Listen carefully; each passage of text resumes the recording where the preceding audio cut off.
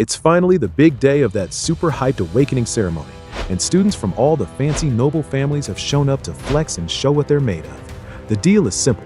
You gotta hit this massive, ridiculously tough steel wall and leave a solid mark on it. The bigger the damage, the higher your score. Easy as that. First up is some kid from a lower family.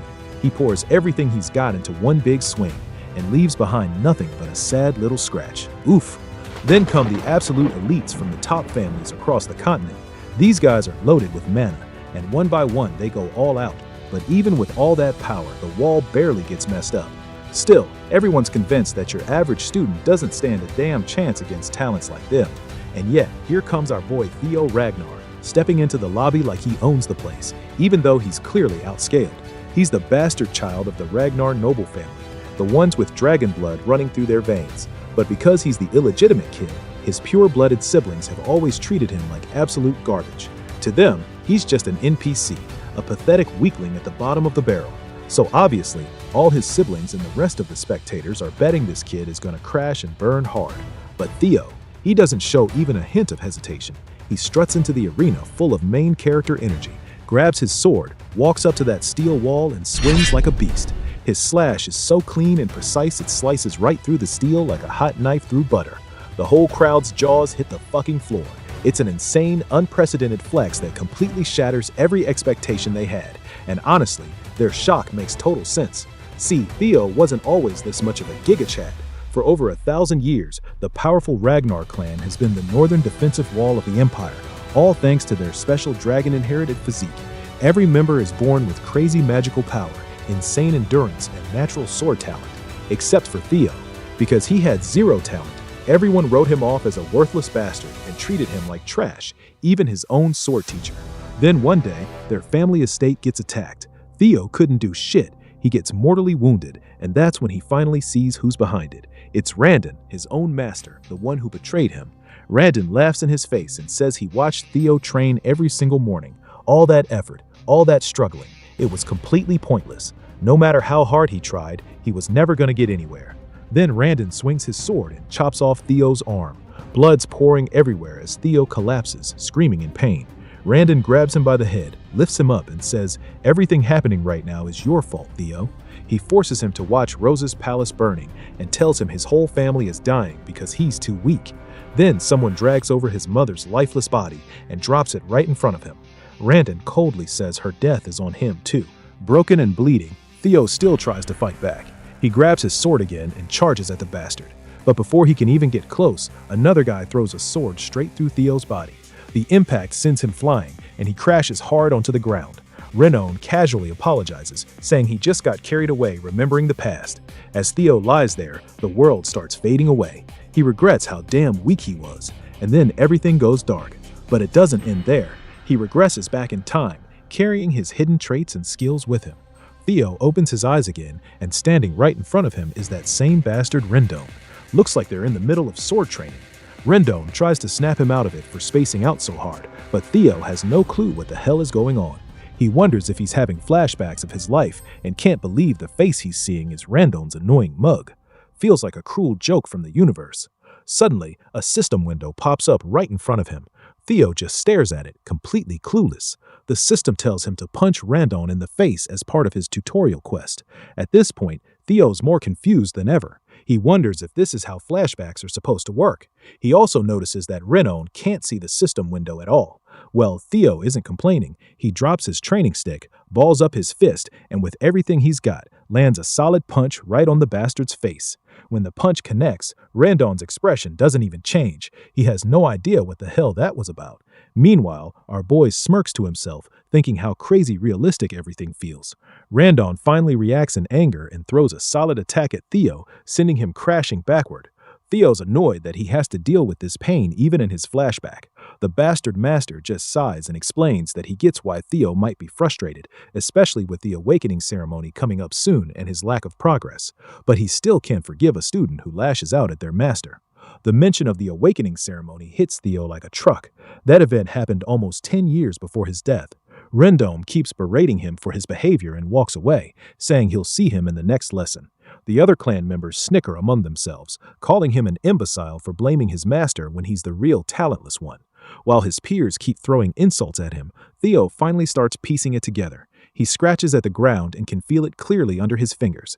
Then he looks at the injury Renon gave him earlier, and the realistic pain hits him hard. It becomes crystal clear. He isn't just flashing back. He's actually going back 10 years in time to when he was only 17 years old. Right on cue, another system window pops up congratulating him for completing the tutorial quest. As a reward, Ragnar's talent has been activated. The system asks if he wants to receive the reward. Without hesitation, Theo presses yes. Arcane energy shimmers in the middle of his chest as the system confirms the reward. All his stats will now increase at an incredible speed. Cut to the Rose Palace. That same filthy bastard is having tea with Theo's mother. He reports to her that he's never seen anyone as talentless as her son. But then he flashes a broad grin and says that's exactly why he's here. The true teacher, Randon, will do his best to make Theo strong enough for the awakening ceremony in 5 months, at least. The lady of the Rose Palace, Cecilia Ragnar, smiles and says she'll happily leave him in Randon's capable hands. She also hands over a fat bag full of gold coins and tells him to give Theo a bit more attention. The filthy bastard takes the money with a smile and tries to reassure her that she doesn't have to worry at all. In response, she says she isn't worried one bit because she believes in her Theo. Later, we see Randon walking down the corridor with the bag of money in his hand, grinning like an idiot. He's thrilled he's getting paid such a handsome amount just to teach Theo absolutely nothing. He smirks to himself, thinking both mother and son are total imbeciles. Not only is he getting paid to train someone from Ragnar's direct line, but he's also going to get rewarded by his real master for leaking all of Theo's secrets and sabotaging his growth. It's the kind of sweet deal he's never had before. Meanwhile, Theo comes sprinting down the same corridor at full speed and zooms right past Randon. His so-called master just scoffs and calls him an idiotic loser as he runs by. Theo was rushing to meet his mother. As he approaches, he calls out to her. When she turns around, she sees him completely out of breath. Without saying a word, Theo pulls her into a tight hug and starts crying, overwhelmed just from seeing her alive again. This moment finally convinces him that he really has returned 10 years into the past. The painful memory of Randon forcing him to watch his mother's lifeless body flashes through his mind. But now, seeing her warm and breathing fills him with real happiness. He's now determined to change the future for her sake. If that mysterious system window is real, he knows he can grow stronger thanks to Ragnar's talent trait. He's sure he'll become powerful enough to hold his own in the damn war for the throne. Most importantly, he's dead set on getting strong enough to take revenge on that piece of shit Randon. The second tutorial quest pops up, telling Theo to train his body to the limit. It's still early as hell in the morning. The sun hasn't even risen yet, but Theo is already hard at work, fueled by pure thoughts of revenge against Randon. He knows he needs to get stronger as fast as possible. In his previous life, he was part of an intelligence agency called Blackword, but he was stuck doing information work and never given any big combat roles because he lacked the skills. He never thought he'd end up using all that info like this. One thing he clearly remembers is the potion that greatly empowers the body, the Bloody Sword Emperor Elixir. Its true worth will show up later through the secret manuals. Most importantly, he recalls the extreme training he gave up on before because of his lack of talent. But now that he has Ragnar's talent, he's sure he can actually gain strength if he pushes hard. His face twists with a happy grin as he notices his running speed is increasing, and the system window promptly shows his progress too. Other clan members who showed up at the training halls are pretty bewildered to see him running without getting tired. They start wondering if he's always been this fit. Afterward, he swings his sword and can definitely tell he's swinging faster than ever before. A few days later, we find him still practicing in the dead of night. That's when we meet the training ground manager, Evelyn Nerveville. She's yawning and feeling tired as she watches him. She reflects on how he's been training without sleep for days now and starts wondering if he really is the talentless fool everyone says he is. On the other hand, Theo is so exhausted he feels like he's about to collapse, but seeing that progress bar going higher and higher keeps him going. Just last night, he was totally wiped out from all the training. He had hit 90% progress, but the second he took a little break to rest, the damn percentage dropped back to 89. That's exactly why he's been practicing like a madman, pushing himself without even thinking about what speed means anymore. Now he's hit 98%, so he cranks it up even more, knowing he's so damn close. After one final brutal push, He's completely exhausted and can barely breathe, but there's still 1% left. Somehow, he squeezes out every last drop and finally sees that beautiful 3-digit number he's been dying for. The system immediately congratulates him for completing the tutorial quest and tells him he's obtained the dragon heart as a reward. But before he can even read all the juicy details, he faints from pure exhaustion. The system just hovers over him, asking if he wants to receive the reward now. His hand trembles as he tries to lift it, but he barely manages to press yes. The second he accepts the reward, a blue light engulfs him. The hall manager watches the whole thing in total disbelief as he powers up. A while later, Theo wakes up in a room. As soon as he opens his eyes and looks around, Evelyn appears and reassures him that he's in the break room of Training Ground 4. She tells him there was no need to push himself that hard. When Theo sees her, he recognizes her right away, which surprises her. She introduces herself formally as the manager of the 4th training ground. She explains that he lost consciousness while training alone early that morning, so she brought him here to rest. Theo thanks her for her kindness. She offers him some water and reminds him that within the Ragnar clan, opening one's mana hall before the official awakening ceremony is strictly forbidden. Theo has no idea why she's bringing this up, but he nods and says he's aware of the rule. She then asks if he knows why she's questioning him. He still looks confused and asks why she's pressing him like this. That's when she tells him that right when he passed out, there was a mana wave that perfectly matched the opening of a mana hall. With a serious, almost menacing look, she demands to know if he opened his mana hall. Theo is completely clueless about what she's talking about at first, but then he remembers what happened right before he blacked out. He got the dragon heart as a reward, and as a bonus for clearing the quest early, he also received the magic power of 10 of his past lives. When that hits him, he's at a total loss for words. Getting a dragon heart is no joke. You see, a dragon heart is special because a mana hall can be placed inside it. Having the mana hall in the heart lets it work way more efficiently. Normal humans, unlike dragons, usually put their mana hall in the lower abdomen because the human heart can't handle that kind of power. That's why every warrior, especially in the Ragnar clan, dreams of getting a dragon heart. It's the fastest way to become ridiculously strong without the usual limitations. Humans have never been able to overcome the natural limits of their hearts, until now. With the dragon heart given to Theo as a quest reward, he's suddenly in a pretty awkward situation. The rewards are insane, but they've also put him in a tricky spot. On top of that, he's sitting in front of Evelyn Nerveville, a high-ranking swordswoman who retired after losing her left arm and now manages the training grounds. She used to be the commanding officer of the White Armored Dragon Cavalry, and her skills were so impressive that even the demon dragon respected her. Known for her fierce principles, she doesn't give a damn about status or strength. She can't stand dishonesty or cowardice. At one point, when she found him too inflexible, she even gave up her position as his direct master. In other words, if she discovers his dragon heart and mana hall, he could very well lose his head. But Theo just smiles. He's already got a plan. As long as he doesn't get caught, there's nothing to worry about. He hits her with a sassy comeback, asking how she can talk about executing him just based on a gut feeling. He questions if she can handle the consequences of throwing around words like that. The girl falls silent, unable to counter him. Theo keeps pushing, reminding her that he's also an heir of the Ragnar clan. If they find out her suspicions against him are baseless and false, it could be seen as defiling the Ragnar name. She agrees, acknowledging that those are the rules. With a menacing look, he asks if she knows what the punishment is for humiliating an heir. She confidently replies that it's execution. He's glad she understands and tells her to think before she speaks next time. The lady is completely blown away by this new side of him and wonders if this is really the same person she knew. Still, she's sure she saw a mana wave, so she decides to investigate further, even if he carries Ragnar blood. Rules are rules, and she's going to hold him accountable. However, she soon realizes that he actually doesn't have a mana hall. Her expression drops as she understands she might have been wrong. Theo feels pretty cocky and asks if she's satisfied now. According to the rules, she sits down at his feet without hesitation and tells him to just execute her.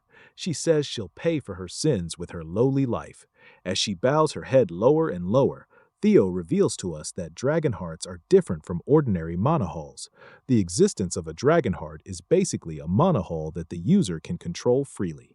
In other words, he can hide his mana whenever he wants. Plus, the fact that humans can even possess a dragon heart won't be discovered for a few more years, so Theo is confident no one can accuse him of having one. Instead of executing her, he places a reassuring hand on her back and tells her there's no need for that. He walks away, saying she did her job and that not many people would risk their lives to demand the truth from an heir. He appreciates her righteousness, but the real reason, Theo just doesn't want to kill her because she's one of the strongest around. Keeping her alive will benefit him big time in the long run. He then explains that the restriction on opening mana halls before the awakening ceremony is meant to prevent overflow. He's glad to see her actually concerned about someone like him, a bastard of Ragnar. And with that, he leaves her sitting there quietly. Theo walks off confidently, feeling on top of the world as he remembers that not only does he have the dragon heart, but he also gained 10 years worth of magic power from his past lives. A few days later, we see Randon screaming at Theo again, telling him to swing a bit more to the right. Theo is pretending to be weak, and it's getting harder and harder to sit there and listen to Randon insult him every chance he gets. Theo can't help but notice how this bastard is subtly, but deliberately, teaching him weird sword techniques.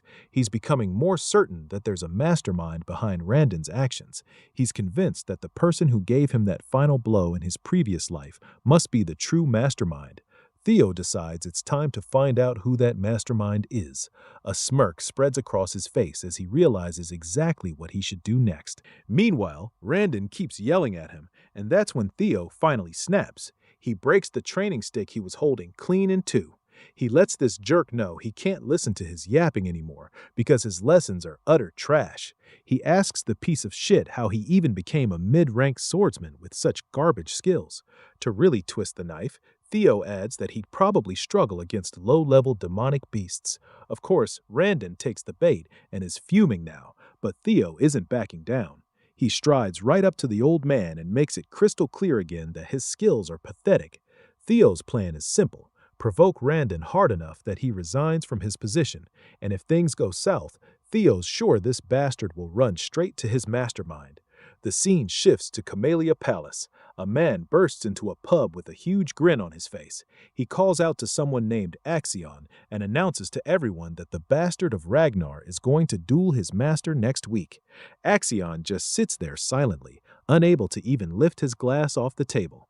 The excited guy keeps rambling about how Theo was blaming his instructor for his lack of talent and how he's confident Theo will end up disabled after the duel.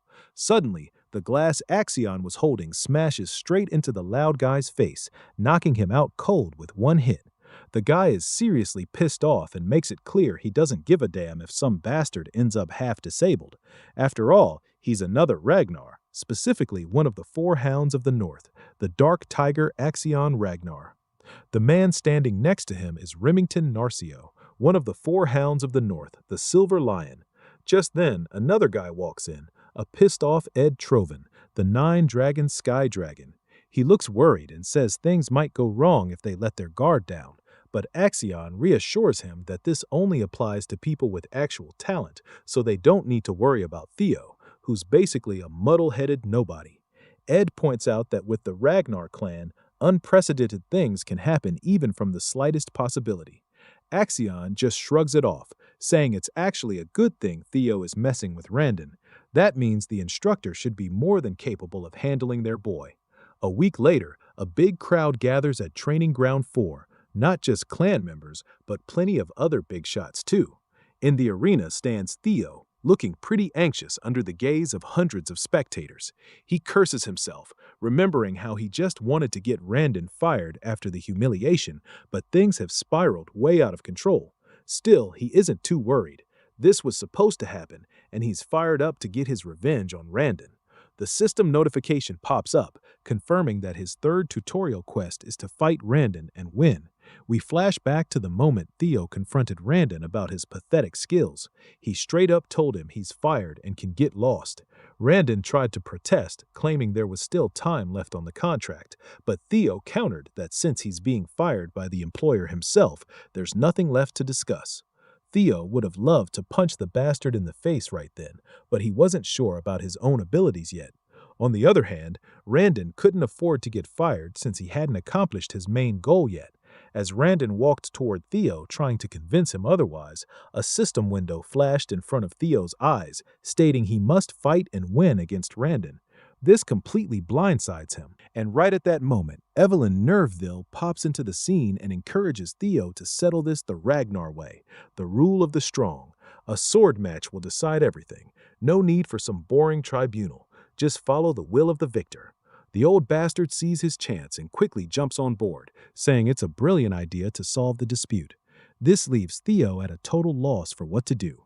Evelyn keeps insisting it's a great plan, but Theo isn't so sure. He doesn't feel ready to beat this bastard yet.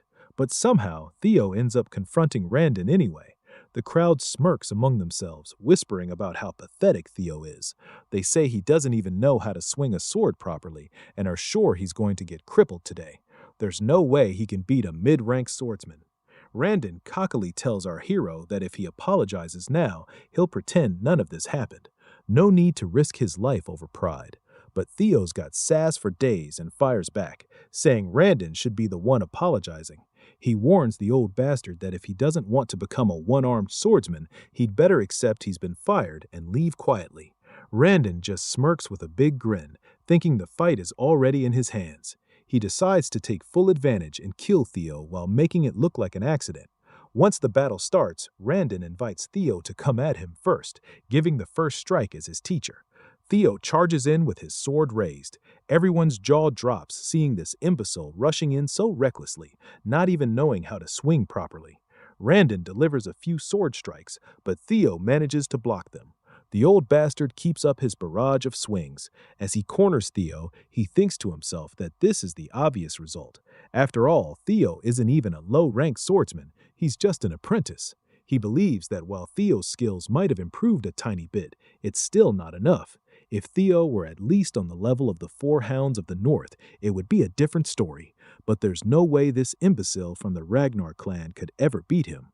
The scene flashes back a few days earlier. Theo turns to Evelyn and asks her what the hell she was thinking when she suggested the match. She simply replies that she was trying to help him.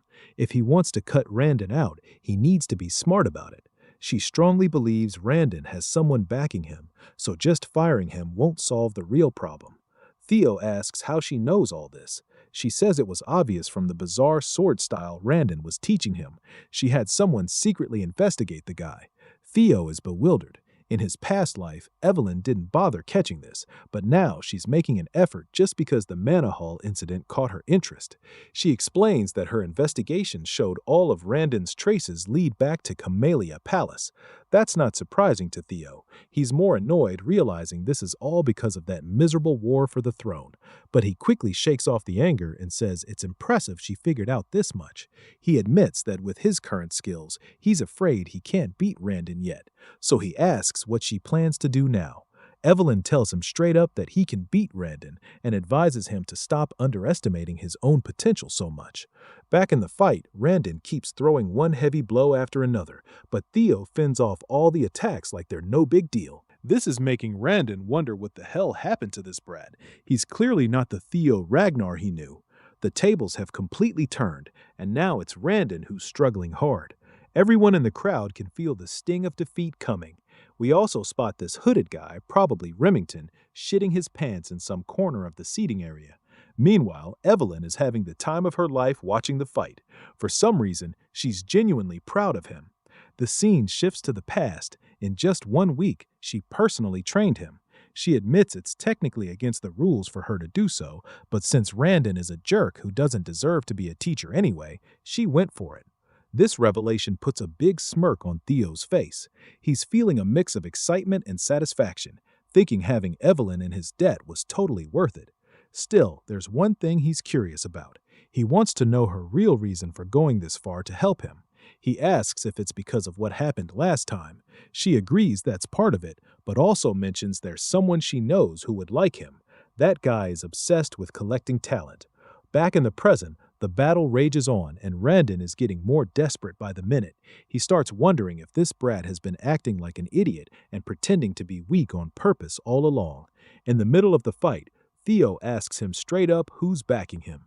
This makes the old bastard lash out, asking what the hell he means. But Theo reminds him that he already knows Randon was teaching him trash lessons on purpose. He gets blunt and asks if he's working with Camellia Palace.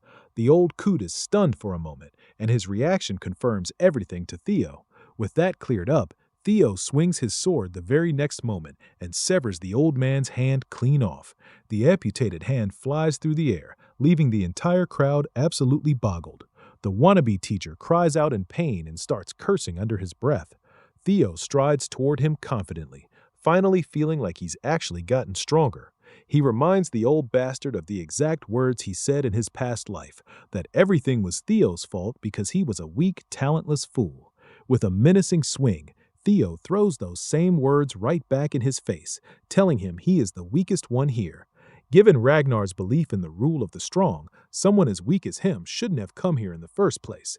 Then, with one final swing, the sword comes down and the fucker's head rolls across the ground, blood splattering everywhere. The system window pops up right away, congratulating him for successfully completing Tutorial Quest 3. Not only did he win the fight, he exceeded the objective, so he earned a bonus reward. The system asks if he wants to receive the reward now, and of course, we already know his answer. Everyone in the crowd has basically sharted their pants. It's mind-boggling to watch an apprentice swordsman straight-up slaughter a mid-tier swordsman like that. Meanwhile, Theo's thinking this old bastard was ridiculously weak. He's actually embarrassed he ever suffered at the hands of someone like that in his past life. But hey, things are definitely different this time around. The system then reveals that the ability Observation has been activated as a reward. As an additional bonus, he gained 1 year of magic power. That's when a man comes crashing down from the sky, slamming into the ground like a goddamn meteor. Before Theo can even react, the man shouts his name with a wide grin. The man in question is none other than Julius Ragnar, the demon dragon, and commander of the white armored dragon cavalry. Theo is absolutely stunned to see him. He can't believe it's really him and starts wondering how long he's been watching the whole thing. Meanwhile, the crowd is losing their minds. This guy is the commander of the white armored dragon cavalry, and everyone's freaking out trying to figure out why someone of his rank is even here. Theo figures this must be the guy Evelyn was talking about, the one obsessed with collecting talent. We see Evelyn looking absolutely devastated and dejected that the commander just destroyed the flooring with his dramatic landing. On the other hand, Julius looks like a total beast. His terrifying appearance leaves Theo sweating and completely unsure what to do next. But his worries turn out to be unnecessary. The man just laughs, flashing a big, broad grin. He looks like a friendlier version of Brutus from Popeye. He gives Theo some gentle pats on the back, which honestly aren't that gentle at all. He keeps laughing and says he's quite surprised to see someone carrying this much talent. He adds that it was a little disrespectful to kill his teacher, but admits Randon deserved every bit of it. Then he bursts into laughter again, pats Theo on the shoulder, and promptly invites him to join the white armored dragon cavalry. Evelyn had already expected this, while the entire crowd stands there with their jaws hanging open, struggling to believe that the infamous Julius Ragnar just scouted someone as inexperienced as Theo for the elite white armored knights. We catch another glimpse of Remington. He asks the guy next to him if he's ever heard of an apprentice swordsman who hasn't even gone through the awakening ceremony, getting scouted. The stranger looks unsure and admits he's never heard of anything like it. Of course, Remington knows this too. It's never happened in the entire history of their world. Meanwhile, in Theo's head, he's thinking it's impossible to truly gauge someone's potential while their mana hall is still closed. Even if their swordsmanship is exceptional, their magical power could be lacking. So no matter how great Julius Ragnar is, he can't be entirely sure about Theo. Still, he wonders if the demon dragon can actually see that kind of potential in him. Theo quickly declines the offer, doing so flatly without a shred of hesitation or doubt on his face. Julius looks like he just bit into a sour lemon. The crowd is in total shock too. jaws on the floor at how coldly Theo turned down such a prestigious invitation. There's a heavy moment of silence in the entire hall as everyone processes what just happened. As the day passes, news of the incident spreads like wildfire throughout the clan. Everyone's talking about how this young Master Theo, the one everyone saw as an imbecile, destroyed his teacher, and when the demon dragon tried to recruit him into the white armored dragon cavalry, he straight up turned it down. Opinions are split on whether he's being humble or just plain arrogant. The scene transitions to Camellia Palace. We see a lady who looks pretty pissed off that Randon has been killed and everything has gone off the rails. She is the lady of Camellia Palace, Amelie Ragnar. A man steps in to assure her not to worry, reminding her that Randon was a noob who was only assigned because of his terrible skills. She brushes it off, saying his death isn't a major concern. The man speaking to her is her brother, Sky Dragon Ed Troven, the same guy we saw at the pub earlier. She explains that the demon dragon himself reached out to Theo. And what's even more troubling is that people are saying Evelyn ordered it. This means they can't interfere by assigning Theo a new master anymore. If Theo starts standing out, it'll become way harder to take control of the Rose Palace. At that moment, Axion enters the scene casually and asks why they're so worried. He reassures them that there's no way the clan head will take any interest in this situation, so their plan can proceed as usual. Emile asks if he understands that the best way to take control of the Rose Palace without offending the clan leader is for Theo to stay powerless. Her son acknowledges it and says he already knows, adding that he's certain Theo is still powerless. After all, how much could someone like him really have changed? He believes Evelyn and the demon dragon have always had a soft spot for underdogs, so there's no reason to make a big deal out of it. But Ed Troven isn't feeling his nephew's nonchalant attitude and warns him not to take the situation lightly. That's when Axion pulls out a letter. With a sly grin, he says that since his mother and uncle are so worried, he'll just play with Theo a little and remind him of his place. Later, the scene shifts to the training grounds.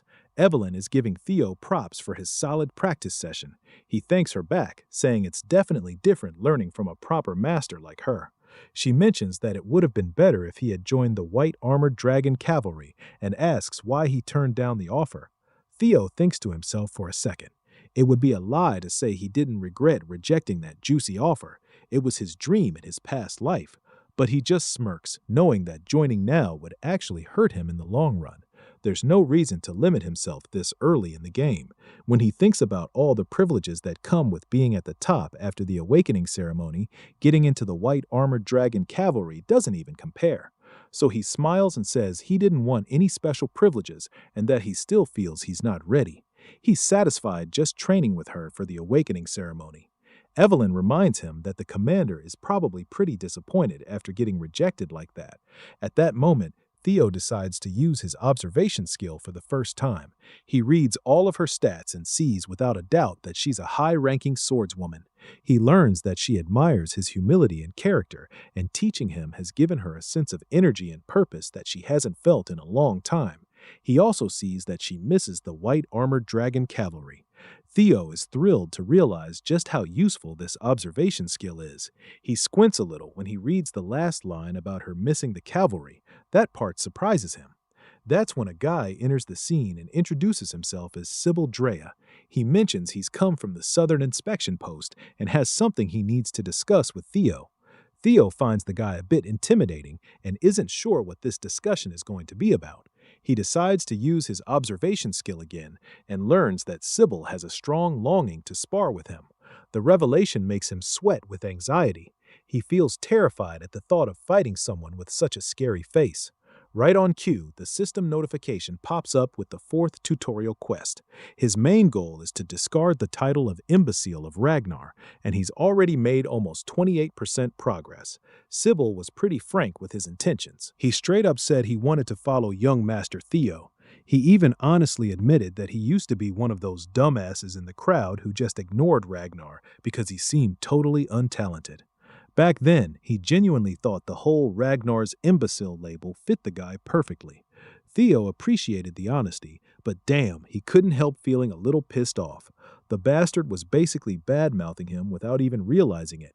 Sybil had a change of heart once he found out the young master was out there every morning training harder than anyone else. On top of that, he was seriously impressed seeing the results of all that hard work in the fight against that fraud Renan Harvey. The dude straight up reveled when the instructor's head went flying through the air. He was blown away watching Theo's insane growth up close. The image of demon dragon Julius Ragnar personally inviting the young master to join the white-armored dragon cavalry was burned into his mind. From that moment on, Sybil declared that Theo had become his idol. He was ready to give up on himself after being called the idiot of the Southern Inspection Office, but everything changed when Theo showed up. All he wanted now was a chance to cross swords with his hero. The young man's frankness was pretty shocking. Normally, Theo would be suspicious of anyone's real intentions, but his observation skill confirmed the guy was being completely genuine. Sybil held serious respect for Theo. All he really wanted was a good spar. Everything about him screamed honest. It was a bit unexpected, but Theo was genuinely pleased. After taking down Randon and with the rumors spreading about Lord Julius paying attention to him, he figured a bunch of jealous pricks with inferiority complexes would come swarming to test him. He never expected people would actually admire him and want to follow instead. Looks like some folks still have that real Ragnar pride running through their veins. This could actually work out great. Theo knew he'd need people he could trust in his circle, especially if he wants to become the clan head someday. Plus, he could use this to push forward on the final tutorial quest and finally ditch that damn imbecile title once and for all. It was a shitty nickname he could never shake in his past life. With the new chances the system gave him, he was determined to leave that embarrassing label behind for good. Theo turned to Evelyn and asked for permission to spar. His new master happily agreed, telling him to go ahead and show what he could do. With his blade raised in salute, he formally introduced himself. Theo Ragnar, apprentice swordsman of the Rose Palace, training under Master Evelyn Naravville and awaiting the awakening ceremony. The one-armed swordmaster smiled with approval. Sybil clumsily saluted back and introduced himself as an apprentice swordsman from the Southern Inspection Post. He said he inherited the swordsmanship of the Kurai clan and specialized in quicksword. Finally, the sparring session kicked off. Sybil blasted off the ground like a madman, going straight for the kill right from the start. Theo blocked the first strike, and their blades sparked hard on impact. The idiot of the Southern Inspection Post was undeniably fast. That was the one thing he was super confident about. Just from that first clash, Sybil could already tell the young master's skills were the real deal. Meanwhile, Theo was thinking, why the hell did they call this kid an idiot in the first place? If he had faced this guy in his previous life, he would have struggled to handle even a few hits. But of course, he'd come a long damn way since then. Theo went on the offensive and swung his blade, sending Sybil flying like a damn rag doll and knocking the sword right out of his hand. For the current Theo, this was straight up child's play. Poor Sybil almost puked his guts out from the massive hit to his solar plexus. He eventually crashed into the training area's stands, but luckily he wasn't badly hurt. Sybil forced himself to stand up and immediately started praising young Master Theo's sword mastery. He graciously conceded defeat with a big thank you. Theo stayed graceful in victory, saluted the guy, and told him it was a good fight. While holding his sword up in salute, he stared at his reflection on the shiny blade. A sudden idea hit him. Maybe he could use the observation skill on himself too. He tried it, and hell yeah, it actually worked. His talent showed up as observation, player, Ragnar, and a whole bunch more that were still locked. He was a level 1 swordsman with balanced stats and an insanely high 190 points in magic power. Now that he could finally see his stat points, they'd be shown as numbers from here on out. Under his talents, all his abilities were listed out clearly. Based on the locked slots, he figured he could just keep knocking out quests to unlock at least 4 more. Being able to check his own stats whenever he wanted was a pretty sweet discovery, too. Theo figured his crazy high magic power came from the magic he used in his past life, plus the dragon heart beating in his chest. What he didn't like one bit was the negative 49 points in luck. He wondered if he was straight up cursed with such shitty luck. Maybe all the misfortune from his previous life was because of this rotten stat. He definitely needed to find a way to boost his luck as fast as possible. Theo was so focused on the spar and checking his status that he didn't even notice the crowd of young guys who had gathered all around the arena. They had basically formed a full circle surrounding him, their intentions still unclear. He thought about it. Yeah, even though his previous instructor was weak and trashy, the bastard was still a mid-ranked swordsman. After beheading that fraud Randon and getting approval from a respected commander, it was only natural that these young swordsmen would show up. With Ragnar's whole rule of the strong motto, people usually had two reactions. They either got envious as hell or became huge admirers. As for the guys gathered in the arena, Evelyn could clearly see they belonged to the second group. They were amazed that the rumors about the young master were actually true. Respect and approval were written all over their faces. Each of them imagined themselves in Sybil's shoes during that spar, wondering if they could even block a single swing from Theo. That thought only made them want to clash blades with the young master even more. One of those young swordsmen was Iode Nayland. Theo scanned the crowd and was pretty pleased with their reaction. He singled out E. Nayland, which surprised the guy. The young master called him forward for a spar. Ood Nayland gave a solid salute and introduced himself as the third son of Viscount Nayland, specializing in double ascension swordsmanship. Theo returned the salute and casually wished him a good fight. Without wasting any more time on formalities, both of them got into position and started going at it. With every clash of their blades, Theo's basic swordsmanship proficiency kept rising steadily. EOD was no pushover. He was fast and clever enough to sneak in a slash that looked like it had no immediate counter. At that moment, Theo felt like the whole world slowed down. He quickly shifted his grip on the sword and met the attack with a perfectly angled block. It was enough to send the blade flying right out of the guy's hand. That crucial block boosted Theo's proficiency in the changing heart swordsmanship. Odd was completely stripped of his sword. It was a clear and utter defeat at the hands of the young master. The young man acknowledged his loss and gave Theo his full eternal approval. Much to Theo's surprise, gaining EOD's approval also bumped up his luck. Maybe luck is tied to reputation, he thought. If that was the case, he just found a solid way to fix his abysmal luck.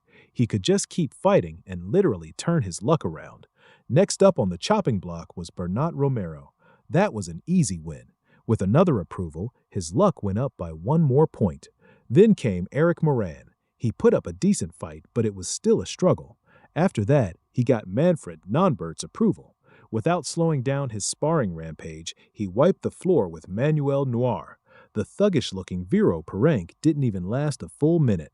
After a while, Theo was totally immersed in the battles and kept riding his winning streak through Daniel Riemann and the rest. By the time he'd gone through most of the young swordsmen, he was itching for more.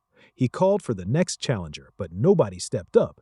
He'd fought so much he was damn near exhausted, but when he checked his quest progress for ditching the imbecile title, it had only gone up by 1%. Maybe it's because these guys already approve of me, he figured.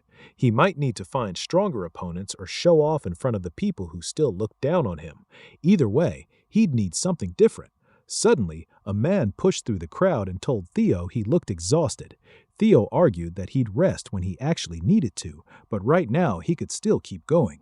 Since he claimed he was still good to fight, the armored man known as the Silver Lion, Remington Narcio, formally asked for a sparring match. Theo and the crowd of young swordsmen weren't expecting someone so big to show up. After all, Remington was one of the 4 hounds of the North. Those 4, Hulkus Lanka, Ray Ragnar, Remington Nario, and Axion Ragnar from the Chamilia Palace, were known as the 4 strongest in the Awakening Ceremony generation under the Ragnar clan. Remington Narcio said he'd come early to observe the young lord's swordsmanship before the Awakening Ceremony. Saluting with a smile, he thanked Theo for accepting his request. The Silver Lion was a talented sword genius with sharp senses and crazy work ethic. Right now, he was honestly surprised to find an unexpected rival in Theo. Theo Ragnar returned the salute with pride. This time, he introduced himself as the 31st son of the great guardian of the North, Kyle Ragnar. He never expected to meet, let alone spar with, the sword genius Remington. He had respected this man a lot in his past life. When he said he was honored to cross swords with the famed young deputy clan head of Narcio, he really meant it. Immersed in the awesome rush of fighting non-stop, Theo just wanted to show Remington what he could do. Both of them were looking forward to one hell of a fight. Theo watched as the Silver Lion's aura exploded to a terrifying level. He couldn't help but wonder if his current self could actually beat Remington. Both fighters charged forward, blades smashing together with sparks flying everywhere. Just how strong is one of the four hounds of the North, Theo thought. Every single clash shook the whole stage like crazy. Theo kept his eyes locked on the prize while shards of steel flew all over the arena. Remington smiled and did the same. One of the swords got cleanly cut after taking too much wear and tear. Evelyn didn't take her eyes off them for a second, watching everything closely. The young swordsmen who had already lost to Theo were completely speechless. In the middle of the deathly silent arena, the sound of the broken blade clanging as it hit the ground echoed loudly. It was Theo's sword. In a single clash of pure strength, Remington sliced his blade clean in half, stopping his attack just inches away from lopping Theo's head off. To everyone watching, the result was crystal clear. Young Master Theo had lost. Sybil refused to believe his idol could get trounced that quickly, but it was the obvious outcome. They had to accept that no matter how much Theo had grown, beating one of the four hounds was still impossible. Those guys were the strongest of the current generation for a damn good reason. Sybil argued that the fighting spirit Theo showed was more than enough to admire. But then, to everyone's surprise, the White Lion suddenly declared that the duel was his loss. He respectfully saluted Theo, his form perfect as he humbly thanked the young lord for the fight. Remington pointed out that Theo's sword was already worn out before they even started, plus he was exhausted from all the previous fights. Theo insisted that on a real battlefield, no one would give him those kinds of excuses, so he accepted his defeat the moment he lost his blade. Remington gave him an understanding smile.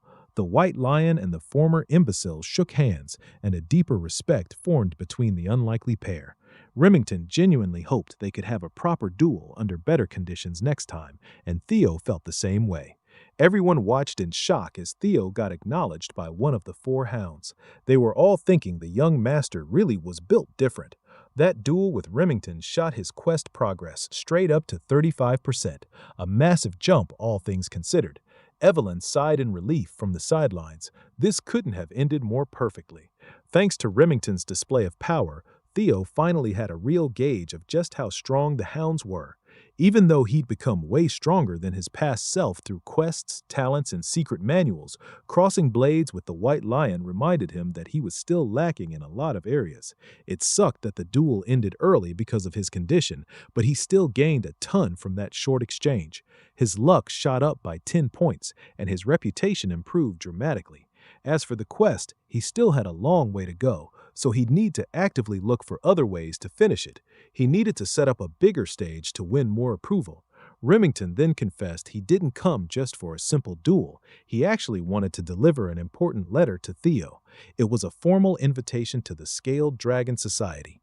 Just hearing the name Scaled Dragon Society made all the young swordsmen's blood rush to their heads. It was an elite group with an extremely tough selection process, and here was Remington himself inviting the young master. Getting invited to the Scaled Dragon Society was a huge honor for any rising star. Theo modestly asked if it would really be okay for him to join the club. The White Lion quickly assured him that he was more than qualified. Besides, he insisted it wasn't even that serious of a group in the first place. Most of the prominent members just saw it as a chill social club for peers waiting for the upcoming awakening ceremony. Theo couldn't tell if Remington had any hidden motives with the invite, but he knew the Scaled Dragon Society was currently centered around his half-brother, Axion. It was basically a gathering full of snakes who looked at him with contempt and ridicule. That made it the perfect spot for him to make big progress on his quest. Plus, it'd give him a chance to do some recon on Axion and the Chamilia Palace. Seeing no reason to turn it down, Theo took the invitation letter and formally thanked Remington for going out of his way. He promised he'd participate and step right into the den of his enemies. Remington happily shook his hand, glad to have pulled in another rising star. He also told Theo not to hesitate to ask him for anything. The meeting was in 2 weeks, so that was all the time he had to prepare and come up with a plan. Evelyn took a drag from her cigarette, looking a bit worried about her new disciple. Not long after, the news of Theo getting invited to the high society gathering reached the Rose Palace. His mom, Cecilia, burst into his room with a huge, excited smile on her face. He was just about to tell her himself, but that clearly wasn't necessary anymore. Cecilia had already brought the palace's whole grooming team to his room. Since this was the first time her son had been invited to something this big, she was naturally super pumped. It was a club that included Axion, the son of that cunning Amani, and other brilliant talents like Remington. The group even caught the attention of the council itself. Cecilia knew that everything from how Theo dressed to how he carried himself would be under close watch. She pulled out a tape measure and started taking his measurements. She was confident her boy would nail the etiquette, but attire and overall vibe were different matters. Luckily, this was one area of high society where Cecilia could personally help him. After all, she used to be a successful actress. She was just happy to be involved and to support her dear son. Theo knew his mother had always carried the weight of being a commoner concubine who gave birth to an illegitimate child. She felt guilty for giving him that shameful label, even though it wasn't her fault at all. In the cold Ragnar clan where strength was everything, he could only imagine how tough it must have been for her to have such a weak son in his past life. Cecilia might have been acting all excited and joyful, but deep down she was just a mom worried about her son's well-being. She pulled Theo into a tight hug and told him that his mother would always believe in him and that he could do anything. The warmth of her embrace melted the coldness in Theo's heart. He hugged her back with real love. This time around, he was determined to work his ass off so his mom wouldn't have to worry about him anymore. While she was thrilled about her son joining the Scaled Dragon Society, all Theo could think about was pulverizing that whole damn snake's nest. 2 weeks later, the night of the society banquet finally arrived. Remington personally came by the Rose Palace to pick Theo up in a fancy carriage. As soon as he saw the young man, he thought he was looking at a completely different person. Theo had ditched his usual training clothes and was now rocking some exquisite drip, all thanks to his mom and the palace staff. Instead of looking like a warrior, he looked more like a proper aristocrat. Remington commented on his new look, and Theo took it as a joke. But the White Lion wasn't joking. He was genuinely impressed by the young master's transformation. Theo had to admit his body had gone through a massive overhaul. He'd grown taller, his muscles had developed perfectly, and all of it came from just 2 weeks of hard, diligent training. During those 2 weeks, Remington surprisingly showed up every day to train with him, and they'd gotten pretty close now. He'd also gained a solid little following with Sybil and the others. Poor Evelyn ended up stuck teaching a whole battalion of Theo fanatics when she only signed up to teach the young master for a short while. It was a lively 2 weeks of training, to say the least. Even now, Theo was still recovering from dealing with so many overeager people. Today, he was heading to his first formal banquet. Remington assured him there was no need to be nervous, but the White Lion did give him one warning. He explained that his friend Axion could be pretty mischievous at times. It was actually Axion who suggested inviting Theo, saying he wanted to meet the new rising star. On top of that, this whole banquet had been prepared just for Theo's sake. Getting all this info definitely changed things. Not for the worse, though. It was actually better for Theo. He was already looking forward to getting insulted left and right. At the banquet hall, the Dark Tiger, Axion Ragnar, had already started sipping on expensive brews. He was quite excited to turn the imbecile of Ragnar into his new toy. The carriage pulled up in front of a lavish palace, signaling their arrival at the banquet venue. Remington and Theo stepped out. The young lord immediately scanned the place. He was about to enter the Humilia Palace, the home court of the scum who instigated Rhindone to mess with his growth. In his past life, they had devoured him, his mother, and the entire Rose Palace without mercy. His thoughts of vengeance were interrupted when Remington invited him to head inside. The lively Remington had received word that Axion would personally come greet them and should be waiting at the entrance by now. It was pretty obvious why that bastard Axion had invited him in the first place. The fool probably thought that since the imbecile of Ragnar was acting up, it was up to him to stop Theo's momentum. But the young master hadn't walked into the snake's nest without a plan either. He was going to make Axion understand exactly who he was trying to mess with. As they got closer to the palace, Theo suddenly stopped in his tracks. Something in the corner of his eye caught his attention. Up on a higher floor of the Chemilea Palace, the weird blue light of a system quest was calling to him. He was momentarily distracted by the possible quest inside the palace, so he didn't notice something rapidly descending toward him. Remington tried to save him from the unknown object, but it exploded into white smog before he could get close. Remington panicked and quickly called out to Theo. Thankfully, he was fine. It was just a sack of white flour aimed at him and launched from above. Remington was furious at the childish prank.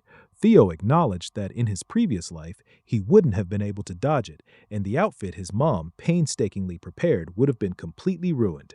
He thought Remington might have been in on the stunt, but that didn't seem to be the case. The White Lion was just as confused and pissed off at the unexpected situation.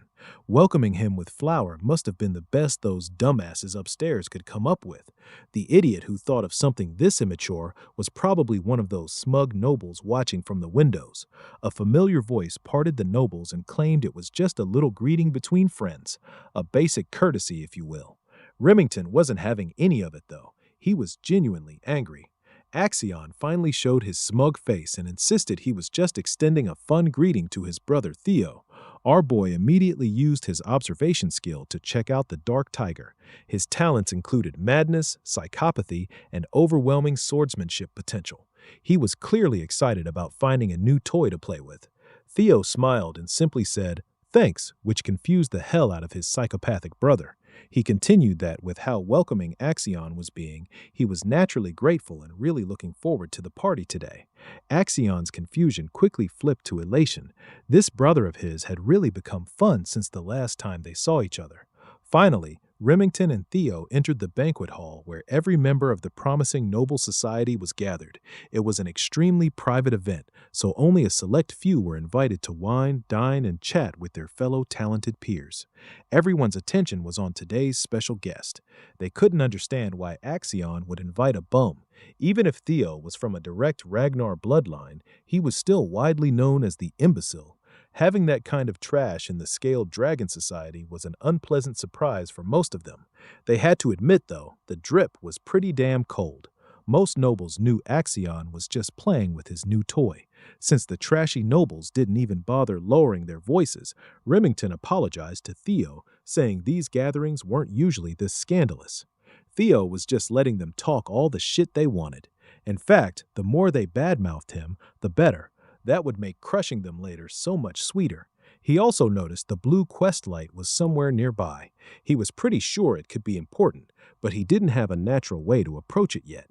Axion, the host of the party, descended the stairs and asked his brother if he was enjoying himself. Theo forced himself to stay calm and stick to his plan. He smiled and thanked Axion again for the invitation. Axion sarcastically apologized for the flower incident a few minutes ago, playfully admitting he might have gone a little overboard. Then he closed the distance between them in the blink of an eye, grabbed Theo's shoulders tightly, and pressed him to accept the apology in front of everyone. Remington wanted to step in, but Theo cut in and said Axion had nothing to apologize for. He insisted, using Axion's own words, that the prank was just a greeting between brothers. The psycho was at a loss for words. Theo was way too calm and composed to rattle. Axion laughed and patted Theo on the back like a proud older brother. He never knew the kid had this much spunk. He had changed a lot since they were little. Axion actually liked him more and more now. The nobles watched Theo smiling and going along with his brother's whim, even calling him Axions. They started throwing comments about his illegitimate lineage compared to the noble blood of Troon.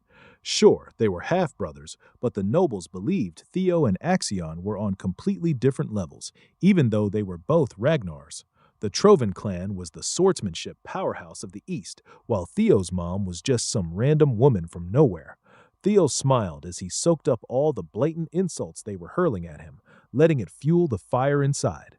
One thing that confused the nobles was how close Remington was with the imbecile, so they started directing insults at him too, calling him an illegitimate son of the Narzio family.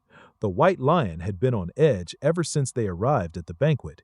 Hearing these nobles bring up that forbidden topic almost made him snap right there.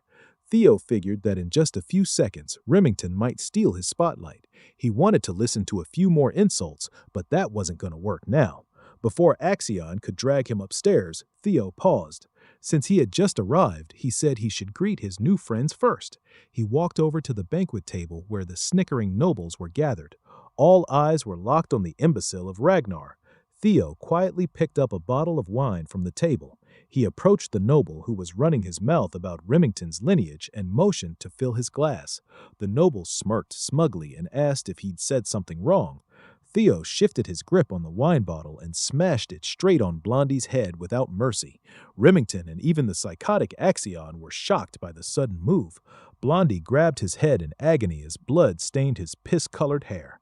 Theo stood over him, still holding the bloody, broken bottle. The bastard tried to sit up and curse at Theo for humiliating him in front of everyone.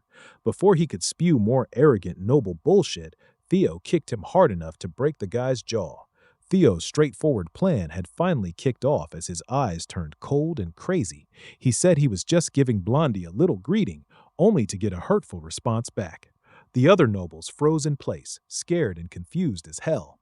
Meanwhile, Theo's quest progress shot up to 43%. Remington had trained with the young lord for 2 weeks and knew he wasn't some hot-headed thug. He figured Theo might be doing this for his sake. As Blondie kept bleeding on the palace floor, Theo declared that this was his version of a welcome greeting. He stepped over Blondie's arm, placed the noble's limp body on a platform, and slowly started applying pressure. Since he'd already sent his hellos, it was time for goodbyes. Blondie desperately begged him to wait and stop. Too bad for him. Theo stomped down hard and completely shattered the bastard's arm. A horrifying cracking sound echoed through the entire banquet hall. The nobles who had been running their mouths just minutes ago were now stunned and speechless at the ruthless punishment. That bone-breaking move pushed Theo's quest progress up to 58%. Blondie passed out from the shock and pain, drool staining the palace carpets. Theo tossed the limp body aside like the trash it was and asked the crowd if anybody else wanted to say hello. His intimidating vibe pushed the quest progress to 66%. Suddenly, knights who had been hiding in the shadows stepped out and surrounded Theo from all sides. They drew their blades and focused on taking out the threat right in front of them. 4 swords surrounded Theo, trapping him in place.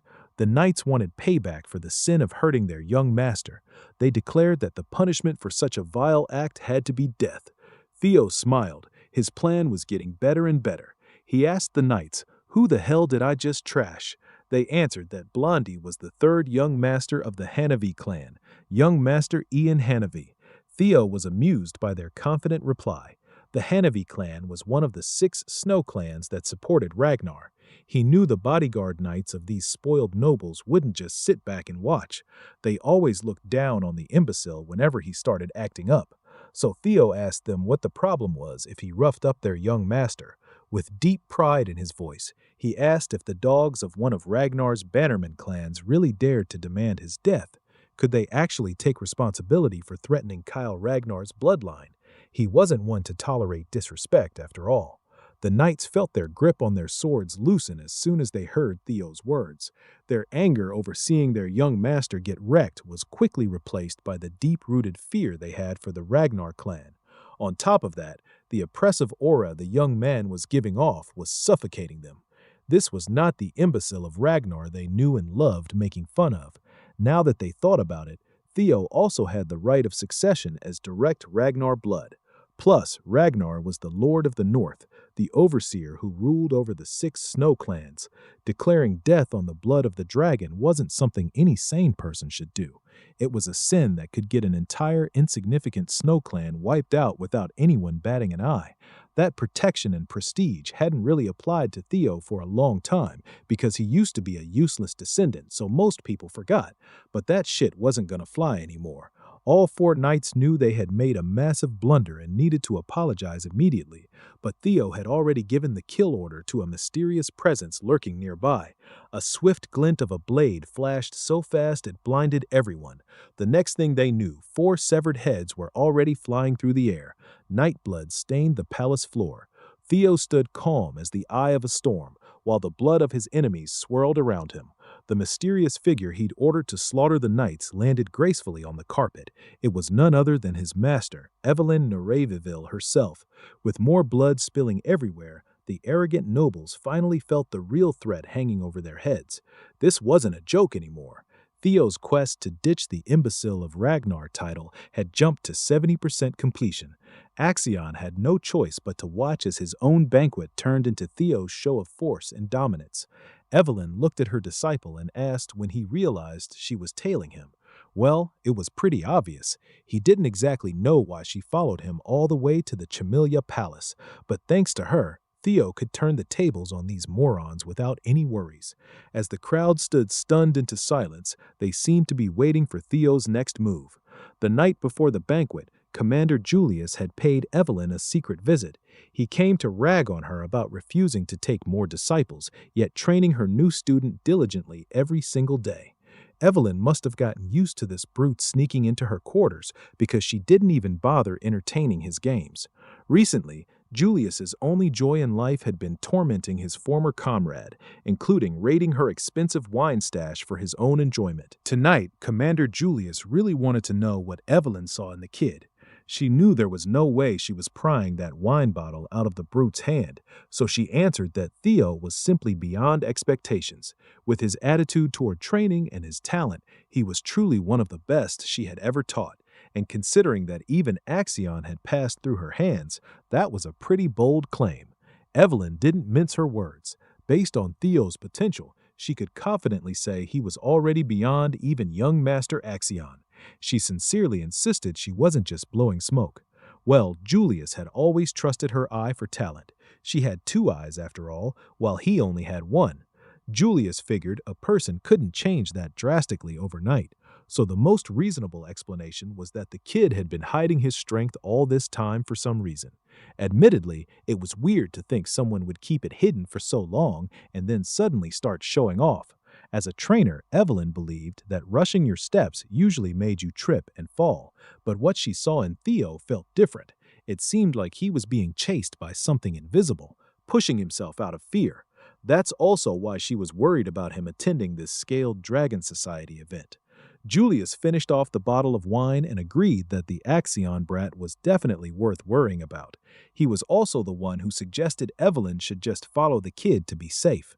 Commander Julius had a gut feeling that something was going to go down at the banquet. It might not be exactly what Evelyn was worried about, but something was definitely happening. Being a Ragnar himself, he knew from first-hand experience that when hungry wolf cubs who crave blood gather, they start fighting to establish a hierarchy. The commander laid out a uniform on the table and urged Evelyn to try tempting Theo to join his unit again. Not just the kid, he wanted Evelyn back in the white armored dragon cavalry too. He refused to let her retire just because she couldn't ride a dragon anymore. She had to come back and take responsibility for what she started. Julius left Evelyn's quarters, thanking her for the delicious wine. She'd lost an expensive bottle, but she might have just regained her purpose. Back to the present. Inside the Chamilia Palace, Evelyn started piecing everything together. She figured Theo must have noticed her tailing him and orchestrated this whole situation on purpose. Maybe he joined the Scaled Dragon Society aiming for exactly this. Her worries didn't need to exist in the first place. She wondered at what point he had noticed her presence on the way to the palace. Theo had actually sensed his master discreetly following him the moment he got into the carriage. With his dragon heart, he could unleash his energy perception around him, basically acting like a sixth sense. Anyway, what mattered now was that the stage for his revenge was set. Theo turned to Evelyn and explained that most of the nobles in the banquet hall had shown blatant disrespect to a successor candidate of the Ragnar clan. He asked her what the punishment for such a horrid crime was. The guilty nobles almost fainted on the spot. They knew exactly what the punishment was. Evelyn, ever the stickler for the rules, stated that depending on clan laws, immediate execution of the guilty parties was completely enforceable. Theo smiled. He had set it up, and Evelyn perfectly finished it off. Acting like a magnanimous guy, Theo declared that the offenders were just kids who hadn't even gone through their awakening. He'd be cool with just chopping one arm off each of those criminals and calling the sin forgiven. Evelyn didn't waste a second. She turned into an unstoppable slicing machine and went straight for those bratty, panicking nobles from the Scaled Dragon Society. The second son of the Byron clan tried to dodge, but nope, right arm gone. The first son of the red and white mercenary corps screamed like hell as blood sprayed from his stump. Even the dainty arm of the fourth daughter from the series Merchant Guild got the same treatment. The third son of the Clark clan tried to run, but outrunning Evelyn? Pretty much impossible. When the first daughter of the Howard clan got turned into a one-armed Stumpy, Theo's quest hit 79% completion. One of those pathetic nobles crawled toward Axion, or Axe if you were close to him, begging for help. Axe just repeated his brother's words. He couldn't step in. This was basically just another form of greeting. The crawling guy saw a flash of blade out of the corner of his eye and then slice. Arm gone clean. His blood almost got on Axion's clothes. While the first son of the parent family twisted and groaned in pain, Axe looked over at his old teacher. Evelyn just casually met his eyes and nodded. Axe never thought he'd run into his former trainer in the middle of a scene this damn grisly. Evelyn even gave him a little salute with her blade. Axiom checked out the bloodied banquet hall and realized Evelyn had only gone after the ones who'd made those outright comments about the bloodline. Theo had set it up so that even as a fellow successor candidate, Axiom didn't have the authority to stop the slaughter. It only took Evelyn a few minutes to chop the right arms off 14 people under Theo's orders. Sure, they could still haul their arms to a priest and get them reattached, but their lives as swordsmen? That was a whole different story. Everything went exactly as planned. Axion was way more interested in how Theo managed to get both Remington and Evelyn on his side. Theo Ragnar, the so-called imbecile of the Rose Palace, had turned into something seriously terrifying. The Psycho and Axion were both pretty damn happy about it. He really wanted to crush this brother under his foot. Once he'd finished what he came for, Theo called Evelyn and Remington and they headed out. They walked out of the palace slowly while the remaining nobles stared at Theo like they were scared shitless. The brothers locked eyes. No words needed. But right before they left, Theo grabbed Axion's arm. He squeezed hard enough to wrinkle his brother's suit.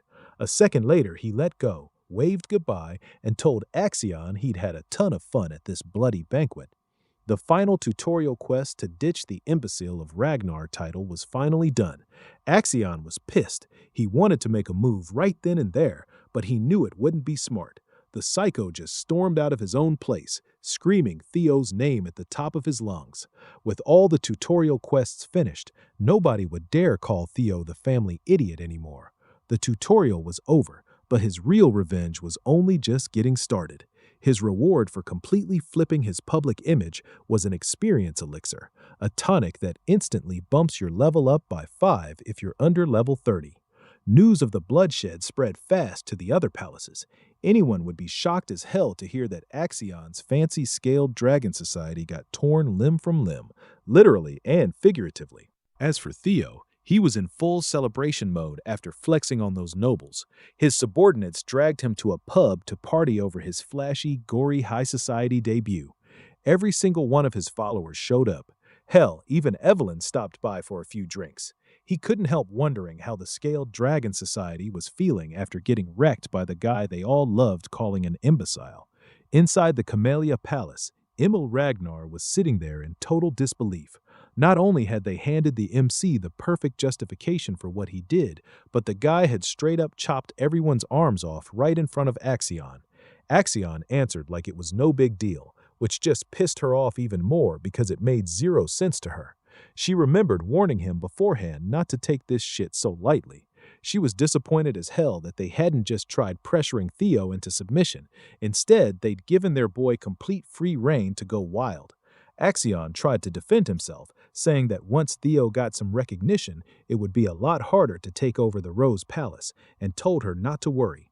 She wasn't having it. She told him to reflect on his actions and shut him down completely. She pointed out every mistake he'd made that almost ruined their whole plan. Axion finally decided to listen and just left. Emmy wondered out loud who the hell Axion took after to end up this obnoxious. Ed Trovan replied that Axion actually reminded him of her when she was younger. She wasn't in the mood for jokes, so he quickly apologized and assured her the whole incident might not be worth stressing over that much. He explained that the Rose Palace had been part of the clan head's harem, so getting ownership of it was always going to be tough. Even though it had fallen out of the clan leader's interest because it was where Rifra liked to gather, it still had the clan leader's support behind it. He laid out the plan. All they really needed was justification, and thankfully, since their boy Theo had caused total chaos at the Scaled Dragon Society meeting, he was slowly turning into the face of the Rose Palace.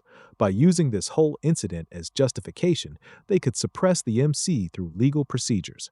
Amal was left speechless after hearing that. She started thinking about how the real reason she'd been scared of Theo getting stronger was because she feared his power and influence would just keep growing if the clan leaders started paying more attention to the Rose Palace. But now, by using Theo, who was getting stronger, she realized the Camellia Palace could shut him down through legal means, and the Rose Palace would have no choice but to bow to the Trovans. She actually started believing the plan might work and asked Ed how long it would take to get everything ready. The guy told her all the preparations were already done, and when she woke up tomorrow morning, she'd hear some really good news. He comforted her, saying she could go enjoy a bath and sleep well, and even mentioned he'd prepared an aromatic candle for her from the South Akran volcanic region. Amal decided to trust her elder brother and showed him some real gratitude. Meanwhile, back in the tavern, Remington was going on about how shocked he was and how he never knew Theo cared that much about him.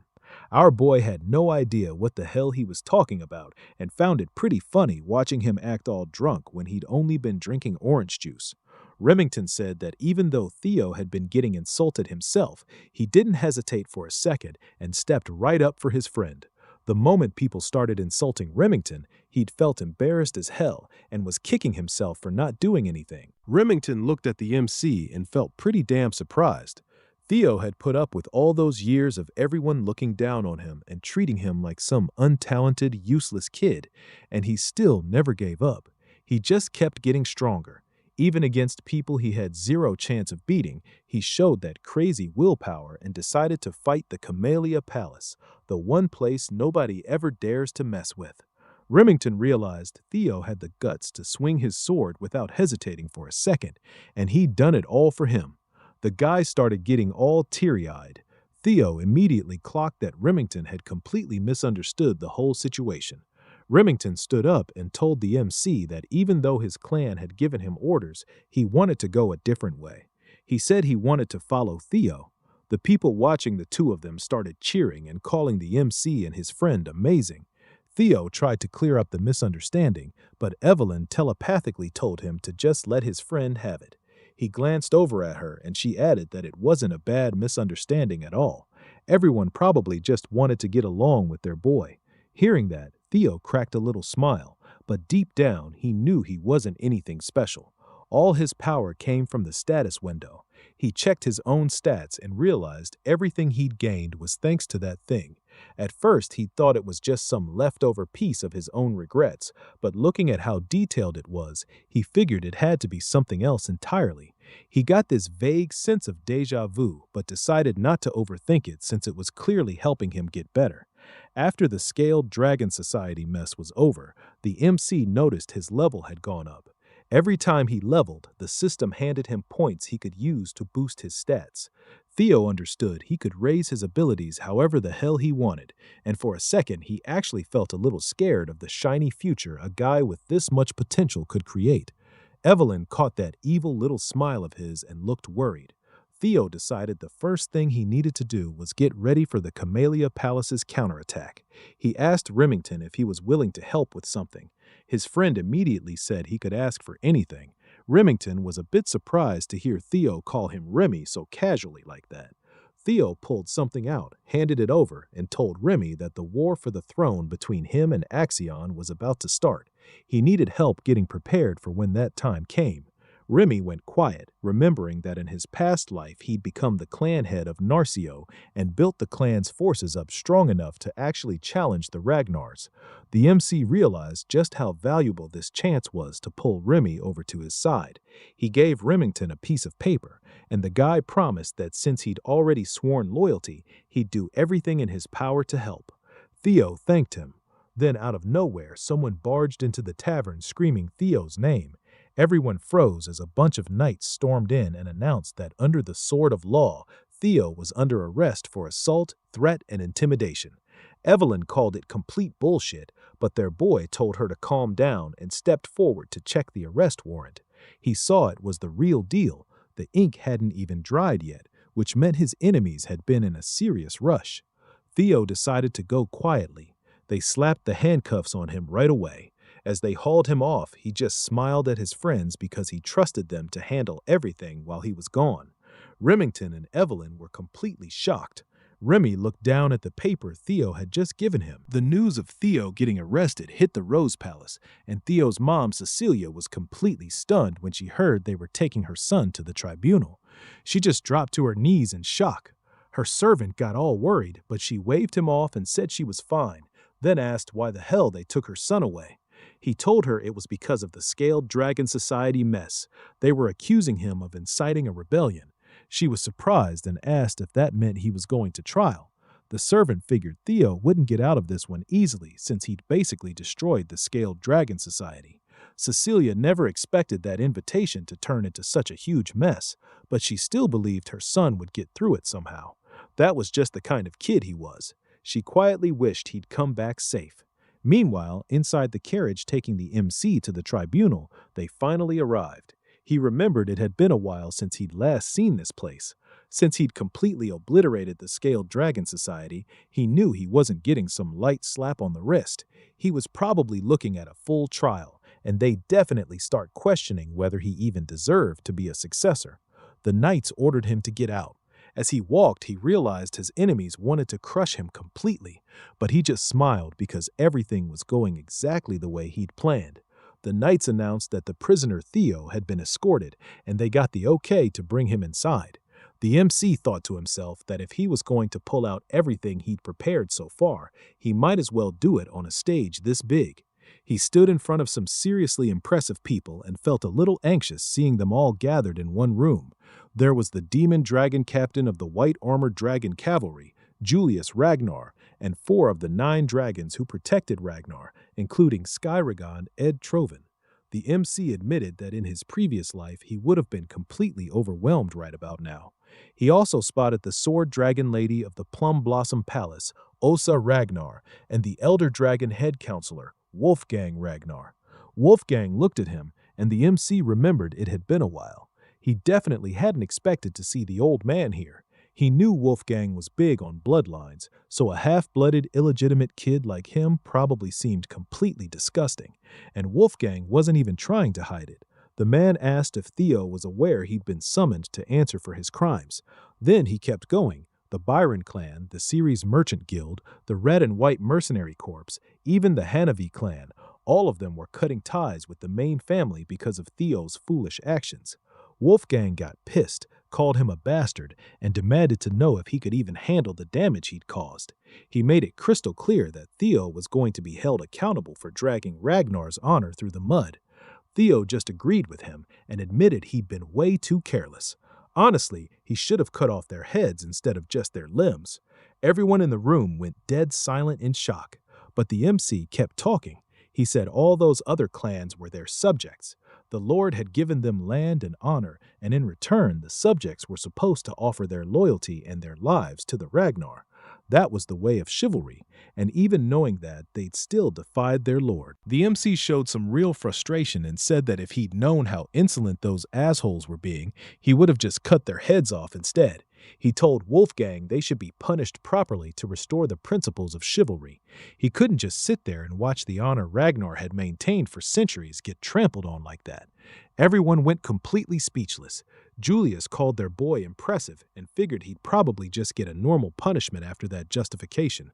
Wolfgang thought the MC was straight up mocking them with all that fancy talk, but Osa Ragnar actually understood where he was coming from and admitted Theo was right. Wolfgang looked surprised as hell that she was taking his side. Osa explained that Ragnar was strong, sure, but it wasn't truly great yet. They still needed to listen to the voices of their vassals and knights. Otherwise, the whole clan would eventually fall, because you can't rule the world with pure power alone. Wolfgang got what she was saying and decided to keep it in mind. The MC noticed that the first wife of the clan head, the best swordsman in the north, was actually taking his side and didn't seem hostile at all. He was pretty surprised by that and couldn't figure out why she was doing it. Osa hoped their boy understood that the punishment he was about to get was justified. He asked what the punishment even was, and Wolfgang told him he'd get 3 months of probation. Theo said he still wanted to participate in the ceremony, which immediately pissed Wolfgang off. He thought the kid was talking back, but Osa decided to take his words into consideration and allowed him to join next year's awakening ceremony. Ed figured it had already been decided that the kids Theo had injured would be participating next year anyway. Thanks to the demon dragon's interference, their boy got a much lighter punishment than expected. Ed was pretty satisfied with how his plans were turning out. He knew delaying the awakening ceremony would bring dishonor to the Ragnars, and since the MC was the one representing the Rose Palace, forcing him to carry that dishonor would let the Camellia Palace finally take over the Rose Palace. He started smiling to himself, thinking that once his plan was fully in motion, their boy wouldn't be able to do a damn thing about it and would have no choice but to accept defeat. Ed was sure that if Theo tried to appeal, he'd get killed, but he also believed the kid wasn't that stupid. Then the MC announced that he wanted to appeal. That surprised not just Ed, but everyone else in the room. Ed tried hard not to smile as he called the MC a huge fool whose arrogance had zero limits. He looked happy as hell that things were suddenly getting even easier for him. Julius asked if their boy even understood what it meant to appeal. Theo said he did, and he knew this wasn't something that could be brushed off with just 3 months of probation. Sure, the demon dragon had clearly pulled some strings, but he was still going to follow his own plan.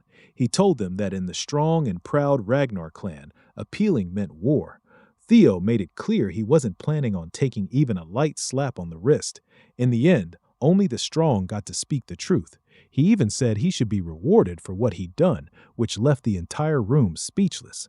Meanwhile, at the hidden northern branch of the Ceres Merchant Guild, the whole place was engulfed in flames. Evelyn was busy finishing off the last guy still standing. Remington realized this was exactly where they'd been hiding, just like the MC had said. After they wrecked the place, Remy and Evelyn found something. Back at the trial, Ed's eyes lit up with pure joy as he thought the Trovan Camellia Palace was basically finished.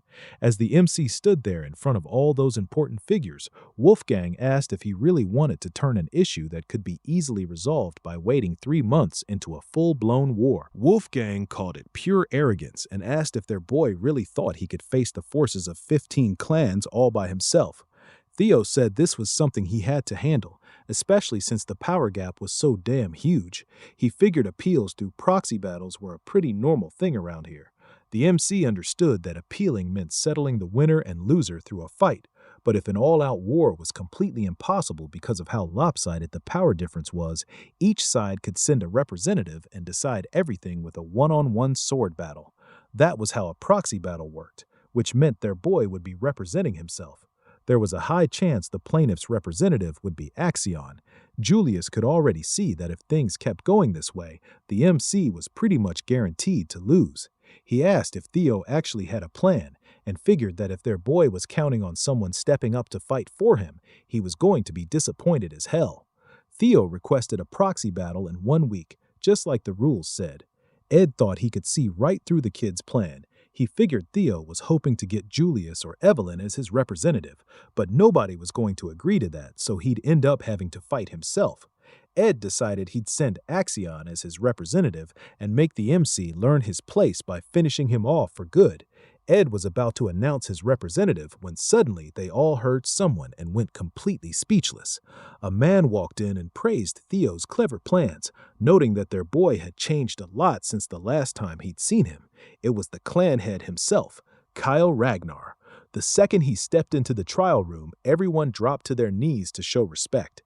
The MC did the same and greeted the incarnation of the great dragon god. Out of nowhere, the system window popped up, telling him to complete a new quest, take over the Camellia Palace and uncover its hidden secrets. He noticed this was his first real quest after the tutorial and wondered if it had anything to do with that blue light he'd seen earlier. The MC realized he'd completely forgotten about it with everything going on lately, but he remembered there had been something there.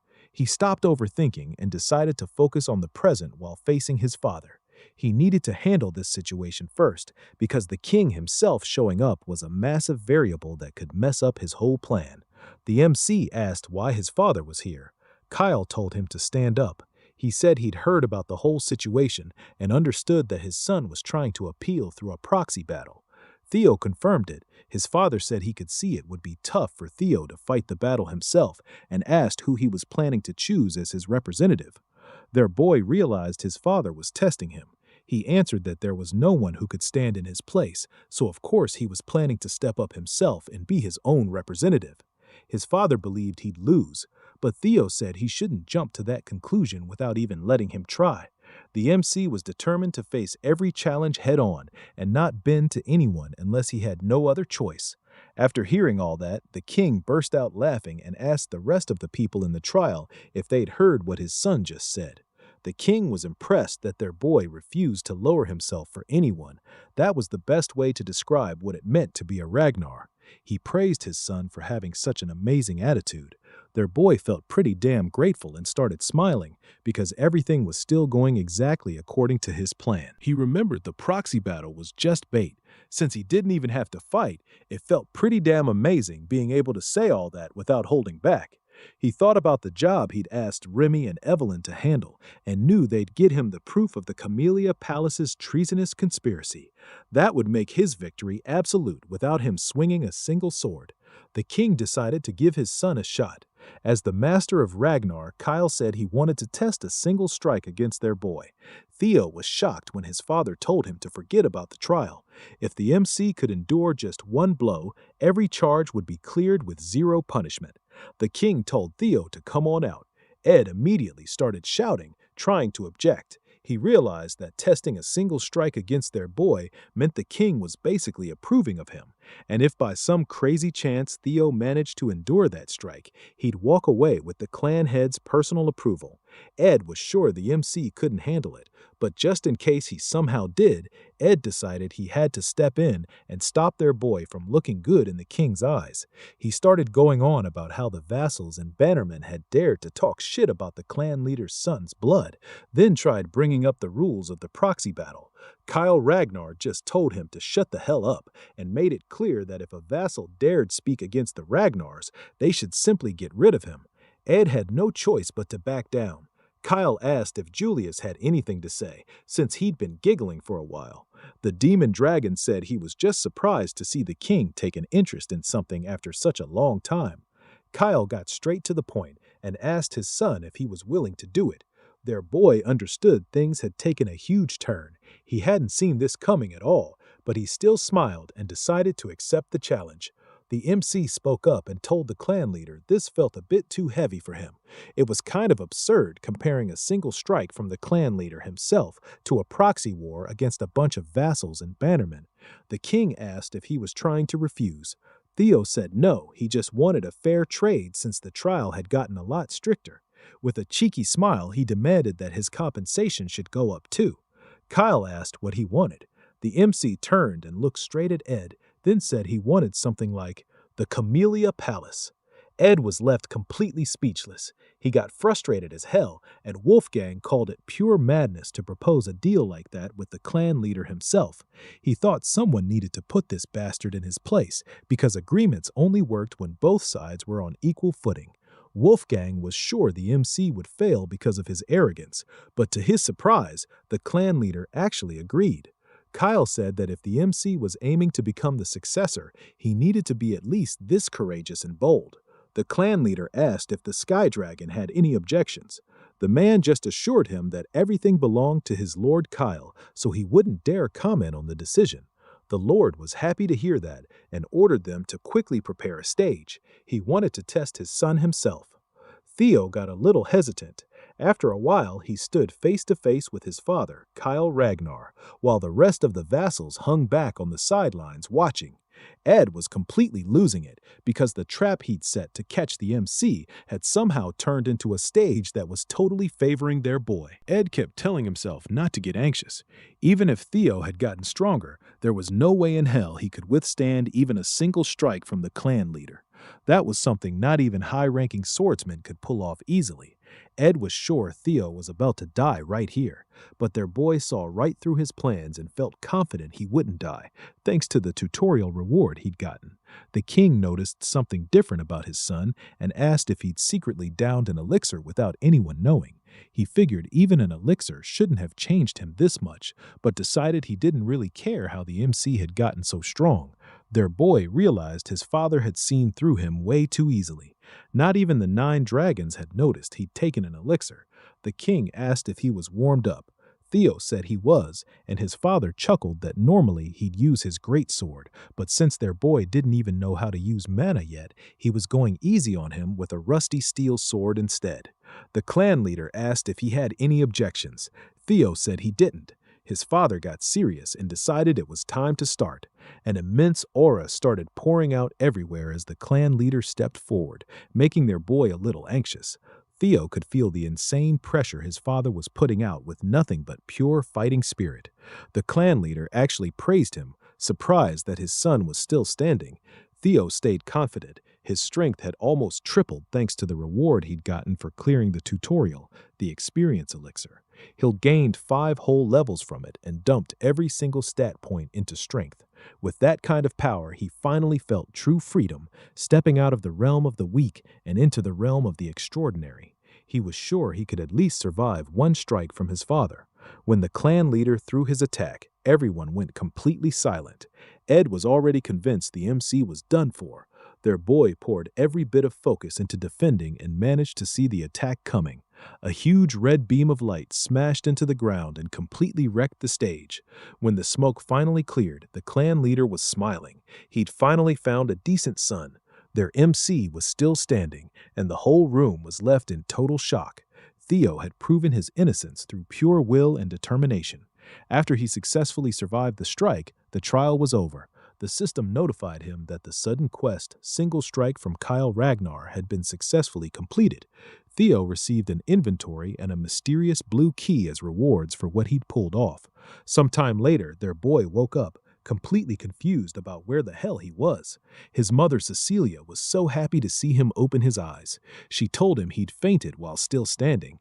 She started crying while holding his hand, talking about how terrified she'd been when she found out the clan leader himself had challenged him. She got all worried and asked if he had any more injuries, promising she'd call a physician right away if anything was fractured or dislocated.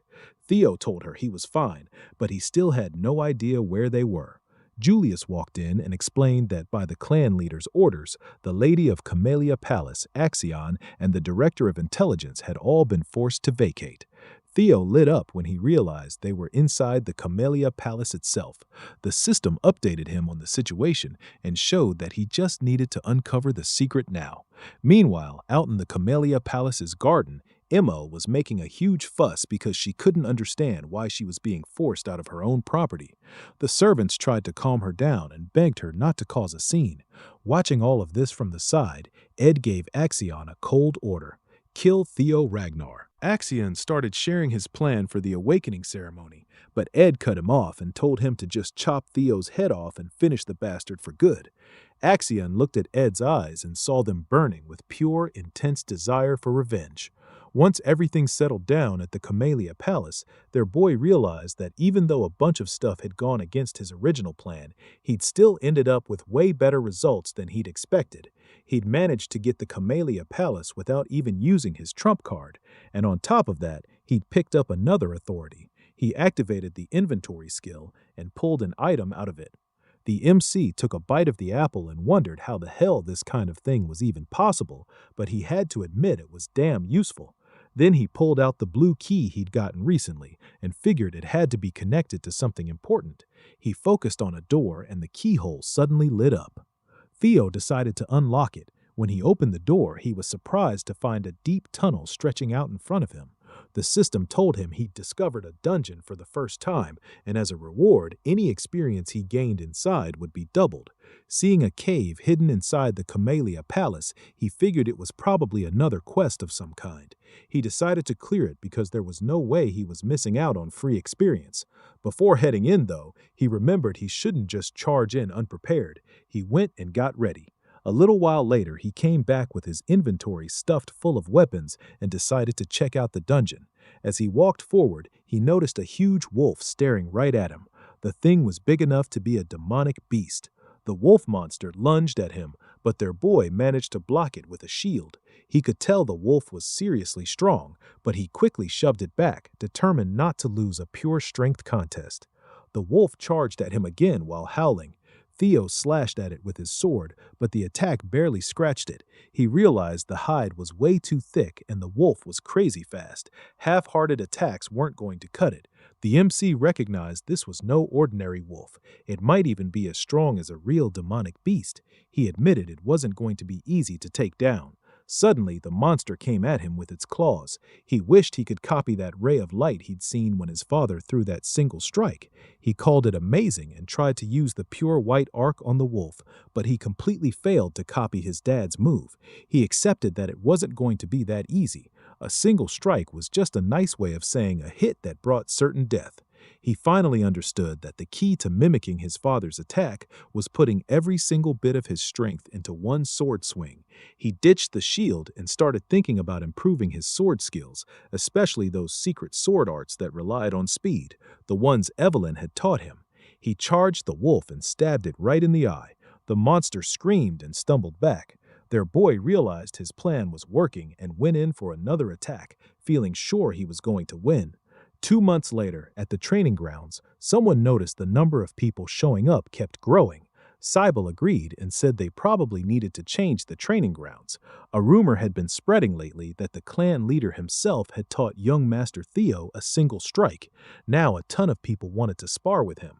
While Cybele was talking about their boy, someone came up from behind and called him a lackey. It was Henry Morris from the Plum Blossom Palace. He asked when their incredible young master was finally going to show up. It had already been 2 months. Morris sounded disappointed and said he'd assumed the young master never missed a single day of training. He called the MC a coward and figured he'd run off after that fake story of his spread too far. Cybele got pissed, but Henry kept going. He thought the whole rumor might be a total lie since there weren't any witnesses. He assumed their boy had just exaggerated everything. Henry even said the whole Scaled Dragon Society got destroyed thing was probably fake news too. That was the last straw for Cybele. He punched Henry with everything he had and completely wrecked his face.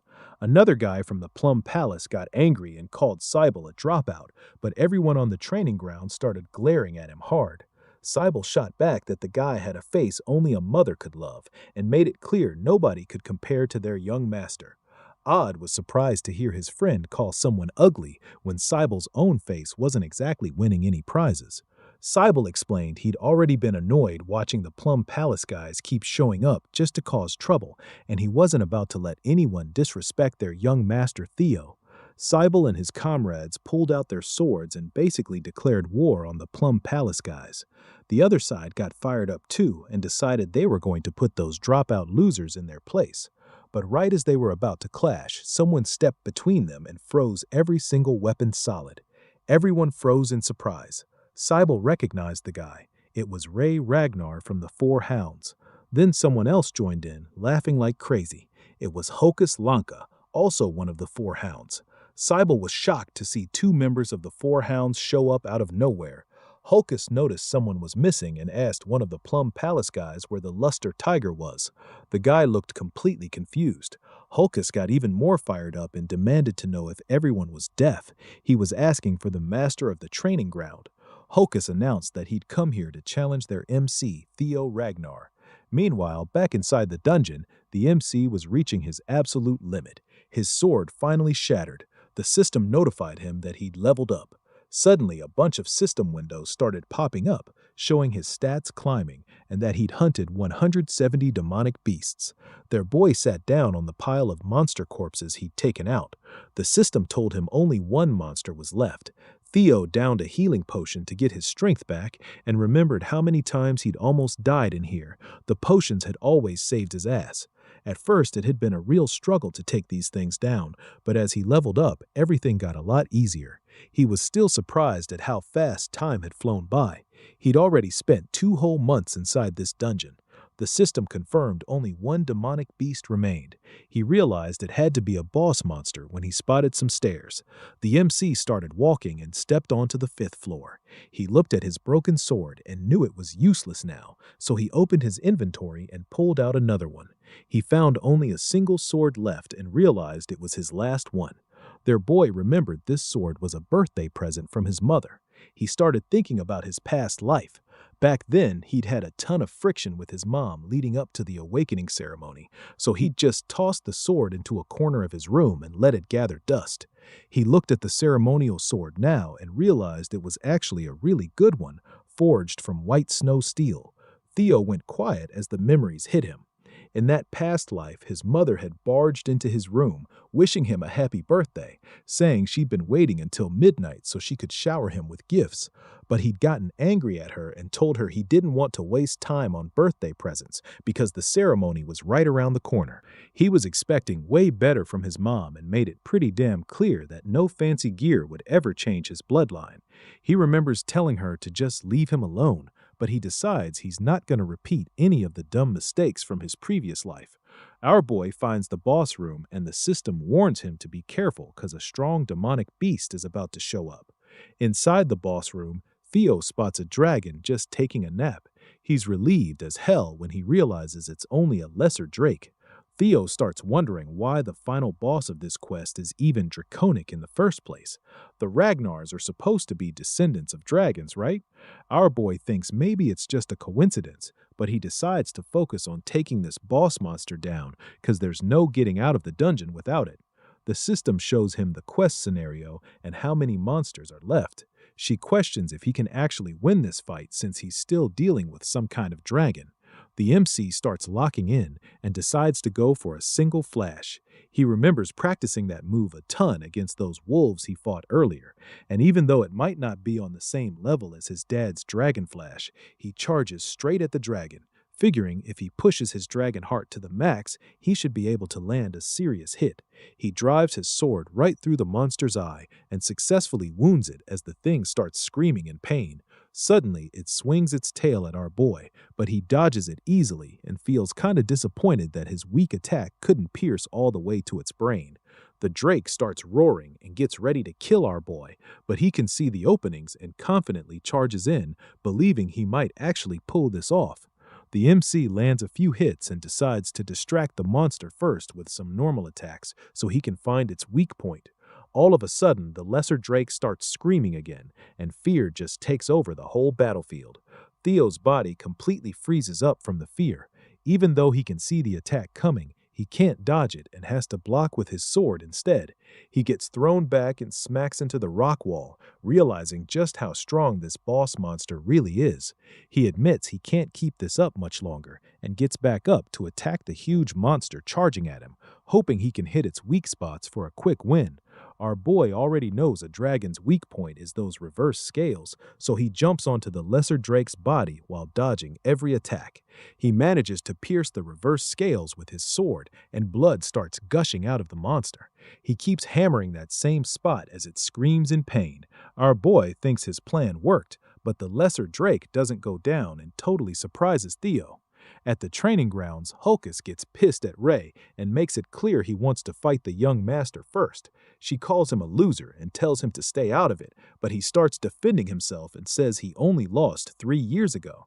He's been working his ass off every single day to improve, so 3 years should be more than enough to close that gap. Ray doesn't listen to a word he says and just calls him a loser again, which makes Hulkus even angrier. He decides they're gonna duel and says the winner gets a shot at fighting Theo Ragnar. He swings a huge weapon at her, but she stops the attack like it's nothing and doesn't even flinch. Sybil and Henry have no clue what's going on, but they get pretty scared watching the 4 Hounds members go at it. As they both move in to attack, Remington suddenly appears right between them and tells them to take their fight somewhere else, cause this is young Master Theo's domain. He makes it crystal clear he won't let anyone cause trouble for the Master. Hulkus gets all happy seeing Remington and even says he'd love to fight him too. But Remington just asks Hulkus to actually listen to what he's saying. Suddenly, everyone feels this insane pressure, and Remington wonders where the hell this menacing killing intent is coming from. They all look back and see the MC walking into the training grounds. Remington is shocked to feel such overwhelming pressure and starts wondering what the hell happened during Theo's seclusion training. Ray and Hulkus get super excited that young Master Theo has finally shown up. The RMC completely dominates the whole training ground with the skill Lesser Drake's Fear. Earlier, inside the dungeon, after the MC pierced through its reverse scales, the lesser Drake finally died, and the system congratulated our boy on the hunt. The second he touched those reverse scales, the monster went completely crazy. Our boy thought he was done for, but after a few minutes, the thing just wore itself out, because those scales were definitely its weak point. The system notified him he'd gotten the lesser Drake's tooth and claw. The tooth was an enhancement material for weapons, while the claw could make a weapon sharper. He decided to use his rewards to fix up the sword he already had, since he didn't want to lose a gift his mom gave him. The MC also got a skill called Lesser Drake's Fear, which totally surprised him. He checked the stats and realized it could inflict fear on anyone weaker than him. He was shocked to get a skill like that, because he thought only a few chosen people could use it. He's pretty happy he's finally getting a chance to try it out. While stuffing all his stuff back into his inventory, he wonders if the skill will even be useful in Ragnar since the place is already packed with powerful people. The Camellia Palace dungeon gets cleared, and our boy finally steps out after finishing the quest of uncovering the palace's secrets. For successfully clearing Scenario Quest 1, he gets a nest compass as his reward. He has no idea what it is and questions whether it'll even be useful in the next quest. Theo tosses it into his inventory and decides to head back to his room to rest first because he's completely wiped out. But suddenly, a maid rushes over to our boy and tells him there's an urgent matter he needs to deal with. She notices the wounds on his body, but he just brushes it off and asks what's going on. The maid informs him there's a brawl happening in Training Ground 4. Our boy heads straight there after hearing that. Dominating everyone with his new skill, Lesser Drake's Fear, he angrily tells them all to get the hell out because he needs some rest. The intense aura knocks a bunch of people unconscious, but Hocus gets excited seeing such overwhelming killing intent and charges at our boy without a second thought just to see who's stronger. Hocus swings his sword, but the MC easily overpowers him with a single swing, leaving everyone stunned. Hocus gets knocked back and can't believe his strike was deflected so easily. The MC is surprised by how much he's improved after the dungeon training, but Hocus doesn't back down. He's always been considered the weakest of the 4 hounds of the North because he's pretty dumb and never really rounds out his arsenal. Hocus attacks Theo again, challenging him to block it. Even though he's the weakest, Hocus has never once been outmatched when it comes to pure raw strength. But now the MC is surprised he can actually keep up with Hocus, and with one clean slash he counters him and takes him down. He feels amazing after leveling up so much, while Hocus starts coughing up blood, passes out, and hits the ground. Theo realizes he got a bit too careless and should have held back more, but he's glad he was facing Hocus. The guy's known for being tough as hell and can tank hits like that. The MC checks and sees Hocus only fainted.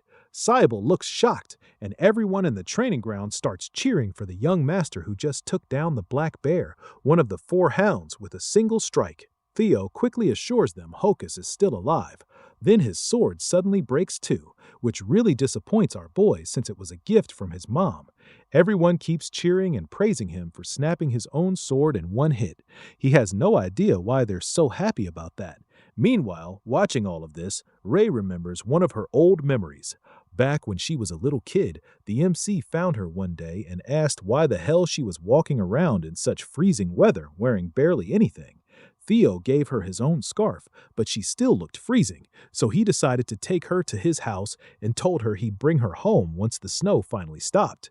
After remembering all that, she starts smiling and walks away from the battleground. Remington is surprised to see her smiling like that. A little later at the Camellia Palace, our boy looks kinda embarrassed as the maids congratulate him on his new title, Luster Tiger. One of the maids is happy to see all his hard work finally paying off and tells him to keep it up and ride that momentum all the way to the awakening ceremony. She believes he can do it, and then suddenly his mother shows up and starts force-feeding him this new abalone dish. He tries to stop her, but she just keeps stuffing more food in his face while he begs her to chill. While eating, he thinks back to his past life and starts feeling really grateful. He tells his mom the food is actually super delicious, and that's when she notices the broken sword. She looks shocked, and the MC starts sweating nervously. He tells her it broke during training and starts apologizing because it was a precious birthday gift from her. Theo's mom gets pissed at the guy who swore it wouldn't break. It was supposedly made with white snow steel and ebony steel wood. He asks if she means the steel wood from the southern jungle. She says yeah, it's rare and really valuable stuff, and she's disappointed it turned out to be a lie. She figures if that guy had been telling the truth, the sword never would have broken so easily. The MC realizes just how precious those materials are and is surprised as hell because he had no idea it was that valuable. He wonders how his mom even found a sword like that. She decides she's going to go demand an explanation from the maker and force him to craft a better one this time, something perfect for her precious son. He tries to tell her it's fine and he can just use another sword, but she shuts that idea down. She says people are finally starting to see his real power, so he needs to be even more careful than before. And since the awakening ceremony is right around the corner, there's no way she's letting him show up carrying some shabby old sword. Theo feels happy seeing how much his mom cares about him, and then Cecilia says they should get going since they're done talking. The MC looks confused. She reveals they're heading to the best workshop in all of Wintera, the Basque Workshop. It's one of the top 3 manufacturing workshops in Wintera, and its fame comes from how massive it is, basically the size of a whole factory.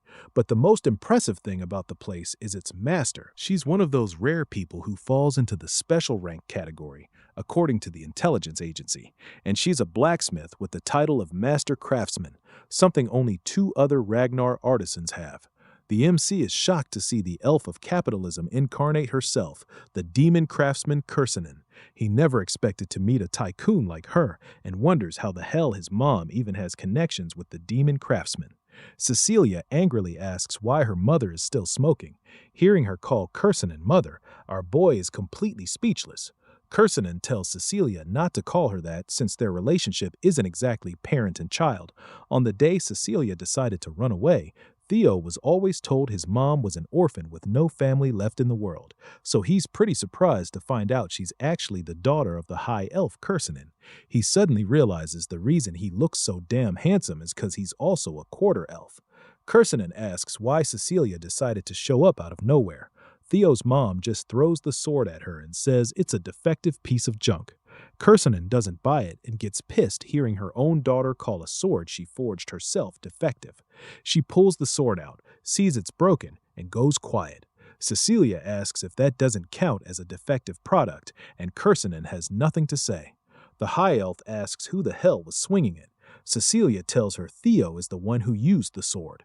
Kursinen looks over and asks if it's the kid standing behind her, and Cecilia tells her to watch her mouth because the MC is a genius who's going to reign over Ragnar one day. Theo introduces himself to the high elf and says he's grateful to finally meet the famous master of the Basque Workshop. Kursinen remembers him and praises Cecilia for raising such a solid kid.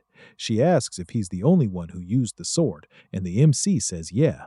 Cecilia still thinks the sword is defective, but Kursinen looks surprised and realizes this is going to be a long conversation, so she invites them inside. As they walk in, the MC asks if his mom is actually related to the demon craftsman.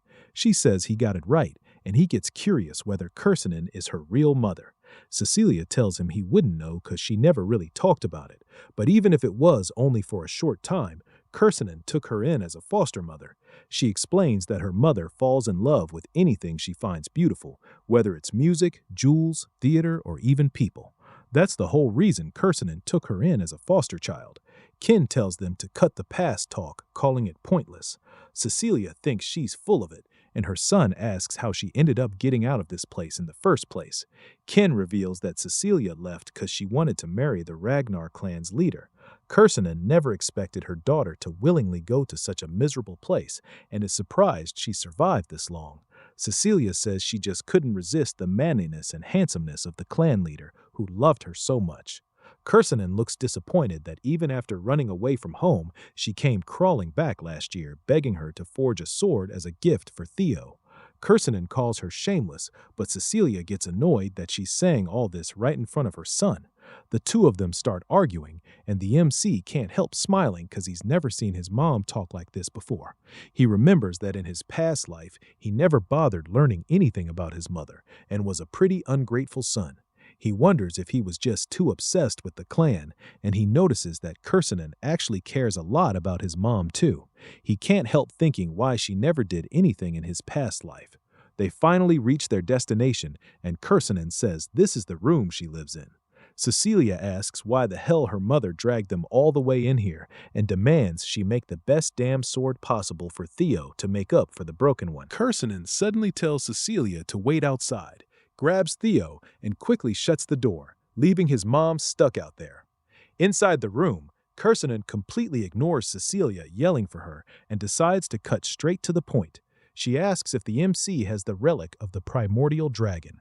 Our boy looks confused and asks if she's talking about the ancestor of the guardian dragon that protects the clan. He mentions he's heard the legend about treasure being scattered all over Winterra for the descendants of the Ragnar clan. She makes it clear it's not just some legend and asks if he really doesn't have any relic on him. Kursanen starts tearing up and gets frustrated, wondering how the hell he managed to destroy her sword when she poured her heart and soul into making it. She refuses to believe the sword could break against anything except a relic, and asks if our boy has any idea how precious that sword was. He tries to apologize and remembers the sword got messed up while he was fighting a lesser drake.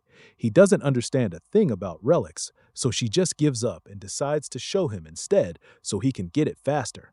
She brings out a casket that's completely locked up with chains and asks if he notices anything. The MC starts seeing a blue glow and wonders if it's another quest after realizing it's the exact same glow he saw on the dungeon door back at the palace. Kursanen says she can't see anything, but from the way he's acting, she can tell he noticed something. She starts dragging the casket over and tells him she's tried opening the sealed thing a bunch of times to get what's inside, but she always fails. She sets the shield casket down and brings up the primordial dragon's relic again. Kursanen tells him the story of how the primordial dragon pulled out one of its own fangs and forged a blade from it, the monster sword known as the White Moonlight Blade. She says if he can break the seal on the casket and pull it off, she'll hand him that sword. The MC looks a little confused, and she adds that if he fails to open it, he might straight up die in the process. She asks if he still wants to try, and the MC just starts smiling out of pure excitement. He makes it clear the sword is already his. The system shows that the next scenario for the quest is to be chosen by the primordial dragon's relic, the White Moonlight Blade. That blade belongs to the leader of Black Snow, one of the 9 dragons known as the Black Dragon. Barely anyone knows about the sword because everyone who's ever seen it or even talked about it has either died or gone missing. Our boy remembers a mysterious man who noticed him once and seemed surprised Theo could even see him. The MC ended up catching a glimpse of the sword's true form by pure coincidence and still doesn't get why the Black Dragon let him live. He's shocked to find out the Black Dragon's White Moonlight sword is right here and that it's an actual relic of the primordial dragon. He remembers running into the Black Dragon 4 years ago and realizes Kursanen already had the sword back then. She asks if he wants to open it, and the MC just smiles, determined to get that sword no matter what. He tells her it's his sword now, and while looking at the casket, he realizes it looks a lot like the Camellia Palace. He tries using the blue key to open it. Kursanen looks confused as our boy unlocks the casket and this weird light starts shining. Suddenly, she gets worried as our boy starts getting pulled inside by some mysterious black fog. The MC tries to free himself but fails and gets dragged into some weird, mysterious place. He opens his eyes and has no clue where the hell he is. Theo recognizes the Rose Palace, but everything's on fire. He doesn't get why he's seeing all this shit again. While watching his past memories play out, he realizes he completely forgot how weak he used to be. That's why he needs way more power, enough to take down Randon and crush the Camellia Palace. A griffin starts messing with his head and grabs our boy, ready to swallow him whole. But the MC snaps awake, grabs its beak, and catches it completely off guard. He realizes the monster's trying to take over his mind by using his own desire for power against him. That's when it clicks. This is why they call it a monster sword. The mysterious griffin calls him insolent and tries to break free, but the boy confidently tells it he's already conquered all the despair it's trying to throw at him a long time ago. He asks if the monster really thought he'd fall for its useless powers when he's already been through so many quests. The griffin looks confused, and our MC notices it looks totally different from the one in his memory. The monster keeps trying to free itself, but our boy doesn't let go. He remembers it used to be at least 10 meters tall, but right now they're basically the same height. He wonders if the griffin shrunk because it's been sealed for so long. In the end, he decides he doesn't give a damn and makes it clear the moonlight sword is his now, then tries to punch the griffin with a nasty look on his face. The monster starts trying to talk its way out of it. Meanwhile, back in Kursanen's room, Cecilia starts screaming when she sees her son knocked out cold. She tries to wake him up, but nothing works, and she breaks down crying, asking her mother why the hell her son is unconscious like this. Kursanen goes speechless as Cecilia cries and says she never asked for any of this. She just wanted a sword for her son. Kursonen notices there's some kind of monster energy linked straight into Theo's bloodstream, something she's never seen or even heard of before. She was hoping he'd be okay since he already had a relic. Cecilia tells her mother that if anything bad happens to her son, she will never forgive Kursonen for this. All of a sudden, the MC grabs the moonlight sword and a weird light starts forming around his chest. Cecilia gets worried and keeps trying to wake him. Theo finally opens his eyes. She hugs her son tight and starts crying, telling him she was so damn worried. He just tells her not to overthink it. He's completely fine. The system congratulates him on hunting a griffin and finishing the quest. As a reward, he becomes the official owner of the white moonlight sword. The MC figures he only survived because of pure luck. The griffin was easy to beat since it had just been unsealed, and none of its psychological attacks worked on him. The system notifies him that he's observed the monster energy of the white moonlight sword, so his magic power has shot up big time. His magic power goes past 200, and his body starts glowing. Our boy learns that his magic power has started gaining divinity and has reached the level of a high-ranking swordsman. He's a bit disappointed he can't use the new power right away and has to hold back until the awakening ceremony. Kersanen says how surprised she was and congratulates him on pulling it off.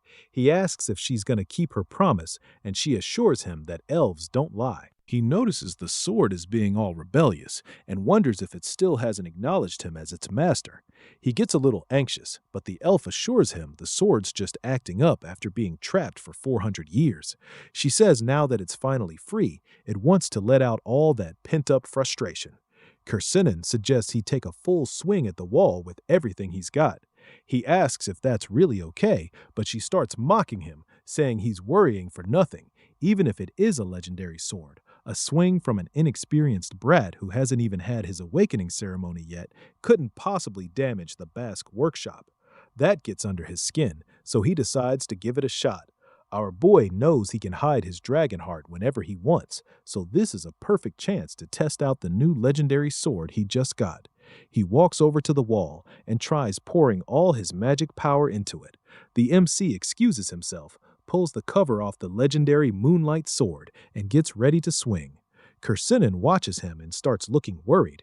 She tries to stop our boy, but he ends up using that single flash attack and completely wrecks the workshop's wall. Cecilia is stunned, while Kersanen's eyes fill with anxious tears looking at the destruction. Contrary to what she thought, my guy literally split the building wall in half with one swing, and he wasn't even trying to destroy it. Kersanen sinks into despair at yet another costly loss thanks to our boy, especially right after the last sword he broke. Even Theo thinks this is seriously overkill, and he's already running on empty because that sword drained every bit of his magic to pull off that crazy slash. Right then, Kin starts pouring some mana into him, dashing over so fast he didn't even notice her arrive. She's startled to see he really has zero control over his magic. Still, after looking at that massive crack in the 10-foot-thick wall, she's sure this kid is an absolute genius. She starts feeling kind of proud to have a grandson like him, and you can practically see the dollar signs lighting up in her eyes as her greedy mind starts cooking up ways to profit off our boy. She puts a hand on him and tells him she'll be his patron from now on. All he has to do is spread his wings and show the world what he can do. Yeah, she's basically using him as a walking, talking billboard for her workshop, and Theo can clearly see that glint in her eyes. He bluntly tells her he can see those dollar signs shining right back at him. As the night gets deeper, Theo and his mom get ready to leave the Bosk workshop. After their final goodbyes, they head out. We see the fangs she's holding. Turns out Theo gave them to her as wall repair money. She's thrilled to have loot from a Drake and figures he must have grabbed it while getting the relic. She's also feeling proud of her daughter for raising such an incredible son. Right then, someone shows up and greets her by her title of Demon Craftsman. Kursinen freezes for a second at the sound of that familiar voice. She turns around and asks why he's here, but this mysterious crow from Robber Ragnar just sits there with a red glint in his eyes and doesn't say a word, leaving us hanging. 5 days later, the day of the awakening ceremony finally arrives. As usual, Evelyn and Theo are in the middle of a sparring session. After trading a few blows, she can tell his swordplay has gotten stronger and faster overall. My guy just flashes a grin, saying he's really glad to hear that, because he never thought someone like Evelyn would ever praise him. The onlookers, as usual, are sweating their balls off because they feel like total weak sauce next to Theo. It's been half a year since Theo started changing, and Evelyn is amazed he's already grown strong enough to push her back. If he awakens his magic today, it's basically going to be the birth of a monster. After they spar a bit more, she gives him props, saying he's done a great job and that he might even aim to become the valedictorian of the awakening ceremony. Her prayers are with him. Theo flashes a big smirk back at her, thanking her for the kind words. He says if he does become valedictorian, he'll mention her name during his speech in front of everyone. Of course, Evelyn gives him this worn-out look, wondering if that's even necessary. Meanwhile, his buddies come over, excitedly telling him to mention their names too. Theo can't help feeling a bit proud, thinking that being popular is such a drag, while Evelyn just gives him this creeped-out look, clearly thinking he's getting way too full of himself. The scene then shifts to the central headquarters where Theo makes his grand entrance, introducing himself to the guards as Theo Ragnar of Camellia Palace. Once inside, he notices the huge crowd. The awakening ceremony is the most important annual event for the Ragnar clan, so every participant is hoping to get good results. For the swordsmen of Ragnar, this is their first real chance to get acknowledged and honored. With the whole clan watching, including the clan head, Kyle Ragnar, the pressure is high. Even some big shots are here, like the 9 dragons and the former clan head from 2 generations ago, Hilda Ragnar. The more Theo looks at Hilda, the less she seems like someone who's 150 years old. Either way, he's relieved to see her attending again. The conductor then bangs a drum to grab everyone's attention. This guy is Vonor Ragnar, the judge of the ceremony and a Dragon Gate swordsman.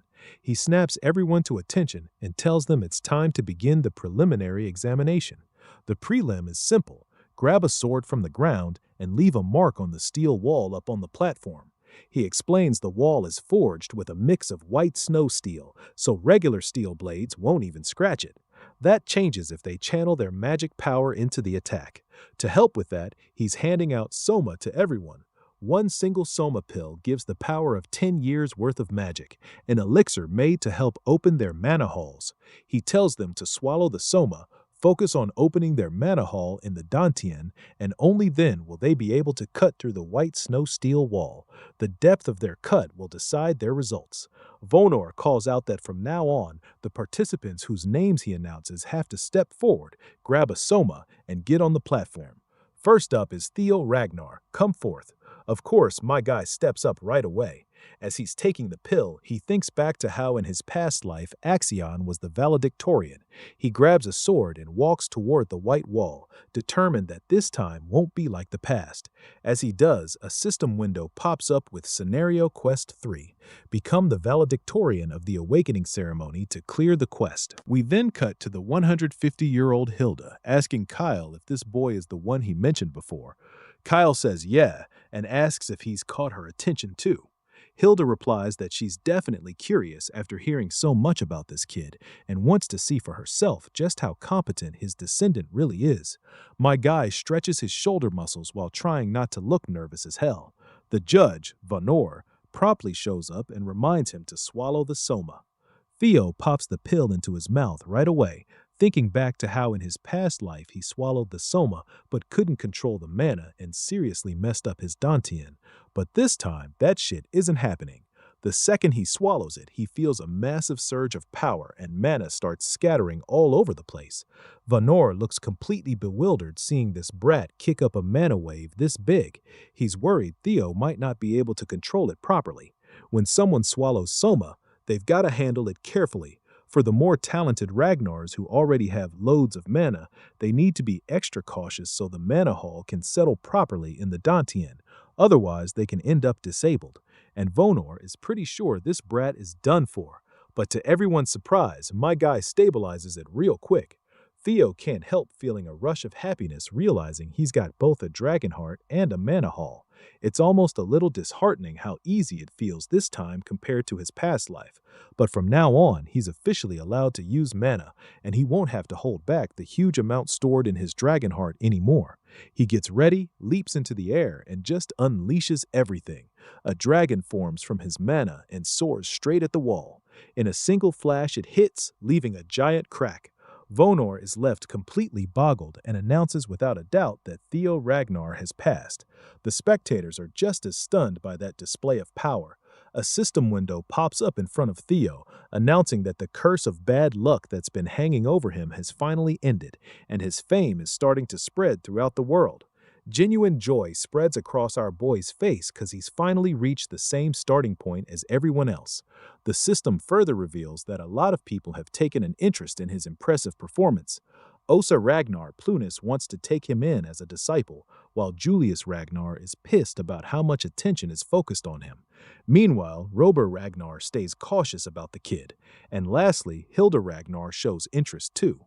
My guy is thrilled that not only the Black Dragon and the Sword Dragon are paying attention to him, but the fact that he's also caught Hilda's eye makes him especially happy. After all, she's got the heart of Garuda.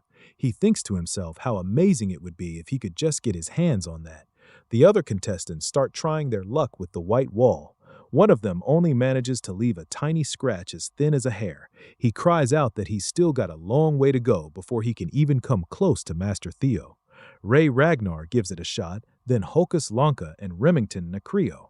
They all do their best, but none of them come anywhere close to the massive cut my guy left in the wall.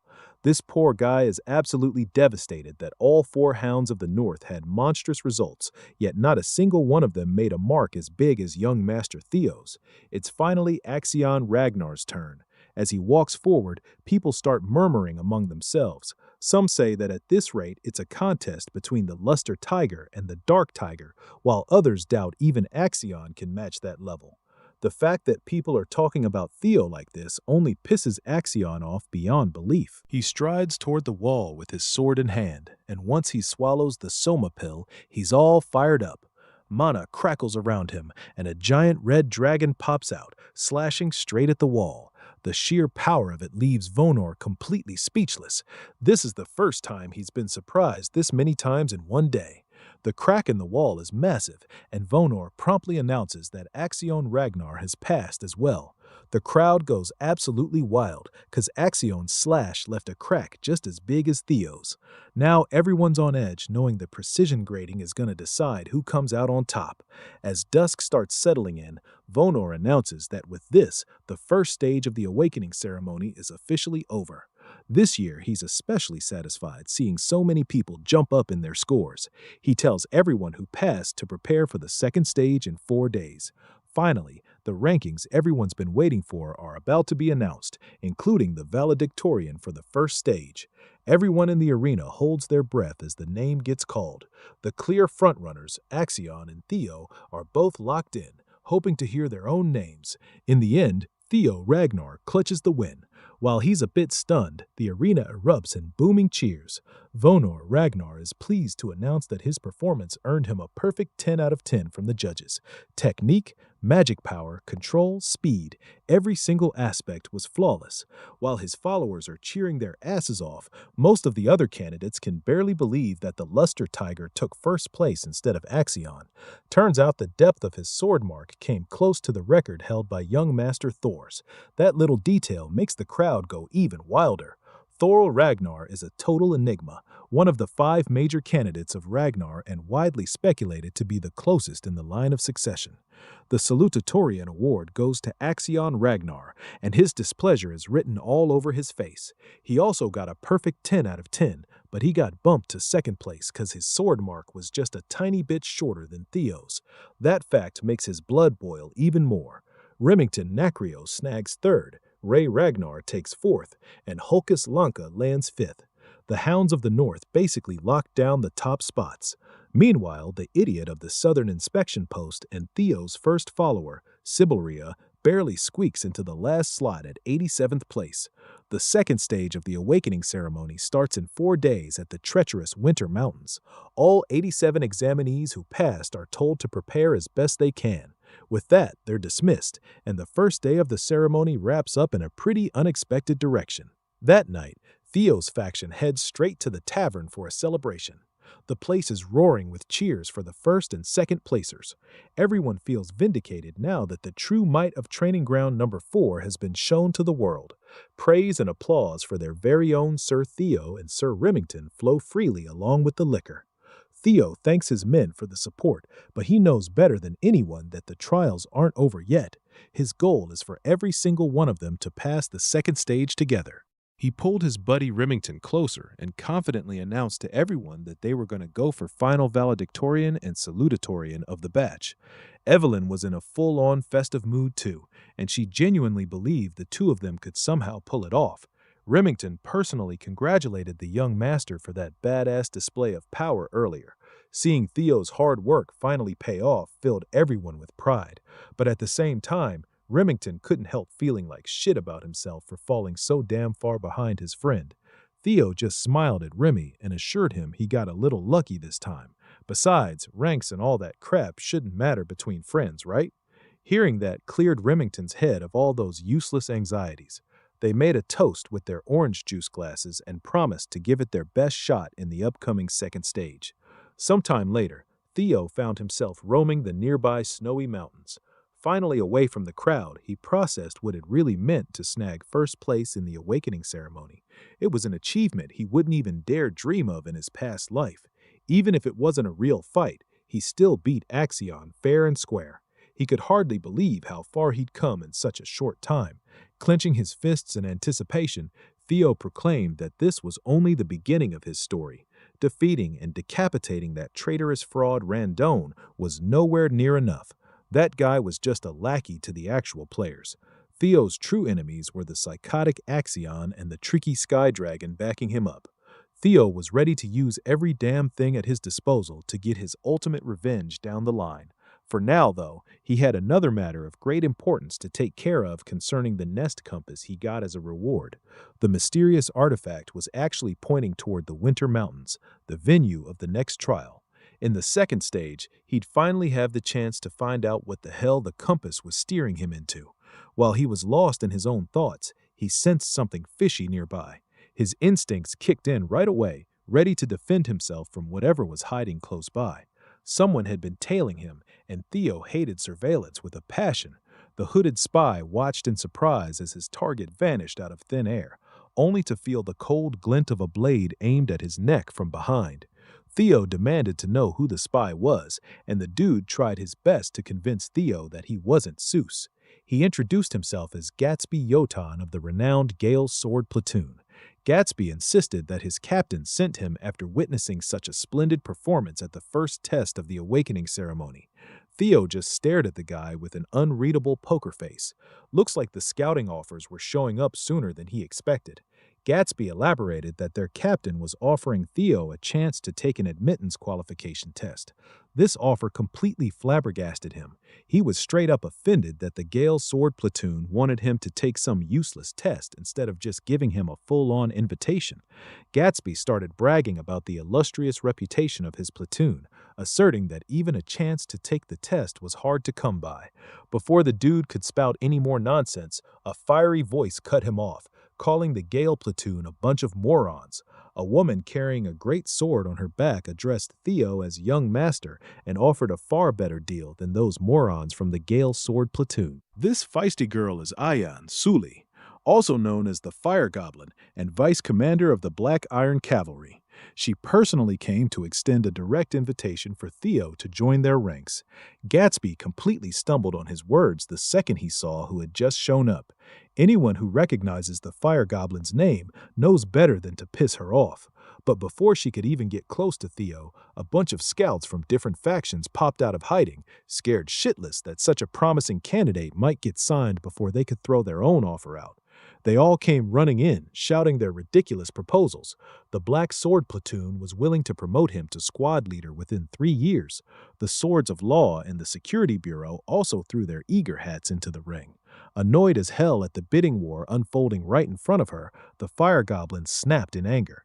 These scouts were supposed to entice the young master with promises of helping and advancing his career, but instead they were just fighting and bickering among themselves like idiots. Theo just watched from the sidelines as the bunch of them cursed and jabbed at one another. He figured he should quietly slip away before they started pestering him even more.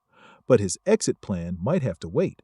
Pink plum petals slowly filled the area, dancing through the air. A sultry voice silenced everyone with sheer aura alone.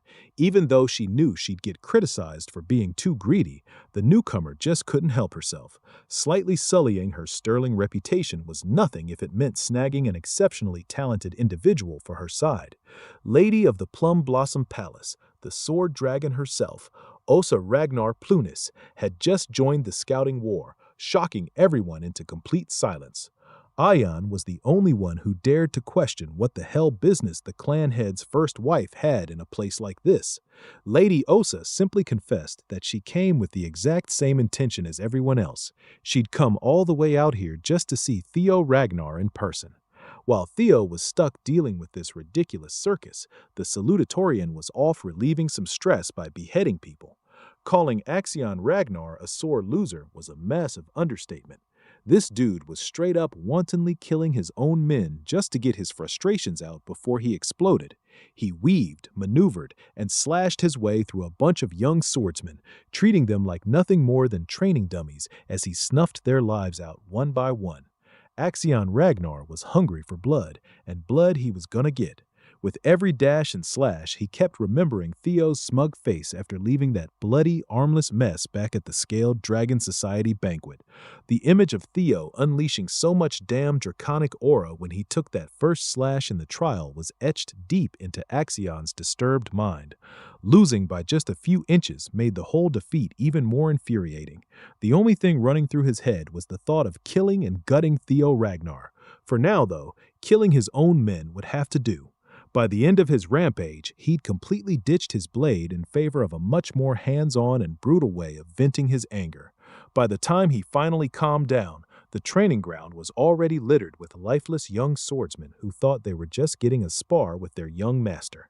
When another person stepped into the arena, Axion's eyes darted around. Without even looking at who just arrived, he picked his sword back up and motioned to attack. He threw the whole blade with pinpoint accuracy, aiming straight for the intruder's head.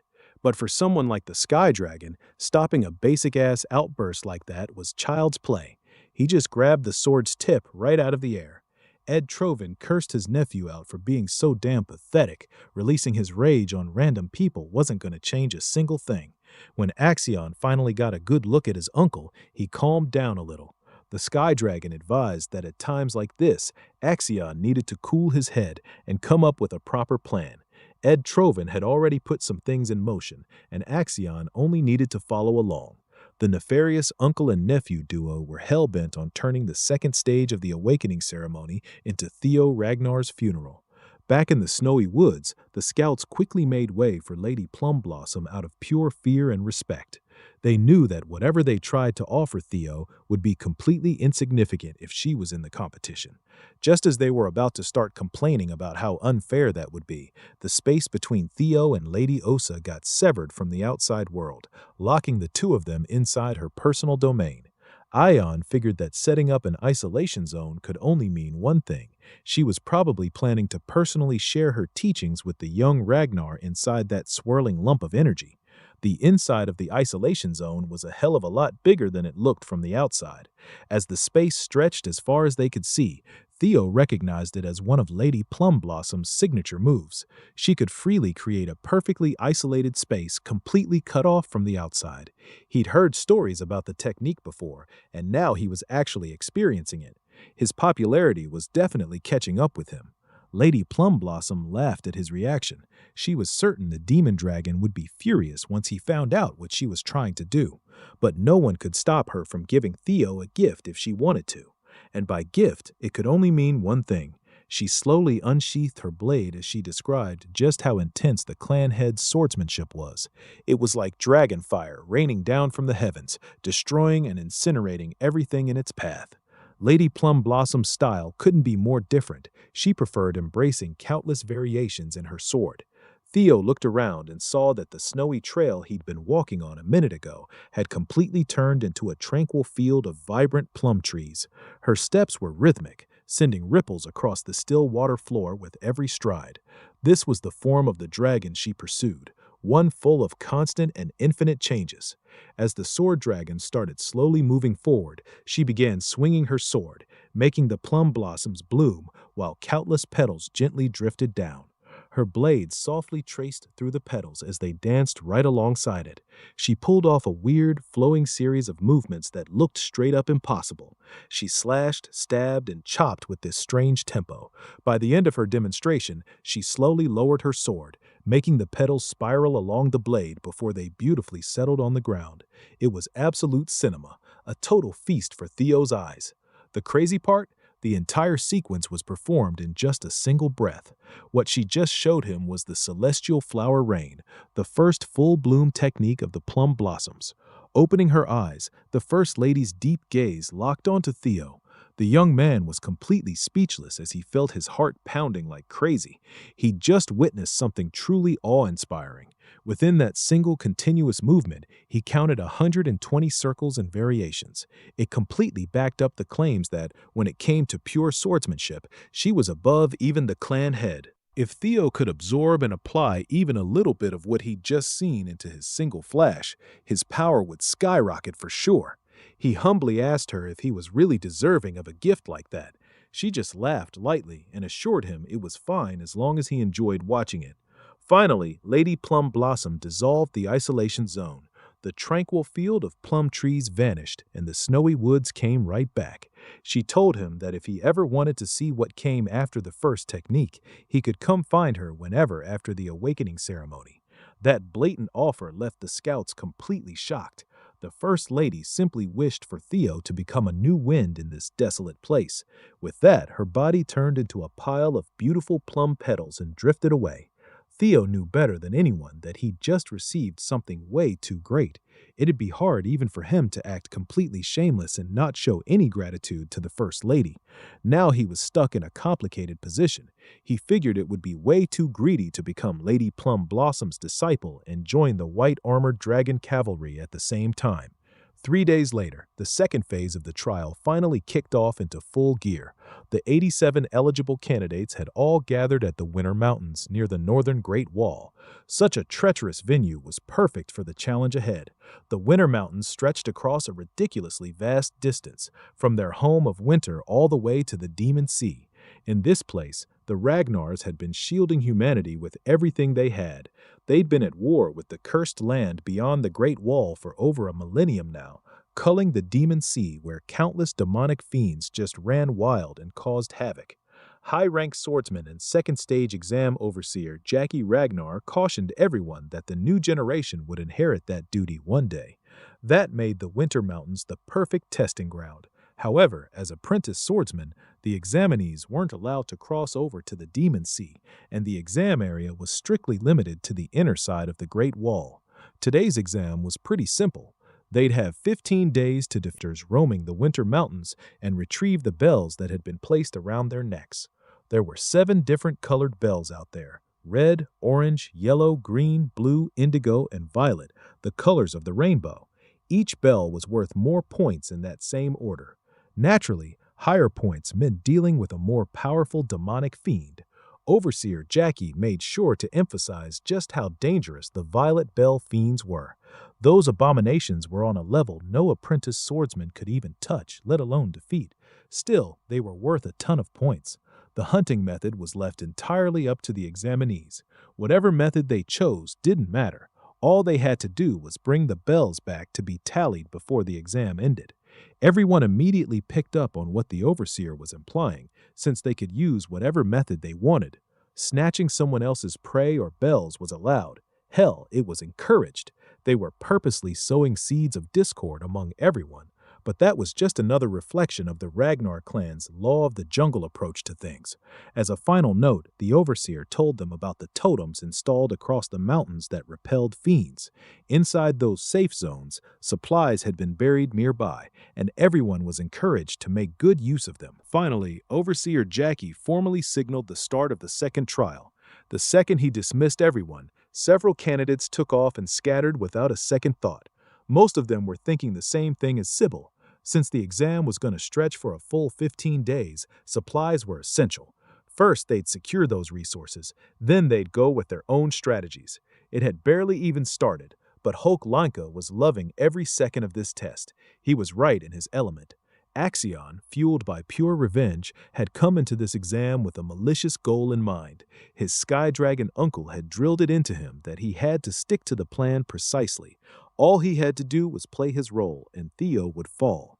As Axion single-mindedly pushed forward at breakneck speeds, he completely failed to notice someone tailing him from behind.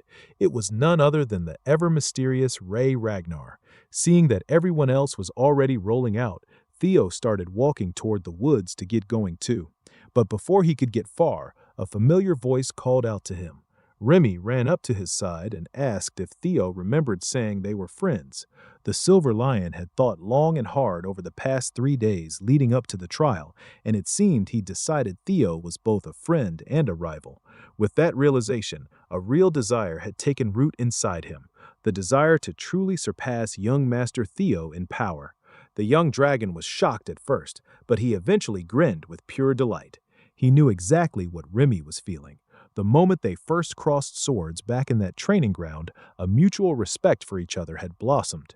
Theo felt the same way about the Silver Lion. He considered him a dear friend and rival, too. Remy heartily laughed in relief, since he'd been stressing over whether the feeling was one-sided. With that renewed clarity, Remy proclaimed that he was going to try to beat Theo during the second stage.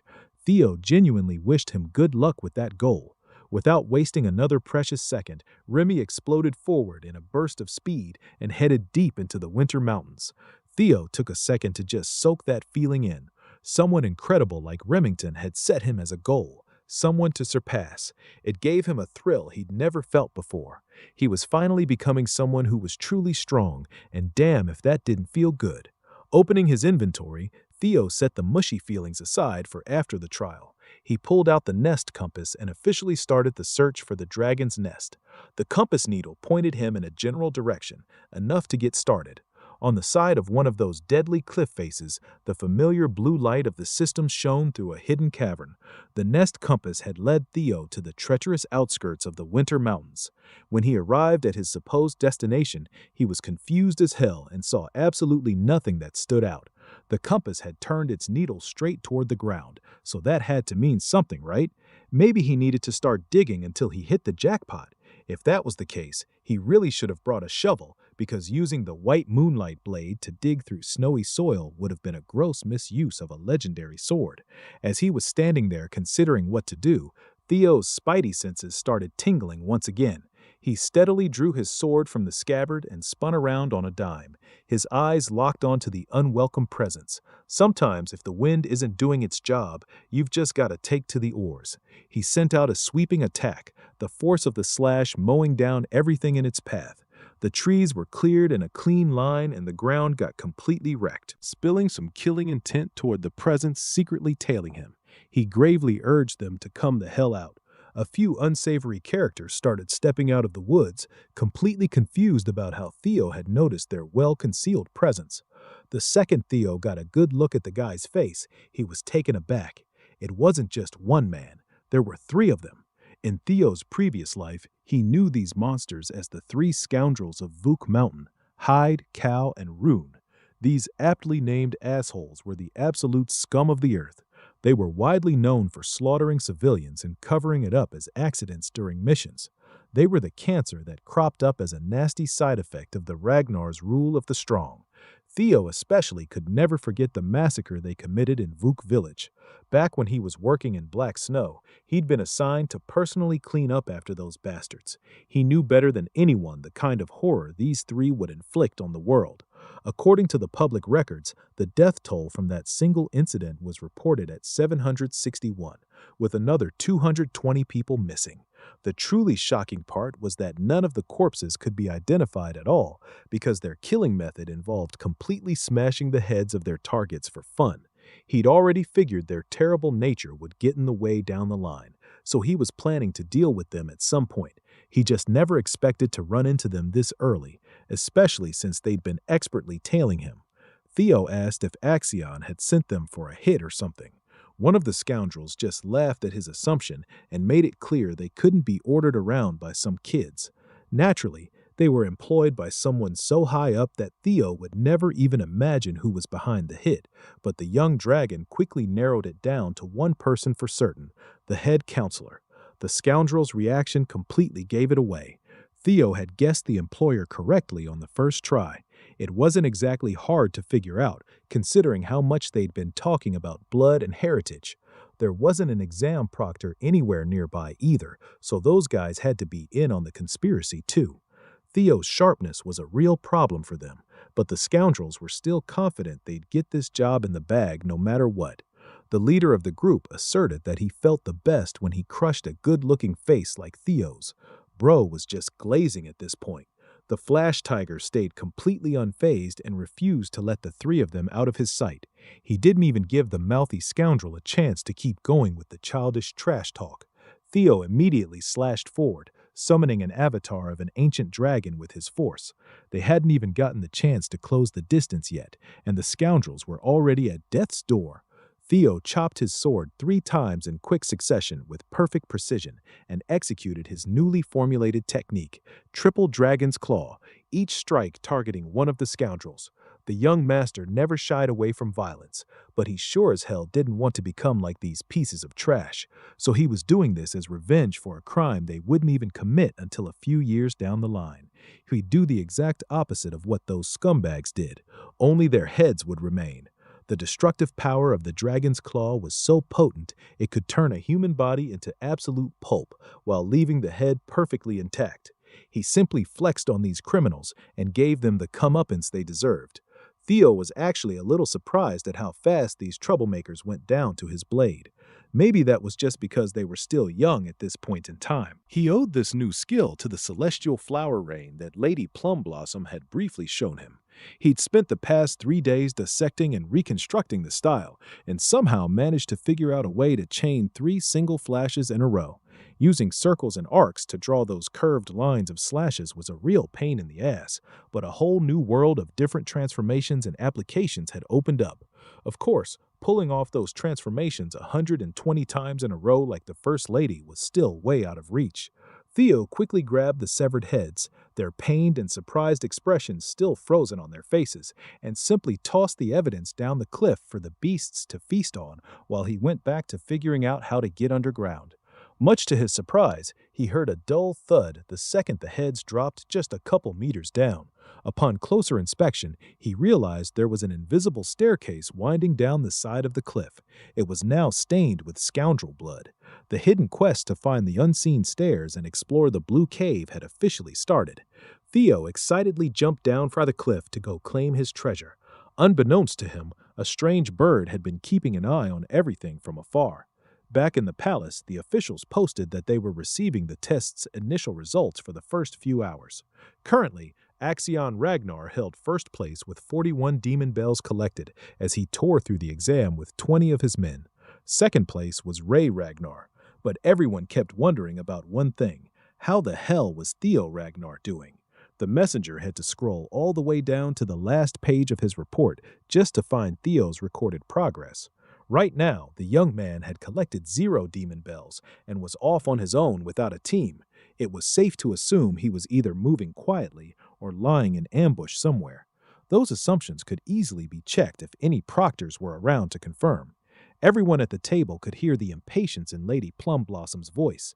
The head counselor argued that there were no rules saying exceptional performance in the first stage automatically meant the same caliber in the second. He even floated the idea that the kid's heart might not be ready for real battles, especially since he was a so-called natural child and not a pure Ragnar. The head counselor figured his goons must have taken care of business quickly and done their job better than expected. Suddenly, the old councilman received a telephonic transmission from Ed Trovan asking if he'd done anything behind the scenes. The head counselor didn't even bother denying the allegation. He was a little bummed he couldn't tell everyone else beforehand, but it looked like things had worked out, so that was good enough. Even the Sky Dragon was shocked at the guy's brazen attitude toward an impure child of the throne. It pissed Ed the hell off that some crazy elitist old coot had acted without permission or consultation, potentially screwing up his plans. After Camellia had been taken from his family, the Sky Dragon had campaigned hard for a shot at taking over the Rose Palace. Problem was, he couldn't find the primordial dragon's relic anywhere. Ed Trovan had come up with a hypothesis that Theo must be holding some kind of clue about the Rose Palace relic. The Sky Dragon could feel it in his bones. That boy Theo had something on him related to the relic. He'd grown, and he'd clearly shown himself as a real threat. Using telepathy again, Ed jacked into a guard's mind with a message to hurry Axion the hell up. Lady Plumblossom could see that the head counselor and the Central Intelligence Director were scheming something, and they weren't nearly as sneaky as they thought. The pro-Theo group might have to start setting up some precautions and countermeasures of their own. It was a reasonable idea, but Julius Ragnar heavily opposed it. The demon dragon genuinely believed Theo wasn't the type to crumble under a mere challenge. Julius trusted his gut that Theo was safe and just stuck dealing with some unknown circumstance of his own. Also, Julius still hadn't gotten over the fact that Lady Plumblossom had sneakily met with Theo. The First Lady just feigned ignorance and playfully laughed it off. Back in the Winter Mountains, Theo finally managed to see where those stairs were leading. Inside was a relatively simple cave structure, but there were a bunch of pesky skeletons hanging around on the outskirts. They kept attacking with a pretty strong mental attack trap set up inside. Most people would have had a full-on breakdown if they got caught in it. Luckily for Theo, low-level mental attacks like that were nothing after he'd already passed the White Moonlight Blade's tough-ass test. More importantly, he managed to follow the compass needle and find something to check on the situation. Theo expanded his senses outward, making all the nearby wildlife scurry for their lives. For times like this, that special divinity skill was just too damn juicy. He could even see what was lurking behind every corner. Casting those thoughts aside, Theo was the first one to arrive and get tested. Finally, he found the hatchling's lair. 3 years from now, things would probably look a lot different. Black Snow would end up killing the hatchling and discovering a priceless legendary item. Walking deeper into the cavern, Theo quietly apologized to the future of Black Snow as he planned to snag one of their historic records. Behind the gate was the AN Grimoire, a one-of-a-kind game-changer.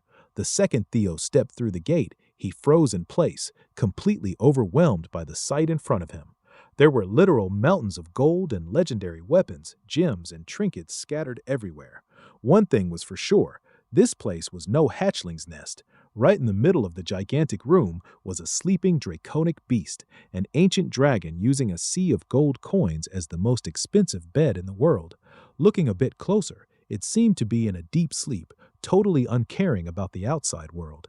Theo wasn't delusional. He knew that if this thing woke up and decided to attack, he could forget about the relic and all the riches in this place. He'd be dead for sure. Could the reports from Black Snow have been wrong? Why the hell was there a full-grown dragon in the chamber instead of just a hatchling? Maybe he was a victim of misinformation, or maybe he'd just shown up 3 years too early. Either way, he needed to figure out his next move in this unexpected situation. He seriously considered just leaving without touching a single thing. It sucked, but he could always come back later before Black Snow got here a few years down the line. That choice got ripped right out of his hands the second the dragon opened its eyes. When he turned around, Theo found himself locked in a staring contest with one of the most archaic beings in the world. Much to his surprise, the ancient dragon Roadbrook spoke in human tongue, calling him the first selector that had come in a long time. The giant beast was actually kind of chill. It even introduced itself without a hint of hostility. Roadbrook explained that the Ragnars called her the guardian dragon and the owner of Winter Mountain. Pretty much everyone who grew up around the clan knew that name. Trying not to be rude or disrespectful, Theo dropped to his knees and paid his respects to his ancestor. Roadbrook seemed pretty interested in the fact that the young human had called her an ancestor. As far as Theo had been taught his whole life, the guardian dragon Roadbrook was the companion of the Ragnar clan's progenitor, Sigurd, and the mother of Friedreif. The beast asserted that Friedreif, that bastard, must have been spreading a whole lot of nonsense out there. While it was true that she and Sigurd had been old companions for a time, she only saw it as a sign of respect for the contractor who'd sold his soul to dragons. There wasn't much emotional exchange between them at all. Hell, it was straight up impossible for humans to mate with dragons in the first place. Maybe the humans in this world just weren't real monster bangers. That led Theo to ask if his family's line actually had the blood of the dragon, or if it was just one big propaganda campaign to prop up the Ragnar name. Roadbrook cleared it up right away. The claim wasn't wrong at all. Through the long-term contract between her and Sigurd, her dragon's blood had been shared. Just as Theo was about to dig deeper into his family's history, Roadbrook cut him off. She was done with the pleasantries. It was time to start her duties as a guardian dragon to the Selectors. From this point forward, she was going to uphold the covenant made at the beginning of the clan and allow the Selector who passed her test to ask 3 questions. Theo could finally breathe a sigh of relief and thank the gods. This actually seemed like a non-battle situation. Since his goal was to eventually stand at the peak of the clan, deepening his knowledge of the family's lore was crucial. Through these 3 questions, he needed to squeeze out as much information as possible. Outside, the second phase of the awakening ceremony was still in full swing. Axion continued dominating the leaderboard and the beasts in the surrounding area. His 1,000 dragons roar was already powerful enough to one-shot most enemies. As a white tiger beast collapsed onto the snowy ground, bloodied and lifeless, Axion walked closer. He headed straight for the green bell dangling around the poor cat's neck. With another bell secured, that made 57 confirmed kills. He was racking up points crazy fast. Still, killing these monsters was secondary. Axion was just itching to find Theo, but his scouts kept giving him the same damn report over and over. Theo was nowhere to be seen. One of Axion's lackeys, Orion Gardner, smugly remarked that Theo must be scared shitless now that he actually had to risk his life and face real monsters. Orion was determined to stick to Axion's entourage the whole way through, no matter what. He both feared and believed in the maniac's strength, but he might have run his mouth a little too far when he admitted that Theo had gotten stronger, yet lived as an idiot for far too long. The next thing you know, Orion was tearing up and gasping for oxygen as Axion's hand slowly crushed his windpipe in a chokehold. Axion reckoned this pissant of a follower must not know a simple fact because he'd never been strong himself. In the clan, having power meant you didn't need to fear a damn thing. The Dark Leopard was on the brink of mentally breaking at this point, and he was still as cruel and paranoid as ever. Orion tried to eke out an apology between his desperate gasps for air. This little outburst would have kept going if another messenger hadn't come running in with a message from the director of the Central Intelligence Bureau, Ed Trovan. The message was just a simple reminder to hurry up and carry the plan out. Axion threw the pissant away like garbage and told the messenger to send a reply to his uncle. Stop pestering him. He didn't need to be reminded of the goal because no one in this world wanted to kill that punk Theo more than this psychotic half-brother of his. Meanwhile, Theo was just chilling down in the dragon's den, still trying to come up with a solid question that would give him as much info as possible. After a while, he finally landed on his first one. Roadbrook yawned. She was just glad the young man had finally made up his mind. The boredom had almost knocked her right back into a deep sleep. So the first question was simple. Why was the guardian dragon still here?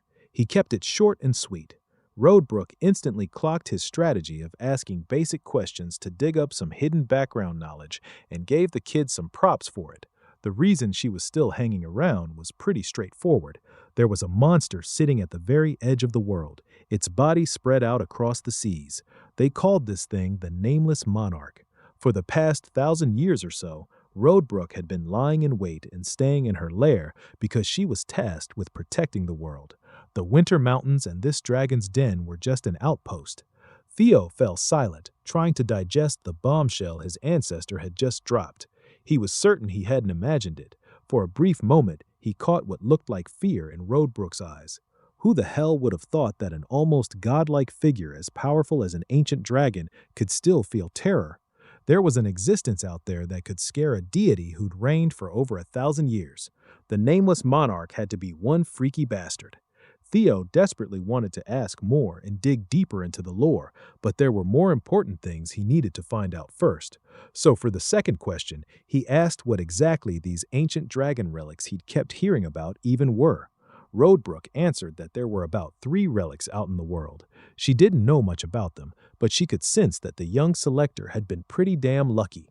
The 3 she knew of were the dungeon in Camellia Palace and the White Moonlight Blade. As for the last one, it was a bit more complicated. Roadbrook called it the Ancient Dragon Paper's Relic. It came from a great ancient dragon's soul fragmenting into 31 different pieces. Those pieces had been given to humans in hopes of protecting humanity and resisting the nameless monarch. The form of these relics wasn't limited either. Some could be items, some could take the form of an experience, and a rare few even turned into intangible yet strange phenomena. Hearing that last part made the gears in Theo's head start spinning. He could finally see that he'd always had the last relic inside him. Everything he'd experienced after regressing in time flashed before his eyes. Going through 20 years of life and then getting yanked back to the brink of death was about the strangest phenomenon anyone could ever go through. His regression must have been just another form of an ancient dragon's relic, which meant Theo himself contained the relic. He must have been given a fragment of Paper's soul, but something still wasn't adding up.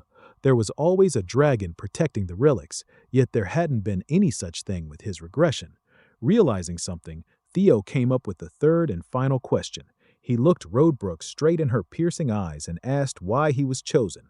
Why would the hand of fate pick someone as talentless as Ragnar's imbecile to fight something as powerful as the nameless monarch? Roadbrook stared right back at him just as fiercely and decided to answer his final question with a question of her own. She asked why the hell Theo thought he was the only one chosen out there.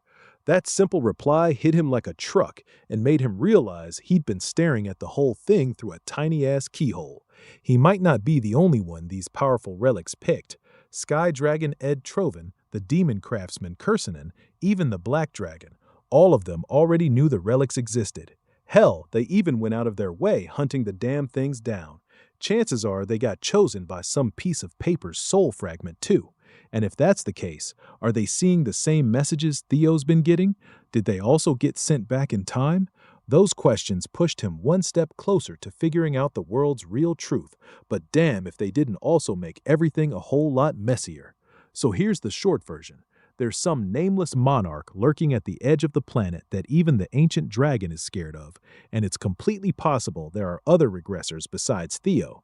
Now that Roadbrook had answered his 3 questions, the quest was done, and it was reward time.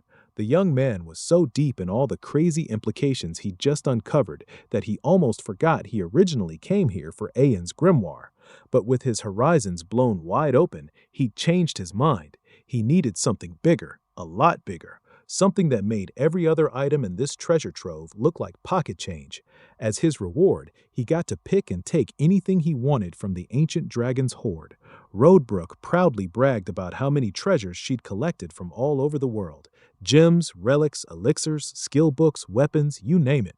She had the whole damn catalog. Whatever Theo picked would be a fortune beyond his wildest dreams.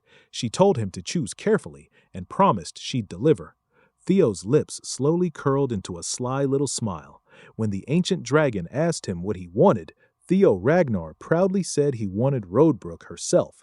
That answer definitely threw her for a loop. She treated it like a joke at first and played along, but then she got serious and told the Ragnar kid to cut the crap and name his real choice. Theo stood his ground and said he'd already told her exactly what he wanted. The dragon paused, then asked if he was actually serious. Once he confirmed it, she let her full menacing aura loose. The ground rumbled under Theo's feet as she hit him with that heavy dragon fear, calling his words disrespectful and yelling at him for crossing the line. Theo felt the full weight of that attack and still forced himself to stay standing. Just her roar was strong enough to make blood leak out of every damn opening on his face. He fired back with his own lesser Drake's fear, which was completely pointless, of course. Even Lodbrok thought he was an idiot for trying to match an ancient dragon's roar with that weak-ass version. Still determined, Theo shouted his request again, reminding the guardian dragon that she'd told him he could pick any treasure from her nest. And according to her own words, nothing said he couldn't pick the guardian dragon Lodrock herself. He was talking a big game, but even Theo knew this was a massive risk, one he was ready to put his life on the line for. This beast, the guardian dragon Lodrock, had basically built the Ragnar clan alongside the progenitor Sigurd. Becoming her partner would mean Theo had finally proven himself as a real warrior of the Ragnar clan. He's ready to throw his whole damn life away for this shot if it means stopping the atrocities of the dark past from ever happening again. Theo straight up demands the guardian dragon surrender herself, just like she promised with her own words. The warrior's voice is aching as he basically begs for her help. Right then, the guardian dragon catches a glimpse of the legend of Sigurd trailing behind Theo like a shadow. Seeing that image, Lodrock lets out a roar and accepts his request. Theo's completely shocked. A few seconds later, she shrinks down into a smaller, more human-like form, those sharp golden eyes locked right on him. Lodbrok's impressed, so she's willing to give the kid a shot. She stands there in all her majestic beauty, and Theo just freezes, speechless for a couple seconds. She reminds him she's over 2,000 years old, so there's no point letting his mind wander in that direction. Theo points at her chest, and no, you horn dogs, he's not talking about the pair of personalities you're probably thinking about. He's talking about the actual hole left from a battle 50 years ago. Lodbrok lost her heart back then and has basically been waiting to die ever since. She's only got 3 years left. That's why she can't leave her nest, which means she can't exactly tag along and help him out in person. So she asks one more time, is he really serious about picking her as his treasure? This simpleton just smiles and confirms he hasn't changed his mind one bit. He wants her as his reward. You know, guys, under different circumstances, this would sound pretty damn horrible.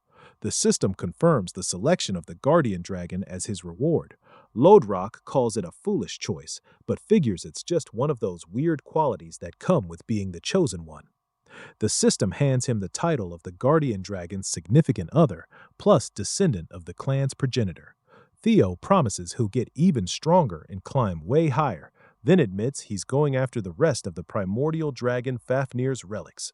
A solid link forms between the guardian dragon and the warrior as Theo swears he'll find something that can basically replace Lodbrok's heart. After all, among the relics of that all-powerful primordial dragon, there's gotta be something miraculous that can help her out. He levels up from the experience points too. Theo figures it's only right he does at least this much if he's gonna claim the title of the guardian dragon's significant other. You guys see what I'm talking about, right? She gives him a little smirk and says she hopes her new partner takes good care of her. Yeah, this one's going straight on Santa's naughty list. Lodbrok reminds him she's still stuck in the domain, so he's gonna have to figure something out on his own until she hibernates for a bit. She's also got something for him, an ancient-looking book. She explains that if he wants his soul to truly sync up with hers, he's got to read the artifact and awaken his mind gate. She figures he can pull it off in about a month and tells him to take his time flipping through it. The system pings him about a bonus reward he just got, the grimoire called Aeon. Theo checks its properties and is pretty damn impressed. It holds magical principles that go all the way back to the beginning of time. It's a special book packed with rich knowledge about basically everything in the universe. Theo's glad as hell he managed to get his hands on this baby, but what really bugs him is that 1 month timeline she just dropped. He asks Lodbrok what she means by 1 month. The guardian dragon says it usually takes that long to awaken a person's mind gate, then asks if he's got something more important keeping him busy. Theo looks disappointed as he explains he's stuck dealing with the second stage of the awakening ceremony, which is happening right now. The exam only lasts 15 days total, so he's got less than half a month to figure everything out. That's why he wants to wait until the exam's over before getting started.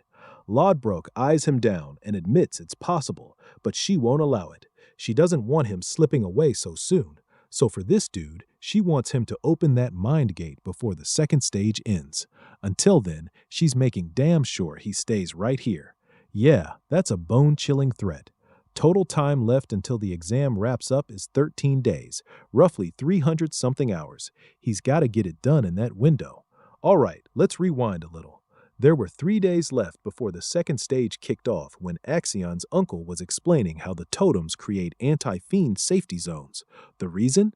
There's a fiend summoning marble sitting inside each totem. It's a tiny sphere loaded with amplified fiend energy that keeps other fiends away. He crushes one to show what happens. A fiend monster pops out right away. Basically, you can summon them anytime, anywhere.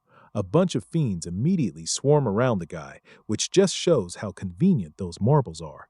He smashes them with his dragon spirit and says the whole point of the second stage exam is to eliminate fiends and rack up points. So Theo's only real option is to hunt those things for points. Axion's starting to see the bigger picture of his uncle's plan. Use the marbles to bait Theo into a trap. But his uncle reminds him it's not that simple. They're not just going to kill the guy with some basic baiting scheme. They need more info on the Rose Palace relics. Axion's got a serious hate boner for Theo, so he wants to torture the hell out of him and force the information out. His uncle has to humble the kid with a simple but sharp reminder. The gap between him and Theo's strength isn't nearly as big as he thinks. He's not going to get his way that easily. On top of that, Theo's been showing compassion, which means his followers could be used against him. The uncle suggests using the dropouts gathered in the fourth training ground as hostages to squeeze info about the artifact out of Theo. Since it's not a straight-up strength approach, Axion's pissed, but he goes along with it anyway. Fast forward to their plan actually playing out in the present. The Dark Leopard is thinking about how Theo completely shocked everyone by staying hidden until the very end of the exam. Only 12 hours left until the second stage wraps up, and the Ragnar prodigy is sitting in first place with a ridiculous 860 points. Still, he thinks it's a real pity their whole plan fell apart like that. One of his guys wonders if the scoundrels from the council got to Theo first. Seems like the only reasonable explanation for why the guy just vanished. Felix Ragnar, currently sitting in 7th place, shares the same thought. Axion immediately fires back, saying Felix's observation is borderline stupid. He digs the knife in deeper by reminding him why Lady Plumblossom took an interest in Theo instead of him. Felix is pissed as hell. All he was trying to do was help catch the guy, but Axion couldn't care less about his feelings. Axion stands up with that sinister little smile of his and makes a declaration. If Theo isn't ready to come out on his own, he'll force him out. He's got both the Scaled Dragon Society and the Plum Blossom Palace working under him. Time to lead the charge and murder the failures of the fourth training ground.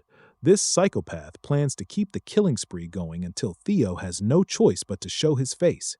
Eavesdropping on the whole conversation from her hiding spot is Ray Ragnar, currently holding 3rd place in the exam. The scene shifts to a frost lizard fiend getting wrecked by a group of warriors. They're celebrating like they just took down some legendary beast, even though it's just a yellow bell creature. These poor guys barely have any points to their names, and there's only 12 hours left until the exam ends. They're worried about Theo, especially since they stocked up a whole bunch of supplies for him. Maybe he's off doing something more important. At least that's what one of them figures. Survival's the bare minimum for this exam anyway. Rankings don't really matter. Still, they were hoping to see him top the charts and become valedictorian again. While they're chatting carelessly, some bastard suddenly impales one of them. Orion Gardner just murdered Sybil in cold blood. The rest of the group is freaking out, questioning what the hell the Scaled Dragon Society is doing. Then they find out the hard way. They've become today's targets just to lure Theo out. These poor guys are about to get wrecked simply for existing. Meanwhile, back in Lodbrok's nest of gold and treasures, the Guardian Dragon is genuinely impressed that Theo managed to open his mind gate in less than half a month. The system confirms he's got an initial grasp on the magical principles. All of that is thanks to the knowledge he picked up in his previous life before regressing. The key to learning the AN Grimoire is the quantity and quality of magic power. Since Theo has both a monohel and a dragon heart, the whole process comes naturally to him. He learns twice as fast as a regular person. As a result, a lower-ranked skill called Hatchling Synchro pops up. It lets him mind-read objects using psychokinesis magic. Lodbrok decides he's proven himself worthy of being her partner. He's got the fundamentals down. The rest can be handled with training. She also tells him that when the time is right and he reaches a higher level, he'll start hearing her voice. Eventually, he'll be able to cast Lodbrok's power, the same ability the progenitor of the clan once had. But before any of that can happen, the guardian dragon needs to recover. She's still only got 3 years left. Theo, ever the optimist, promises he's going to impress her with his accomplishments. Satisfied, she declares the primordial covenant complete. Lodbrok gives him a heartfelt farewell and says she hopes they meet again soon. And with that, we finally see this guy step foot outside. It's a good thing he got the pack sorted, but he's still sitting at 0 points with only 12 hours left on the clock. Even Theo's thinking he's playing life on extra hard difficulty right now. He runs through his options and realizes that if he tries hunting fiends the normal way, there's no damn way he's hitting first place in 12 hours. So the only real strategy left is to steal bells from the other candidates. He remembers how Axion took first place in his past life and figures it'll play out the same way this time. All he has to do is deal with his Ragnar rival and snatch the top spot. Easy to say, of course. Behind him, a figure stumbles out of the woods.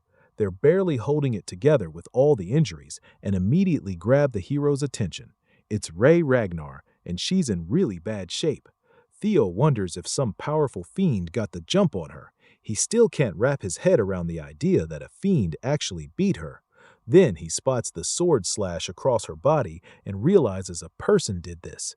He worriedly asks what the hell happened, but Ray's in no condition to talk. She just urges him to head west, and then collapses right into his arms. Using his brand new ability to read the minds of objects, Theo pulls the memories from the sword's owner. He sees that Ray had been secretly spying on the group that was out hunting his companions. The failures from the 4th training ground were all tied up and getting the shit beaten out of them. The only question left was whether to kill them or not. Someone asked Orion why he dragged 9 of these clowns along when 2 or 3 would have been plenty for a hostage situation. Before those lunatics could finish off the innocents, Ray stepped up valiantly and exposed herself right in front of Axion. The Dark Leopard reminded him this was a personal matter, so she wouldn't interfere. Ray still refused to let the madness slide and got ready to fight. Axion was disappointed she'd been persuaded by Theo and prepared to take her down. Their fight kicked off in a chaotic, powerful exchange, and by the end, Ray took a brutal slash. Beyond that, the memories are locked because Theo's skill level is still too low. Theo's furious and completely lost as to why Axion went this far just to capture his allies. Ray's shocked he managed to piece the whole truth together without her saying a word. He begs her for answers, and in her half-dead state she explains that Axion's goal from the very beginning was to capture Theo. Since the guy was nowhere to be found, he took matters into his own hands and grabbed Theo's friends as hostages instead. That hits Theo hard. He's supremely pissed. He realizes his enemies from the previous life aren't planning to back down in this one either, but this time he's a hell of a lot more capable of dealing with them. He demands to know where Axion is and what the bastard's planning. Meanwhile, one of Axion's henchmen reports Theo's location up on the northern cliffside. The news catches Axion off guard for a second, but his men are certain Theo's already made contact with Ray Ragnar, which means they'll be heading this way soon. Theo, filled with the pure joy of finally getting to cut the guy down, waits for him with an evil little grin. Axion's quickly reminded there's no need for a one-on-one confrontation. His main goal is still gathering clues about the relics. His men can handle Theo. In the meantime, they want him to activate the summoning marbles and create a big distraction in the surrounding area. Axion buys into the plan and says he's ready to go through with it. Going back to Ray, she's begging him not to go. Even the Central Intelligence proctors are in on this whole grand scheme to take him down. It's way beyond his current strength. She lays out the real state of the exam. It's basically a slaughterhouse right now, a trap set up purely to kill him. Going alone is the riskiest move he could make, and she'd rather he just ask the proctors for help. Theo still thinks there's no time. He's grateful as hell for what she did, but he can't just sit there and ignore what's happening to his friends. That's why he's ready to move the second she drops Axion's location. At this point, Ray's convinced the guy's gone completely crazy. The stakes are too high and death is basically guaranteed if he heads there. She tells him to play it safe this time. Theo lashes right back, saying he has zero desire to lose his precious loved ones a second time. They promised they'd make it out of the second stage together, after all. Ray mutters about the inevitable fate of the Ragnars and reminds him that sacrifices are always on the table. He bites back by pointing out her own resolve to fight Axion's cruelty. Even she couldn't just sit around and watch the terror unfold. The whole scene makes him relive the memories of his original life, when everything he knew went up in flames, all because he was weak in a clan that was supposed to raise the strongest. Theo's done with always losing people and getting played for a fool. He drives it home that he refuses to relive the mistakes of his past. Fueled by pure anger and determination, he demands Axion's location. The scene shifts over to Remington Narcio, who's just come across the abandoned supplies Sybil and the others dropped. There's blood everywhere. Something's clearly wrong. He turns and confronts the two warriors standing in the distance, Hulkus Lanka in 5th place and Eric Lanka in 4th. And finally, we learn Remington Narcio himself is trailing right behind Axion as the current 2nd place guy. Back to Theo's side, he's out here fighting a snow fiend. He dodges the first few attacks, then finishes the whole thing in one clean move because he's got way more important shit to deal with. He takes off running toward Axion, hoping at least some of his friends are still alive. He knows for a fact that Ed is messing with Axion's feelings and making sure Theo gets taken out without the clan raising much of a fuss. The Intelligence Bureau proctors siding with Axion is the biggest piece of evidence he's got. Theo cuts down the creatures with his triple dragon claw strike, figuring the same proctors who are supposed to kill him will probably keep Axion from going completely off the rails. Still, he prioritizes speed. Knowing how easy Axion is to provoke and how impulsive the guy gets, Theo thinks he can use that nature against him. He lunges for an aerial strike, drives his sword straight through the fiend's head, and a pool of blood spills out.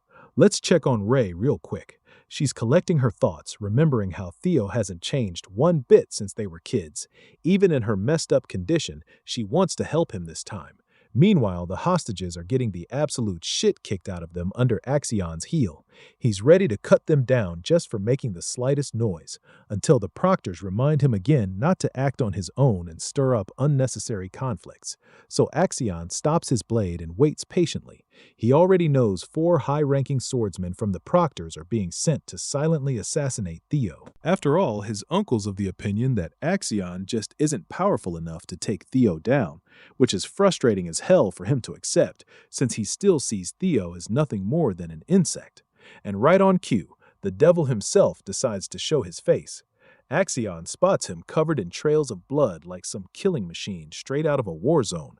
Theo's eyes are locked in with pure determination as he takes in the beat-up state of his companions all around. He glances at the scumbags who caused this whole mess, then turns back to Axion, who's clearly been waiting for him a long while. Finally, his gaze lands on the corpses of his friends, and he tightens his grip on his weapon. Axion draws his sword, ready to throw down, but once again he's told to stay put, so he lets the weapon drop. Moving into negotiations, Axion tells Theo to just spill the info on the artifacts if he wants to see his friends walk away alive. Shockingly, Theo Ragnar asks if the guy's actually afraid of him. It's a calculated move. He planned the whole time to use Axion's nature against him. Theo arrogantly mocks him for being a coward and pulling these extreme measures just to avoid a crushing defeat. Axion's blood starts boiling, but Theo keeps going. He claims the only reason Axion's surrounded by all these scumbags is to protect his own name. Then there's the whole hostage game. To Theo, it's just a desperate all-out effort to avoid losing face as a man unworthy of the title of the 4 hounds. Axion is now royally pissed, exactly what Theo wanted. He keeps egging him on, challenging him to a proper duel like a real Ragnar would, unless he wants to back out like the coward he is. That last push is all it takes. Axion can't hold it in anymore. Theo lays out the conditions. If he loses, he'll hand over the information and his life. But if he wins, he walks away with his friends. The Black Leopard has completely lost himself to the madness. He arrogantly reminds this imbecile of a Ragnar of his place in the clan, then laughs and hits him with a murderous glare, mocking how little he understands the situation. The CBI tries to step in even though they can see Theo's deliberately stirring Axion up with his words. They urge him to stick to the plan, but Axion's done playing around. He accepts the challenge and walks forward to take Theo on, just like our boy wanted. The proctors watching realize things are going the exact opposite of what they planned. They're ready to jump in as soon as it looks like Axion's about to take a crushing defeat. The brutal warrior reminds his group not to interfere. It's a Ragnar duel, after all, and they need to respect the tradition of honor. He also tells them not to touch the hostages for the time being. Their fight kicks off with Theo landing the first slash and catching his opponent off guard. With that settled, both swordsmen get serious and clash on equal ground. Axion talks down to him the whole time and comes in with heavy attacks, trying to show Theo the gap between their strengths by unleashing a Heaven Dragon shout. The roaring attack even has Theo worried for his life for a second. In response, Theo charges up a slash of his own and answers with the triple dragon claw, completely severing Axion's attack and leaving him stunned. Standing there is a confident man who can actually challenge his best moves. Theo fires the trash talk right back and asks if this guy's really on a high enough level to be lecturing him. Seeing this clash go down, Orion is sweating bullets after the aftermath of Theo's latest attack. At first, he was pretty doubtful of the warrior's abilities, but now even he is starting to believe the imbecile actually has real strength. The situation's getting tense, and suddenly it looks like Axion might be the one who loses this fight. Concerned for his own ass, Orion wonders if he should switch sides while there's still time. He also figures Axion seriously underestimated his opponent. In the end, though, he decides against betraying Axion. Those bastard proctors from the Intelligence Bureau are watching way too closely. He figures they'll still take Theo down no matter what, so he orders the rest of his men to scatter and search for the remaining proctors. They want to stay the hell out of this battle. The story dips into Axion's past for a second. He was expected to seize the throne of their clan at a young age. Both his mother and uncle were pushing hard for his success so they could prosper.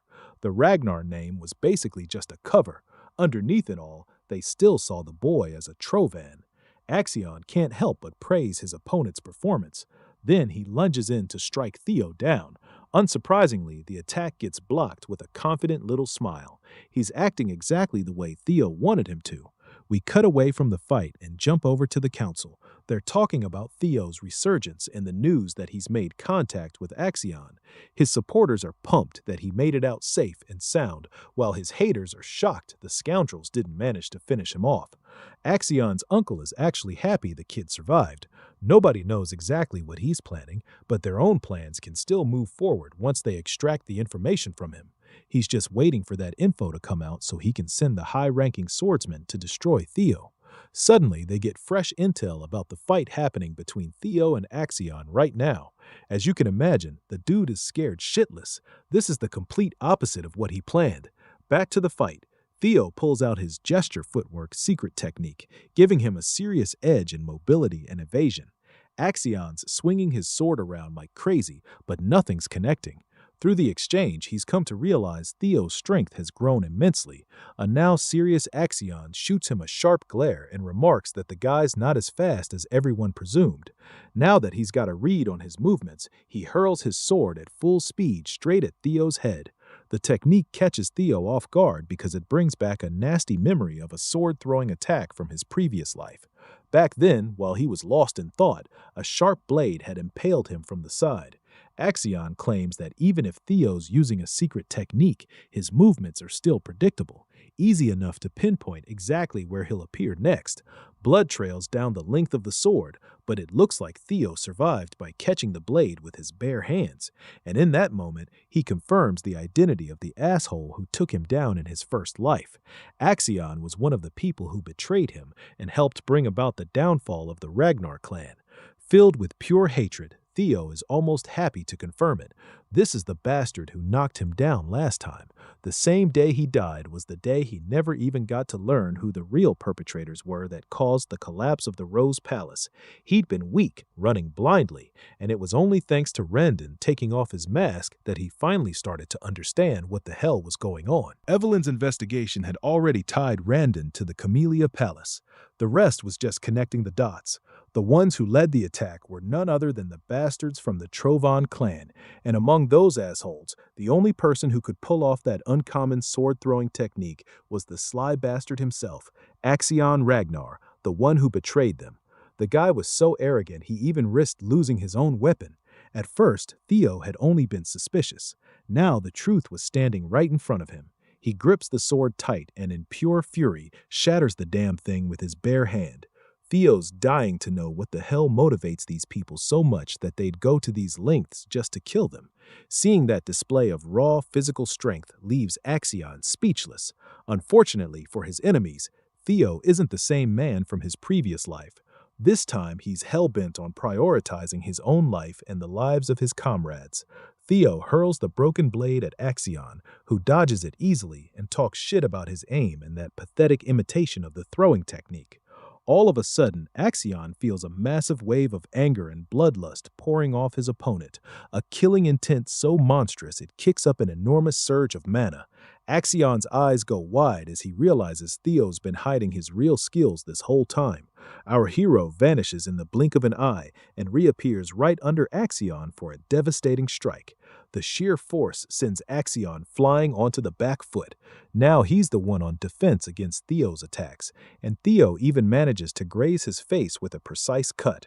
Smirking at the impulsive warrior, Theo asks when Axion's finally going to stop holding back and pull out his full strength, poking the bear even more.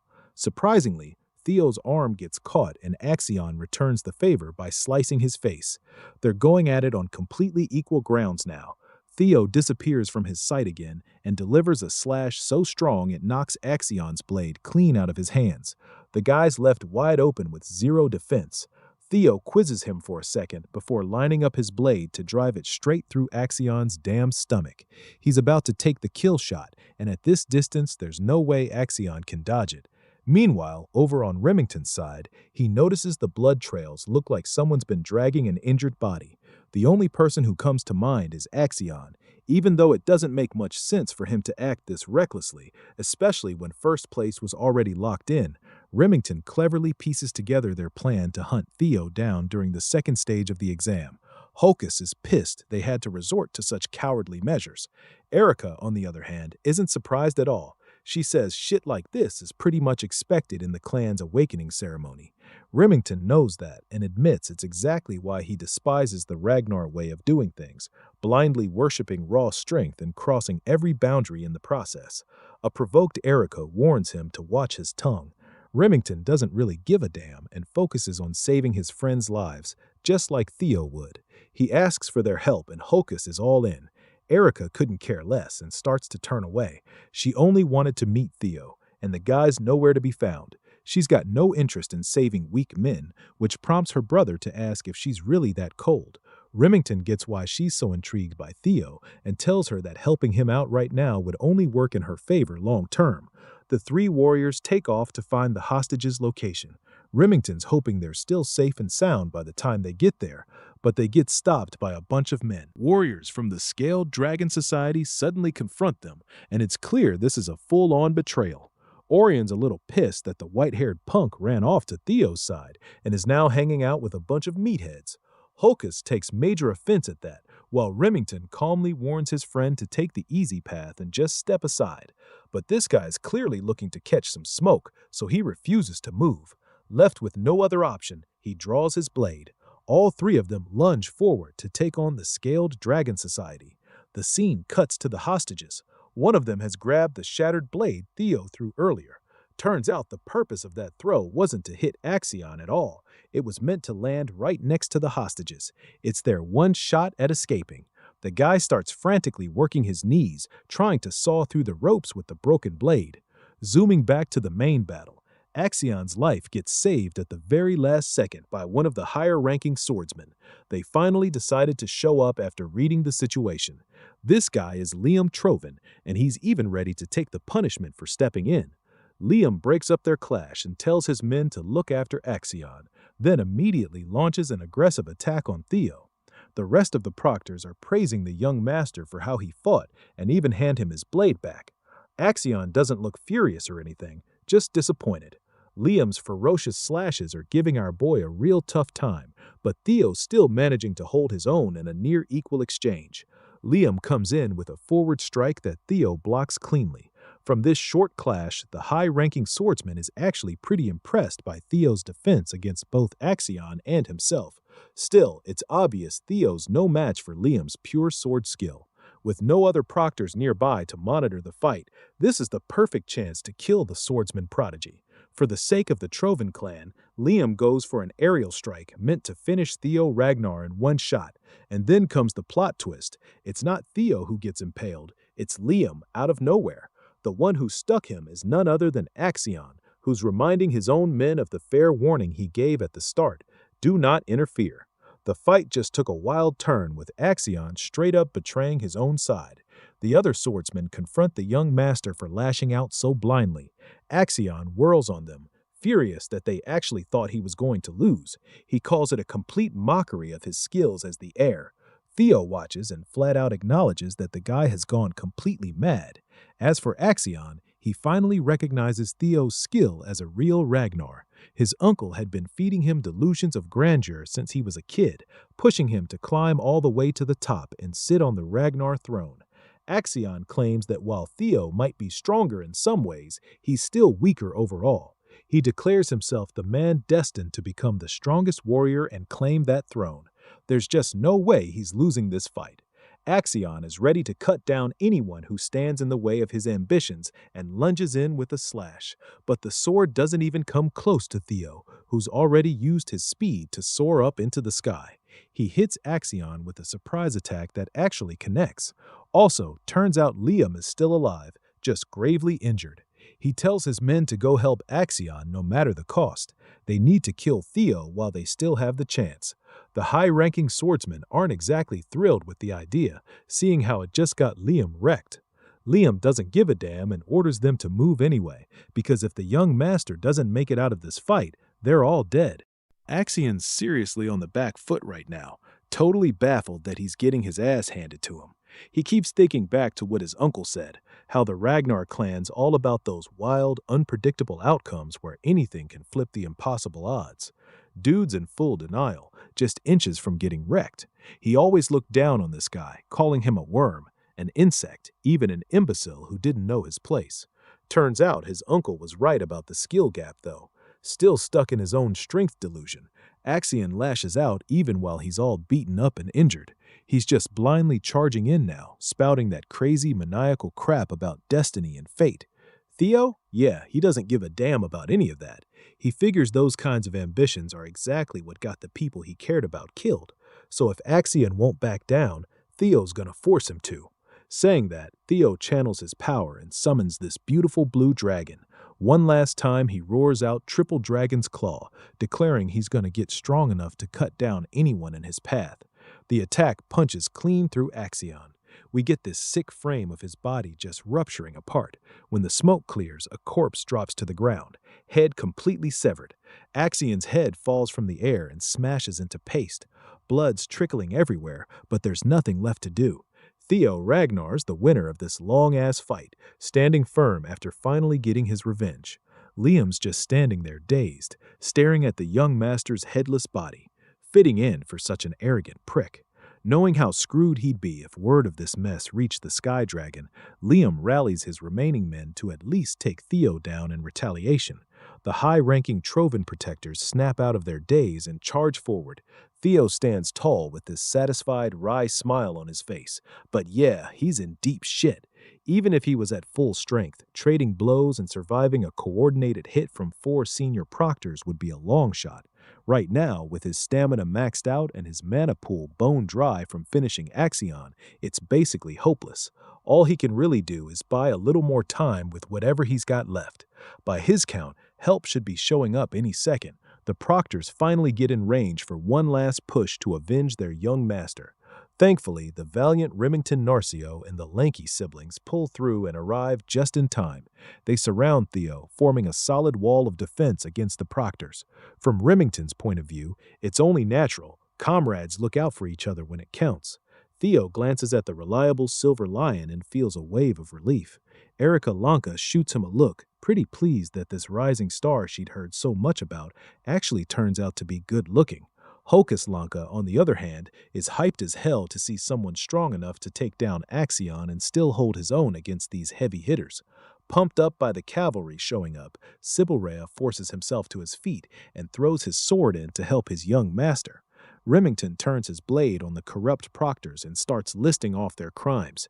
He's more than happy to pass judgment on these lowlives for straight-up interfering with a sacred tradition. Now that things have gotten even messier, and with extra witnesses to their dirty work, the proctors turn to Liam Troven for the next move. Realistically speaking, these guys are screwed no matter which way they go. They didn't even dig up a single thing about the Rose Palace's artifacts. That was the whole damn point of this mess. They couldn't get rid of the biggest thorn in their plans, Theo, and now the young master's dead on their watch. With this many witnesses and traces left behind, it's pretty much game over. Even so, the proctors still think their Sir Liam's gonna figure out some slick way to snake out of this hopeless situation. When shit gets too complicated, though, the simplest route's usually best. Just kill everybody. Liam still's got those marbles in his back pocket. They could cover the whole thing up by staging some abnormal monster outbreak that wiped out every candidate on site, disguise their botched torture and assassination plot as a freak accident, and boom, no more traces of the Troven family's involvement. Out of pure desperation, Liam drops a bunch of 25th grade monster marbles on the ground. If they can stage the place just right, they might actually pull it off. Even staring down total destruction, the proctors put the family's interests above everything else. But before those marbles can even turn into their real forms, Liam feels a sharp pain in his gut for the second time tonight. Poor bastard just took another round of back shots. This time the guy holding the blade is the White Dragon Clan's supervisor, Sulford Gardner, with another supervisor, Aaron Bacchus, right beside him. And it's not just the White Dragons. Plum Blossom Palace and Daffodil Palace show up too, with supervisors Natasha Koppel and Sally Gardner. Liam, that crafty son of a bitch, finally hits the cold, hard ground. Supervisor Sulford tells the remaining traitors to drop their weapons right now unless they want to die on the spot. The Troven proctors are stuck between a rock and a hard place. Behind them is the most promising young Ragnar talent, and up front are these battle-tested veterans. When Theo sees that safety's finally locked in, the last bits of his strength just fade out. Breaking his fall is the woman who warned him not to go just a few minutes ago, Ray Ragnar. Before he completely passes out, he thanks her for the heads up. While the criminals are getting hauled off into custody, Remington finally drops the whole heroic act and runs over to his comrade, looking genuinely worried as hell. The Lanka siblings butt in too. Erica just wants to make sure Theodore remembers her, and Hulkus is already trying to schedule another duel. Pushing them to the background, the rest of the Training Ground 4 boys come pouring in, wholeheartedly thanking the young master. All of them are crying their eyes out. Hearing and feeling all that care and concern from his people, the Ragnar smiles. This is exactly the kind of strength he'd been longing for. Ray, of all people, really gets his nature. As the last sparks of consciousness fade, Theo asks for some bells. He'd be good with just enough to take first place. Moments after the traitorous proctors get arrested, the news hits Ragnar HQ. Of course, Ed Troven can't believe the words coming out of the messenger's mouth. The whole round table of Ragnar's big shots just sits there silent while the messenger repeats the report. Axion Ragnar's death sends a thunderbolt of pure disbelief across the room. Hearing that his nephew died in some test where he'd arranged for another fledgling's assassination almost makes the Sky Dragon crash out on the spot. While Uncle's trying hard not to go full feral, the announcement for the second round of the blooming ceremony kicks off. Gathered at the starting point, the survivors of that grueling test looked completely worn out. An old man steps up front and calls for everyone's attention, praising them for all the hard work. Then he announces the official end of the ceremony, and it's none other than one of the 9 dragons, the Zenith Dragon himself, Foul Ragnar. Everyone in the family knows who the Zenith Dragon is, so the new generation is absolutely starstruck. The guy barely even shows up at formal events. Reading out the results, Old Man Fowl declares that 45 out of 87 candidates made it through.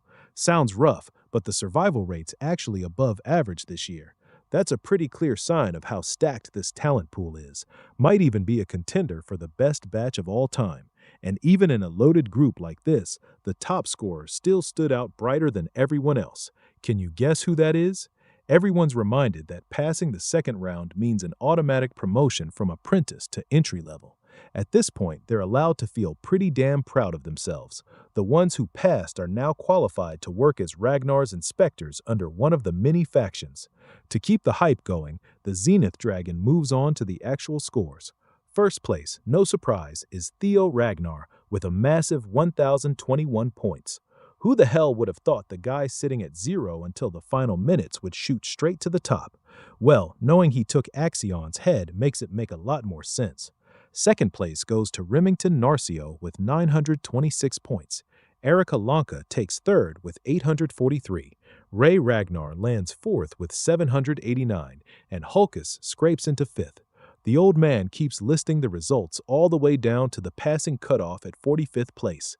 These outstanding candidates are basically guaranteed some prestigious jobs, but the blooming ceremony isn't over yet. There's still a third round that only the absolute cream of the crop can even qualify for. When the ones who collected enough bells to enter the secret ceremony are told to raise their hands, the usual suspects proudly answer the call. Only the top 4 were beast enough to make it into the final trial. The hidden piece of the ceremony is all about the quality breathing method. After collecting enough bells, you get to learn from the inscriptions written inside. Sounds simple enough, but actually gleaning insights, reading, and understanding those etchings takes some serious discernment.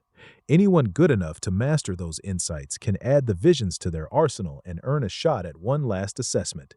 In Theo's past life, he lucked out and got just one bell, but he couldn't understand a single lick of the hidden message. Now he's got hatchling synchronization, an ability that lets him peer straight into the thoughts of things. It basically shows him the essence of those encrypted words as pictures and experiences in his head. He watches countless scenes of past heroes and warriors honing their craft, and it floods him with a deep understanding of the hidden truth in no time. Normally, it's rare to see even one person qualify for the last test, yet this year they've got 4. As far as Theo can remember, Ray and Remington weren't supposed to grasp the quality breathing method tonight. Maybe his actions messed with their progress, too. With the icy floor open, Old Man Fowl invites the top 4 to step up and show him what they've got. Going by the count, Theo Ragnar takes the stage. With Axion out of the picture, a whole lot of things are about to change real fast. Instead of dreading the future, though, Theo feels calm and centered. He's got all the tools now to build a better one. Walking toward the center of the clearing, sparks start crackling around his feet. Those sparks quickly ramp up and turn into full-blown thunder. After sifting through a ton of bells, he finally got attuned to his natural attribute. To show off his comprehension, he enters the first stage, flooding his mana with that roaring thunder attribute. The second stage is all about expression, actually manifesting the thunderous mana. Seeing their boss looking like the damn god of thunder, the training ground boys go absolutely hyped. Most outstanding candidates would stop right here and still get called true geniuses. But Theo Ragnar? He's built different. They haven't even invented a word that can cover how talented this guy is. Using the dragon heart beating in his chest, he hits the third level of comprehension, complete and absolute control. In the crowd, Erica Lanka is straight up drooling at the sight of the strongest man in her generation, while her brother's staring like a kid watching Dragon Ball. Even the Zenith Dragon admits he never expected this high a level of comprehension in such a short time. Everyone figures this has to be the end. Control is pretty much the ceiling for most prodigies at this stage. But no, Theo Ragnar wants to hog the whole spotlight for himself. After showing off that perfect control, his thunderous mana climbs even higher.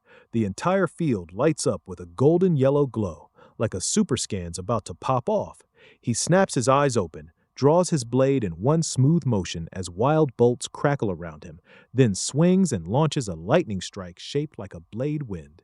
He's finally got a ranged attack. The thing almost gains a life of its own, taking the form of a ravenous thunder dragon. Out of the 5 stages of comprehension, this is the 4th, expansion. This time, nobody in the crowd can even say a word. Every jaw is just hanging open in pure astonishment. Theo aims his new technique straight at Old Man Fowl. Of course, the old man just chuckles, amused as hell. He's genuinely pleased to see a generational talent show this level of expansion. Before the Thunder Dragon can reach him, the geyser calmly raises a hand and summons dewdrops out of thin air. Those little drops compress themselves to the absolute limit and block a whole-ass Thunder Dragon. The Zenith Dragon isn't offended that a candidate dared to test him. If anything, he's glad to find such an interesting gem in this year's ceremony. The audience is completely speechless. Is this guy really one of their peers? Looking way more lively and in a better mood, Old Man Fowl awards Theo an extra 1,000 points for that bold display of mastery. Of course, Theo already counted on the old man's soft spot for truly outstanding candidates when he pulled that last stunt. After the demonstration, Theo's score shoots up to 2,021 points. 1,000 points is realistically unreachable for everyone else, and this dude just doubled that. His performance can only really be compared to the infamous Lord Thorol. Spirits lifted by Theo's boldness, the Zenith Dragon invites the remaining 3 to take the stage. Remington Narcio, attuned to the element of water, reaches the 3rd stage of comprehension, control, and nets himself an extra 500 points. Ray Ragnar hits the 2nd stage, expression, and picks up another 300 points. That cold demeanor of hers fits the ice attribute perfectly. Same deal for Erica Lanka. She also reaches expression for 300 points. Just like her fiery attitude, she's rocking the fire attribute. The geyser's extremely pleased with the talent this year. Normally, cracking the 1,000-point mark would put you right at the top, meaning there are 4 candidates in this batch who could have been the top dog in any other year. Of course, the gap between 1st and 2nd is still astronomical. Theo Ragnar just can't be compared to regular geniuses. Except for the 3rd-round candidates, everyone else gets dismissed so they can prep for the nomination ceremony next week. The top 4 stick around to get briefed on the next step of their journey. From the top of the snow mountain, this all-encompassing killing intent suddenly blankets the entire region. The top 4 almost drop to their knees from the hostile pressure crushing down on them. With a serious look on his face, the Zenith Dragon officially kicks off the next stage of their lives. Even with all the future knowledge Theo's got, he's never heard of anything like this before. To make it even weirder, he feels a familiar power boiling up at the top of the mountain. The force trying to grind them into the dirt is Lodrock's energy. The final part of the blooming ceremony is a complete secret that only a select few ever get to go through, a face-to-face with the family head himself. Nobody knows what actually happens in that meeting. Everything depends on the patriarch's whim. Through this, a candidate might get picked as a prospect for the fight for the throne. Right now, all 5 of the current frontrunners for next family head went through this last trial themselves. Getting chosen for the family head battle is a real mark of a strong candidate. That means Kyle Ragnar is currently waiting for this year's top contenders up on the mountain peak. Still doesn't explain why Theo can sense Lodrock's energy from up there, though. Then a chilling thought hits him. Could the guy who took the ancient dragon's heart actually be his father? Old Man Fowl gives the go-ahead signal for the top 4 to start ascending, break through the fear, and go meet the Lord. Easier said than done when they can't even take a single step forward. To help out his fellow contenders, Theo tells them to stop trying to tank the pressure with pure force and instead match its wavelength using mana. Remington quickly catches on to what he's getting at. It's gonna be tough as hell, but creating an anti-phase wave to neutralize the mounting pressure could theoretically work. This test is basically just a way of weeding out the candidates who can't properly control their magic power. Erica's hanging on the sidelines, totally confused about what the nerds are even talking about. Remington gladly launches into a whole explanation, blabbering on about the vibrational properties of mana. Erica just stares at him like he's some alien speaking a language nobody's ever heard of. Long story short, they just need to project mana with the exact opposite properties of the pressure. Erica straight up scolds Remington the goody two-shoes for using all these complicated terms when the solution's that simple. While the others are still arguing, Theo's already got his eyes closed and is damn near finished cooking up his countermeasure. A few seconds later, he puts out this thick, rich aura and steadily neutralizes the pressure that was locking him in place. When they ask how the hell he solved it so fast, he just confidently says, "This kind of feat is exactly what you'd expect from the next clan head." His fellow candidates are taken aback by how brazen that sounds, while the Zenith Dragon stays completely stoic. Leaving the rest in the dust, Theo takes off straight into the snowy woods. Old Man Fowl warns the others to pick up the pace. Points for this stage get handed out based on the order they reach the top. Those words definitely light a fire under their asses. Once the last one finally leaves the starting point, the Zenith Dragon turns contemplative and chuckles to himself. In all his years, he's never wanted to take a youngling on as a disciple this badly. Back at Camellia Palace, a certain elf bursts through the gates, laughing her head off, eagerly looking for her daughter. The demon craftsman Cursum is banging open every single door in the palace, hunting for Cecilia. From the way the maids react, you'd think she's been showing up every day since young Master Theo became the family's rising star. She interrupts an important meeting, shoves the right door open, and cheers the second she spots her daughter. For the nth time, Cecilia warns her mom about keeping some decorum on palace grounds. Cursum couldn't care less about pointless manners. She's about to get obscenely wealthy after all. Sure, she's already rich by every metric, but soon her coffers are gonna overflow with ridiculous treasures. Just a reminder, she's also known as the Elf of Capitalism incarnate. Ever since Theo blew up, orders have been flooding her workshop non-stop. Her business has finally hit mainstream popularity. Of course, Cecilia's happy for her mom. More than that, she always believed her son would excel. That's all she ever wanted before. But watching her little boy keep ending up in dangerous situations, a mother can't stop worrying. What if he gets hurt? What if he can't handle all the pressure and attention? Cecilia feels pretty useless just standing on the sidelines. Unable to bottle up the frustration anymore, she turns to the one thing she can do for her son, making sure he always has immaculate drip. Meanwhile, Cursum is yapping away about her future plans to expand the business. Besides weapons, her workshop's about to start crafting and selling accessories too. The profits from that expansion alone could boost her revenue tenfold. Since Cecilia's been thinking of ways to help her son more, she turns to her mom with a proposition. Up on the snowy mountain peak, Kyle Ragnar is howling with laughter after hearing his son's blatant declaration of aiming for the throne. The boss chats with a little blackbird, assuring the feathered buddy that he's not the type of father who'd stand in the way of his kid's dreams. Not to mention, it's important not to stomp out the ambition of youth. He was once just like Theo back in his younger years, after all. In fact, the very top of this mountain, packed with ownerless blades, the graveyard of swords, is living proof of that undying ambition. All Kyle Ragnar wants is the prosperity of his family. To make that happen, he's willing to take care of anything or anyone who gets in the way. With a graveyard stretching as far as the eye can see, what's one more body, right? For some reason, the blackbird still looks pretty worried about this year's contenders. Kyle promptly declares that his blade doesn't give a damn about blood ties when the big picture's on the line. After all, he's fully aware that his damn son is a regressor. That's right, the plot thickens. Finally, the time comes for father and son to meet at the peak. Kyle looks over Theo's ragged state, and that smirk of his fades real quick. The whole jovial, happy-go-lucky dad vibe is gone. Now he looks like the guardian of death itself, surrounded by the blades of every enemy he's ever dropped.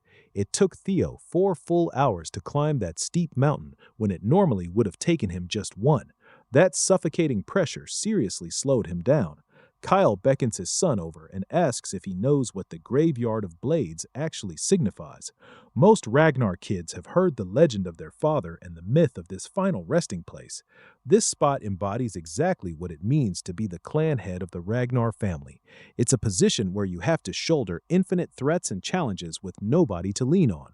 The position only follows the rule of the strong. A clan head has to stand tall above every mortal. When he's asked if he's got what it takes to seize a spot like that, Theo answers with a loud, confident yes. His father warns him not to throw out such a definitive answer so lightly. On Kyle's own climb to the top, he had to send thousands upon thousands of souls to the afterlife. Not everybody can carry all that resentment. Standing here, Kyle's reminded of his bloody warpath. He can still hear his victims' curses and threats of revenge echoing from beyond the land of the living. Even so, Theo's resolve doesn't budge an inch. The kid knows exactly what he wants to be.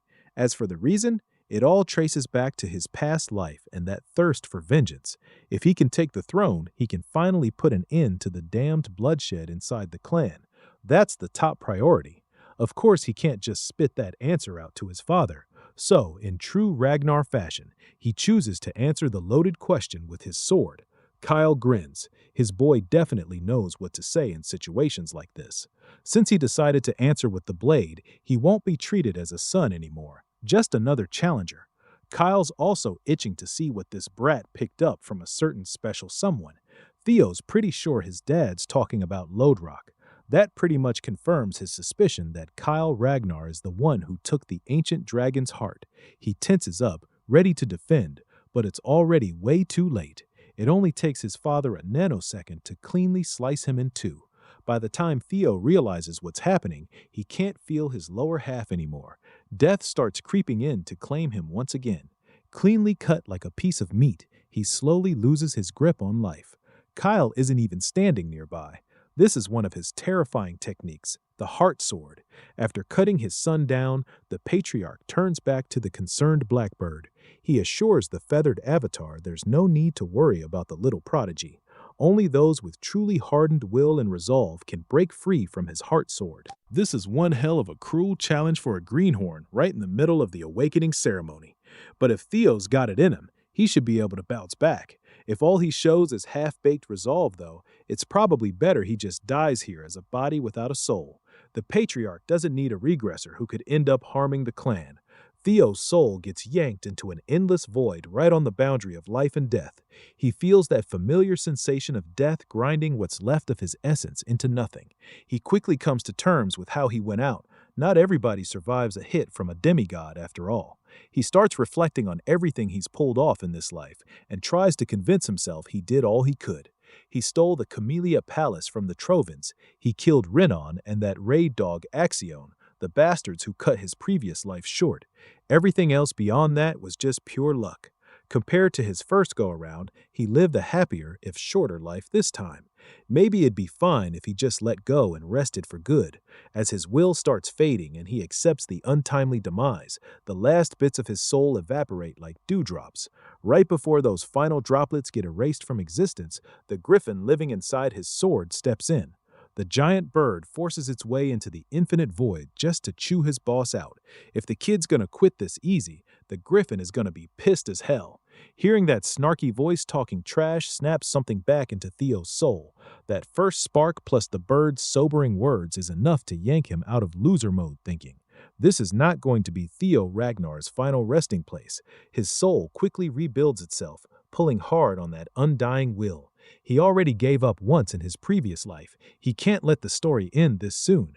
After putting his soul back together, Theo goes above and beyond and manifests a blade sharp enough to cut through the endless void itself. He remembers the solemn vow he made to himself. His body, mind, and soul might break, but Theo Ragnar will never yield. Inside that empty space of pure nothingness, he swings the blade with pure, desperate refusal to fade out. That purest slash of his turns out sharp and strong enough to slice right through the possibility of disappearing. The illusion of death shatters, and the light of life rains down on his soul. Theo opens his eyes. He's back on top of the mountain. He successfully cut through the effects of the heart sword technique.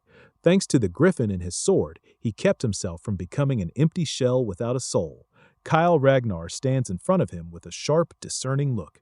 The ruthless demigod sneers and gives his son a passing grade.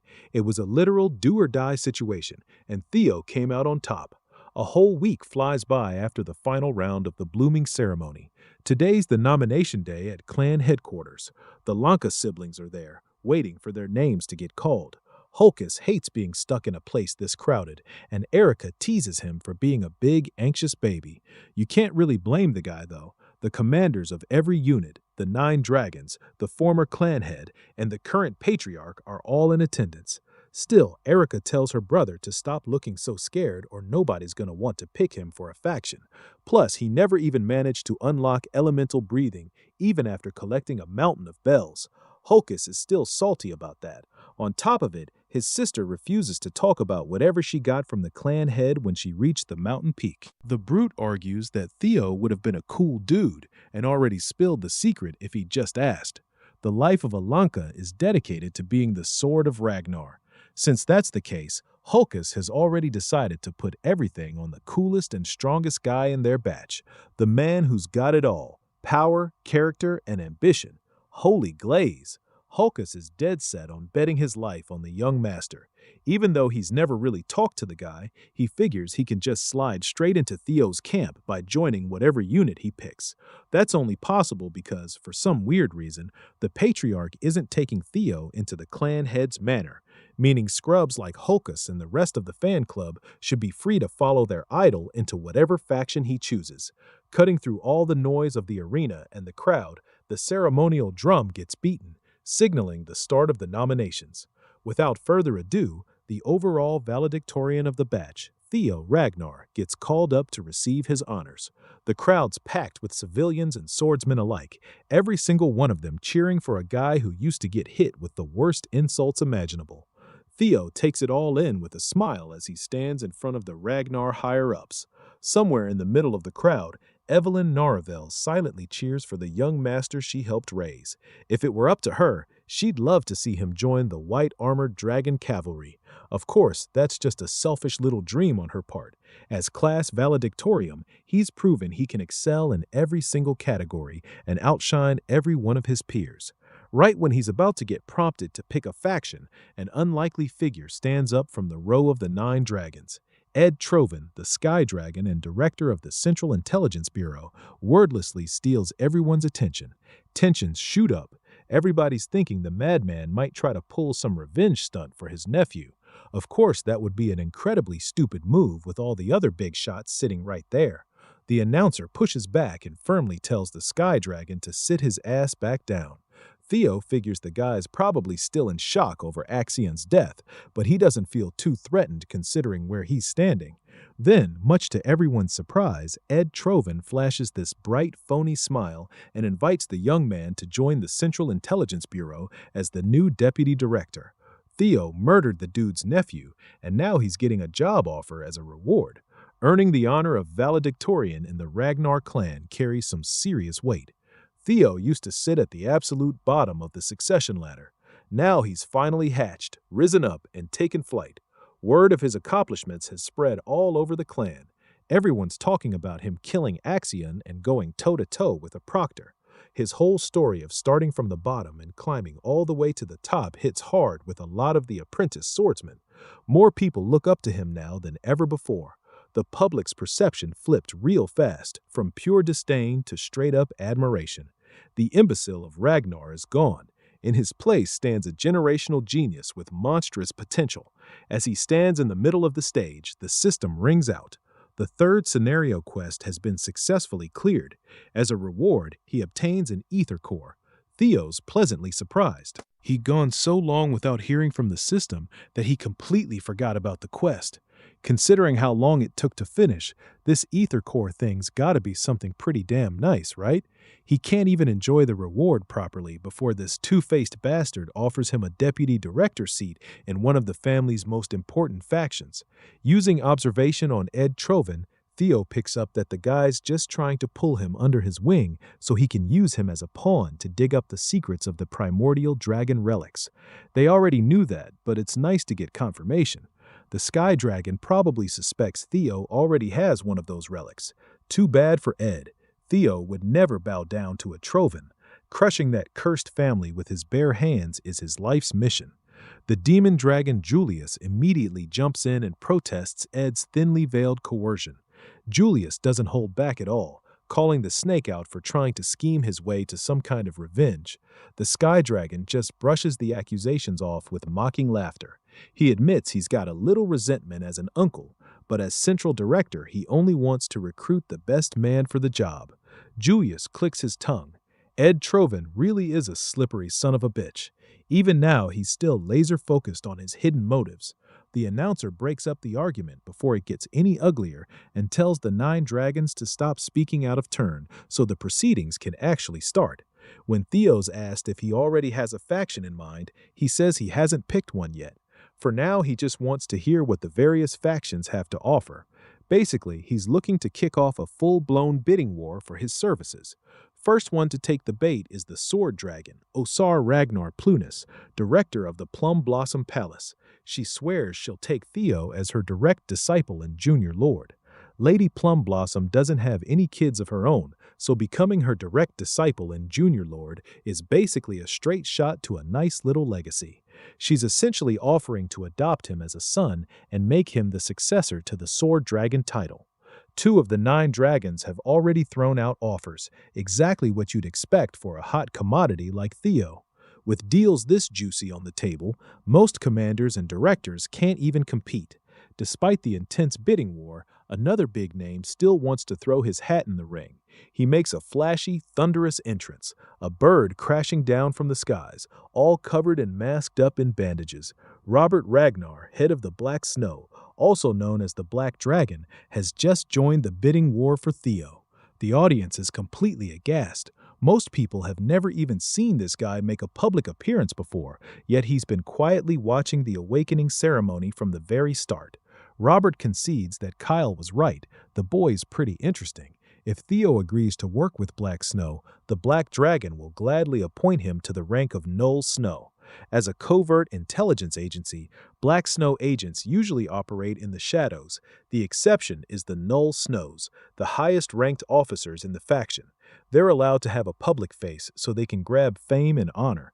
In Theo's past life, there were only 8 of them in the whole faction. He tried so hard to reach that rank, but it was basically impossible. Now it's being handed to him right out of the gate. Stealing the spotlight from the Black Dragon, Old Man Fowl, the Zenith Dragon, speaks up. Theo Ragnar really left a mark on the guy during the 3rd stage, so he figured he'd let Theo know that Zenith Academy would be more than happy to snatch up the most promising talent the family's seen in ages. That makes 4 out of 9 dragons straight up throwing their offers on the table.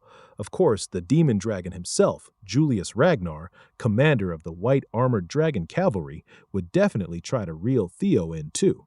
Even with all those tempting offers flying around, Julius stuck to his guns and refused to give Theo any special treatment. His troops were basically yelling at him that this was not the time to be all principled, but Evelyn already saw that coming from Julius. Honor comes from proving yourself. The White Armored Dragon Cavalry lives and dies by that philosophy. Julius wants to stay fair to the other recruits, but he still proudly promised that Theo would get full support for proper development and the pride of being a dragoon. Theo got where the commander was coming from. Hell, he even respects it. Just as he was about to make his choice, a sultry voice from some soft lips suddenly rang inside his head, and only his head. The former clan head, Hilda Ragnar, asked him if he was a regressor. From her tone, she already knew for damn sure that he was. Trying to keep his cool, he telepathically answered, playing dumb. Hilda praised Theo's flawless acting skills and said she was curious about what kind of life he'd lived in his previous cycle. Hearing her mention some kind of cycle made Theo realize regression might not just be a one-and-done do-over. While he was having a full-on existential crisis, everyone else in the arena was still waiting to hear his choice, so he asked for a little more time to gather his thoughts. Hilda smirked at how flustered he looked. She told him there was no need to hide anymore. After all, she was a regressor just like him, but the cycle she was allowed to repeat had already run out. This old but still fine-ass grandma of his was basically admitting she'd been through the regression cycle multiple times. That's a hell of a lot of info to process on the spot. Maybe just asking Hilda straight up for a better explanation would be smarter. When he asked what she meant by cycles, Hilda was surprised he didn't know something so basic. That son of hers, Kyle, must not have told the poor kid a damn thing. Not that it was a shock. Kyle absolutely despises regressors. It's actually weirder that he even let one live, blood relative or not.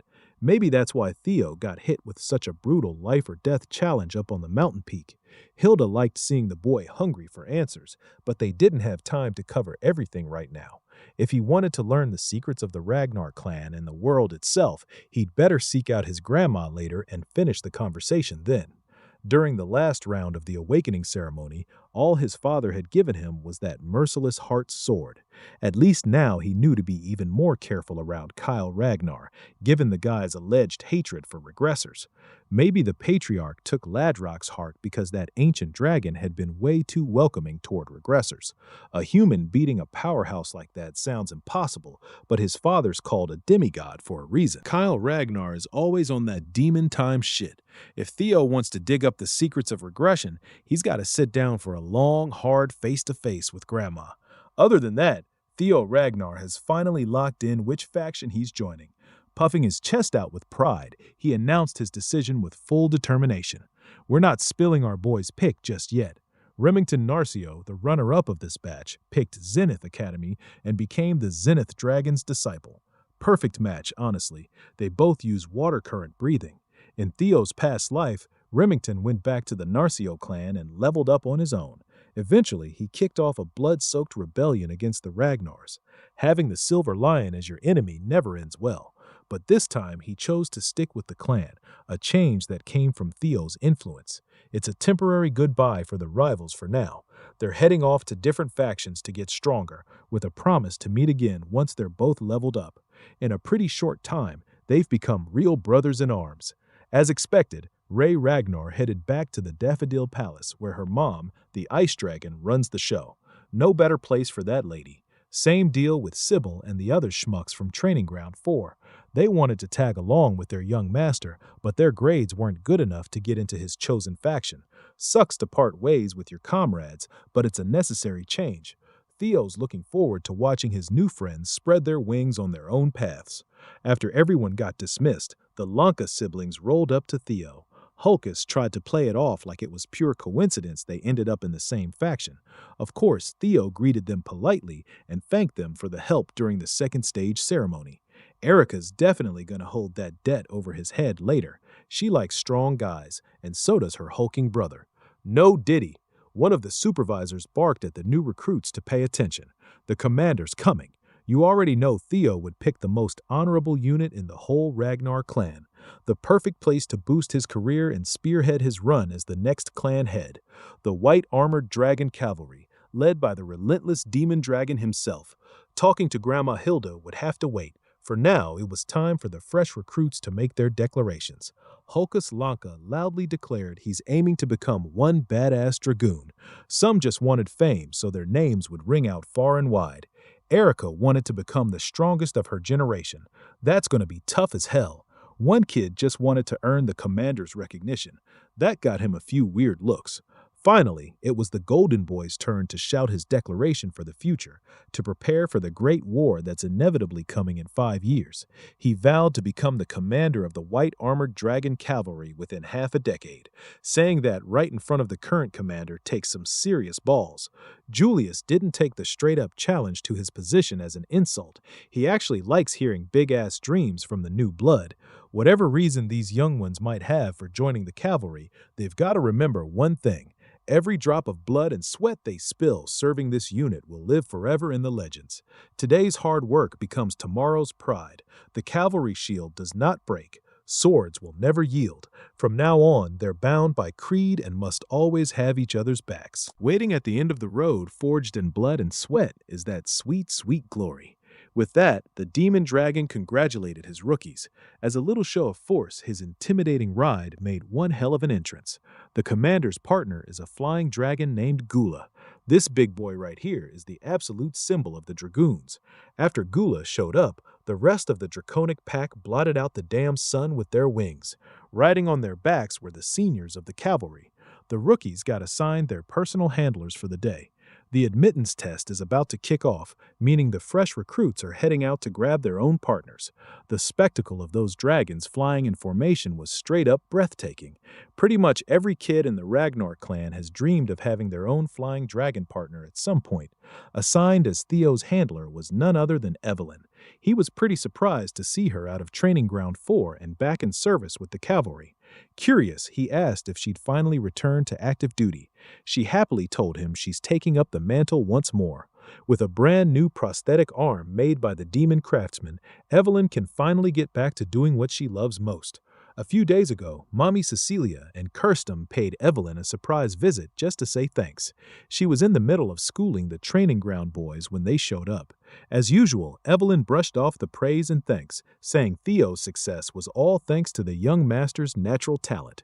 Still, Cecilia believes Evelyn's acknowledgement and support played a big part in her son's success. Hearing that Theo had someone this dependable in his life made Cecilia want to show her gratitude somehow. Evelyn kept talking herself down. Cecilia wasn't having that. Kirsten pointed out that the lights that guide you through the dark often don't realize just how bright they really are. The elf could see that in this one-armed swordswoman, and she wanted to help Evelyn shine even brighter across the world. Back to the present, her life as a premier dragoon for the cavalry has been fully reignited. Cecilia gave Theo all the credit, telling Evelyn that her son was the one who called in this huge favor. Thanks to that, Evelyn can hold the reins of her beloved dragon again. Theo had zero clue this was going on behind the scenes. Even without him knowing, his mom really is the best damn mom out there. To pay back this life-changing favor, Evelyn Narville pledged to be the young master's loyal sword. He accepted her vow right away as they flew into the perilous nest of the white armored dragon cavalry. The nest of white dragons isn't a place fit for humans at all. The name's a bit misleading too, since it's mostly home to the flying wyverns. This is also where the cavalry holds the admittance test. Failing to find a fitting partner means you don't get inducted, but actual failures are pretty rare. Theo wasn't too worried about himself, but he was a bit concerned about those brutish Lanka siblings. Evelyn explained that picking a partner usually comes down to vibes and sixth sense. You just know it when you see it. Their first observation point was the stomping ground of Opterex, a big-ass brown scaly wyvern known as a straight-up tyrannical predator. Next up was the den of the poisonous aviary. Those things sport serpentine bodies, can spray violet poison mist, and use their stingers as lethal weapons. There's also the blade dragon Sigia. They're classified as docile herbivores that normally prefer burrowing and nesting underground. They rely on ambushes against enemies. Up in the skies, you've got the speed dragons, velociraptors. They're small, quick, and smart as hell. They hunt in packs and spew fire from their mouths. The wyvern species, managed by the cavalry, mostly fall into these four groups. Unfortunately, Theo didn't vibe with a single one of them. Digging into his memories from the first life, one infamous wyvern popped into his head. 6 years after the start of the Great War, a massive mutated wyvern would raid the White Dragon's nest. It slaughtered hundreds of mounts raised by the White Armored Dragon cavalry. They aptly dubbed it the Evil Shadow Dragon. That day, 8 villages burned to the ground and dozens of warriors fell. Alarmed, the Ragnar clan categorized the Evil Shadow Dragon as a Class 2 calamity, a straight-up demonic fiend. In the end, it took the Demon Dragon and the Sword Dragon teaming up to take the vile thing down. It got its name from its ability to hide in the shadows. This is basically how to train your dragon, but with blood. Theo would love to pair up with that anomaly. As far as he could remember, the beast had one glaring distinguishing feature. After flying around for a bit, he luckily spotted that exact distinction. While the rookies are out there doing their best to lock down a partner, the commander is just chilling on the deadly cliffs with Gula. Interrupting his peaceful little moment, the sword dragon entered his territory today. He doesn't mind interruptions. He just secured the most talented prospect in the clan's history. A dragon he wasn't even expecting fell right into his grasp. Well, that's actually what brings Osa here. She knows Commander Julius is planning to establish Theo as a pillar of the cavalry sooner rather than later. Of course, he neither confirmed nor denied Osa's claims. Running your mouth is how a lot of men dig their own graves, after all. The sword dragon could just tell this guy was painting a bigger picture than she originally thought, even though he hadn't said a single incriminating word. Well, Osa didn't come here to cause trouble. On the contrary, she just wanted to put forward a proposal for the Golden Boy's sake. Julius kept his reply short and curt. He already has Theo in his faction. Switching teams to the Plum Blossom Palace is completely out of the question. What kind of proposal could this plump woman even have? Not mincing her words at all, she suggested joint mentorship for the rising star. That's an unprecedented idea. Factions within the clan never mix and bend traditions for a single prospect. Back to the action. Theo and Evelyn flew closer to the corner he'd spotted from afar. In there, four rascals were ganging up on a single wyvern with bluish-white scales. Evelyn was already aware of this particular wyvern getting bullied by its peers. The cavalry had tried every remedy they had, but nothing worked. The others were ostracizing him for not being pure-blooded. The poor dude is the child of a female wyvern and a male vapor. You see, vapors are Class 1 demonic fiends that live deep in the demon sea. It's a total mystery how one could even reproduce with a wyvern. A union like that, let alone a birth, should have been impossible. Theo couldn't believe the lore he was hearing right now. Class 1 demonic fiends are a blight on humanity. They're living calamities that seek pure destruction. If one ever successfully crossed the Great Wall, it would wreak untold havoc. Not to mention, they're ugly pieces of shit. Vapors are ghost-type monsters that dwell in the shadows. Now it makes perfect sense how the evil shadow dragon gained such exclusive abilities. It must be the vapor blood. The birth of this white wyvern caused a massive uproar in the cavalry. There was some pushback, but they decided to accept him into the nest for observation. Then came the bullying, with the other wyverns flat out refusing to accept a half-blood. Seclusion wasn't a real solution, so the cavalry had no clue what else to do. Hearing what the little fella had lived through, ostracized just for being different in origin, really hit home for Theo. The cavalry named him Umbra, which means shadow in the ancient language. Theo smiled. He had a strong feeling his partner was finally here. Without warning Evelyn, he hopped up on the saddle and announced his choice. Instead of waiting for her to safely park her ride, the madman just leaped straight out of the flying beast. No prep, no parachute. He was way too excited about meeting Umbra. Evelyn's heart damn near skipped a beat when the young master decided to skydive on a whim under her watch. Theo was simply too determined to help Umbra live a different life this time around. He got a second chance. Why the hell shouldn't the evil shadow dragon get the same shot at a new life? Stimulating his mana, Theo landed like a lightning strike straight from the heavens. Surprised, Evelyn didn't even have time to stop the young master's recklessness. On the way down to the cliff face, Theo pulled out multiple blades and launched them at different speeds.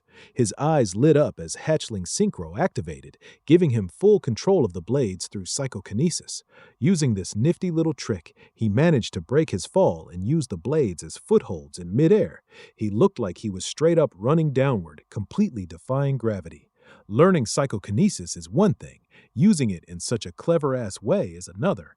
Evelyn was amazed. This young monster's growth rate is honestly unbelievable.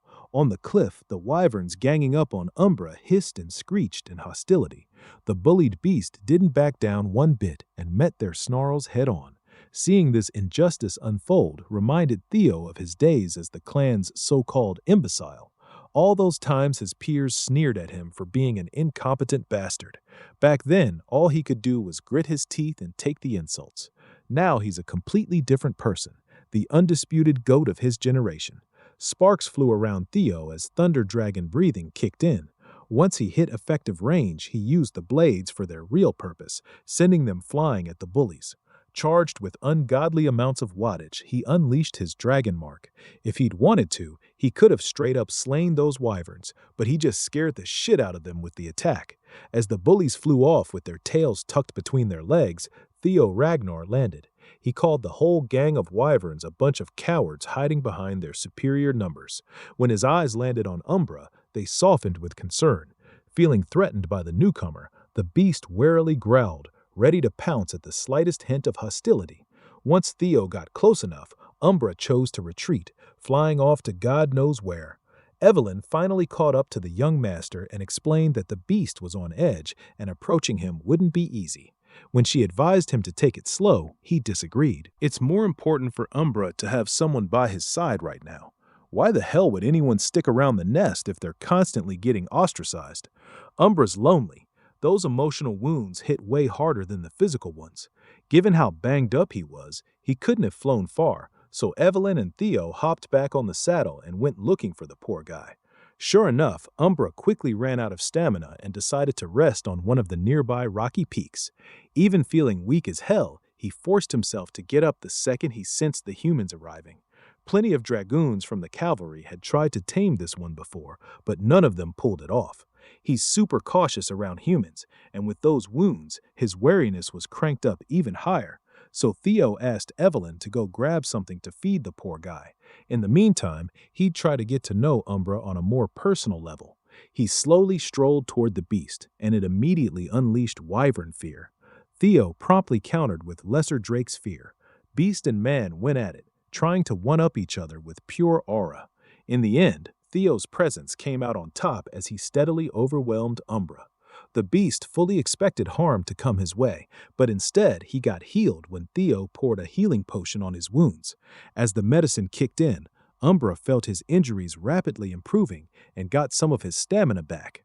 After dealing with those nasty wounds, Theo gently pets the poor wyvern hybrid.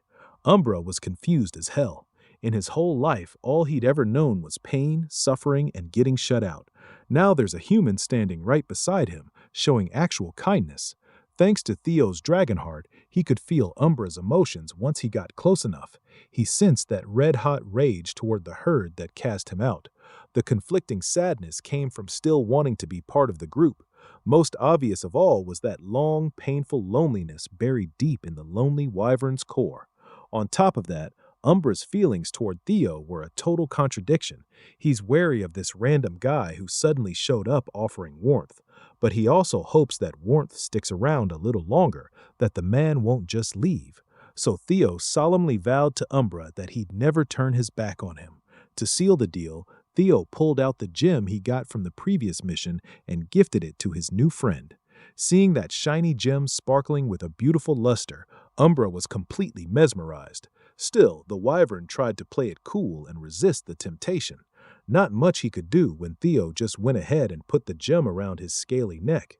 Theo promised that if Umbra followed him from now on, they'd get plenty more shiny things. It was an offer damn near impossible to refuse. To sweeten the pot even more, Theo proposed they make reins and saddles encrusted with invaluable gems, super flashy and pretty as hell. They might need to rob someone's grandma to make that happen, though. That grandma in question? His own. Far away in her workshop, Kirsten suddenly got a bad feeling she was about to lose a ton of money. With all those promises of companionship and opulence, Umbra roared with pure elation. Theo Ragnar had successfully been recognized as the Vapor Wyvern's master. With that, he also unlocked the Wyvern taming skill. It grants him higher mastery proportional to his partner's trust, plus a nice 10% power boost to both rider and mount. A few minutes later, Evelyn came back. She was dragging two bulls by the horns while her wyvern caught its breath. The beast that no dragoon in the entire cavalry could tame was now cuddling up with the young master. They handed the bulls over to Umbra, and he happily munched through a hefty lunch. When Evelyn curiously asked how the hell he pulled this off, Theo simply explained that he looked after Umbra's wounded heart. After doing that, the present easily sealed the deal. The once aggressive outcast now looks like a cute puppy, offering his master some of the bull meat. At this point, Evelyn has just accepted that Theo is a total charmer, whether it's people or beasts. Seeing Umbra offer his neck and back to Theo as a clear sign of trust, Evelyn congratulated the young master for officially passing the test. Then she realized Theo wasn't planning on just ceremoniously hopping on his new mount's back for a second. Evelyn panicked. He hasn't received any kind of flight training yet. Plus, riding a wyvern without reins or a saddle is just asking for a gruesome accident. Theo grinned and assured Lady Evelyn he'd be fine. With wyvern taming, he can make up for his lack of riding skills, and so the partners took off, leaving Evelyn watching from the ground. Seeing Umbra so excited to take flight, Theo figured the little guy must be itching to show his new master something. For the first time in his miserable life, Umbra actually looked happy. Watching his partner soar with that pure childlike wonder, Theo couldn't help wondering how a pure-hearted creature like this ever turned into the terrible demonic fiend that earned the evil shadow dragon name. After flying across the entire nest, they arrived at the edge of a giant cascading waterfall. Umbra phased straight through the heavy downpour, heading into a hidden cave obscured by the water. Theo thought he knew the layout of the whole winter mountains from his experience in the black snow, but he had no idea a crystal cave was tucked away behind the waterfall. Given how shiny this place is, it makes total sense why Umbra loves it. Looking around, Theo found the reason Umbra eventually became the evil shadow dragon. He'd been eating the many ghost spirit flowers growing around the crystal cave. These things normally only grow in the deepest reaches of the demon sea by soaking up pure demonic energy. Dragons and demons supposedly have opposing energies, so it's a mystery how the hell Umbra survived on a diet like that. Whatever the case, burning these flowers is a must. Umbra was not happy about the idea, but Theo promised not to mess with the crystals.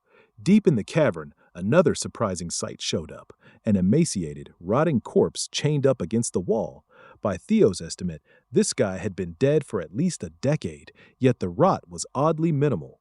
The cold of the cave helped, but it was also a clear sign of tremendous magical power.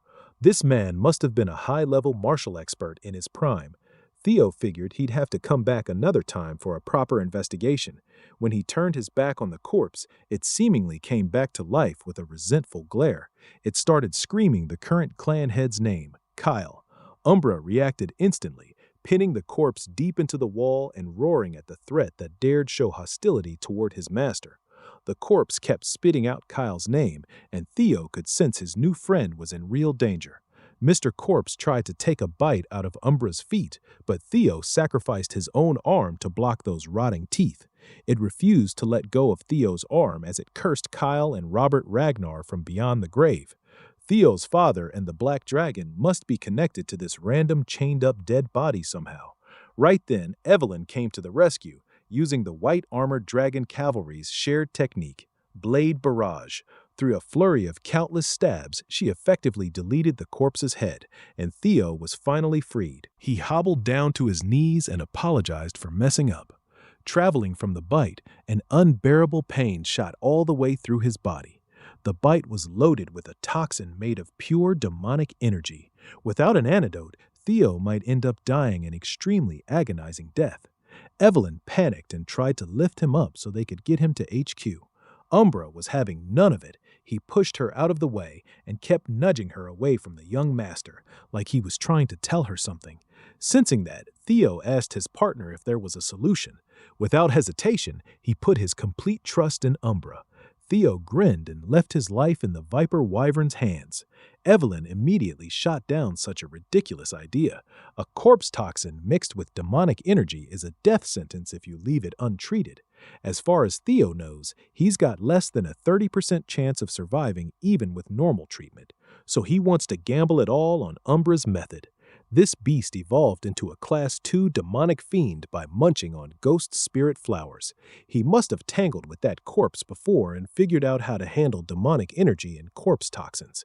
Before he blacked out, he asked Evelyn to please just follow Umbra's lead.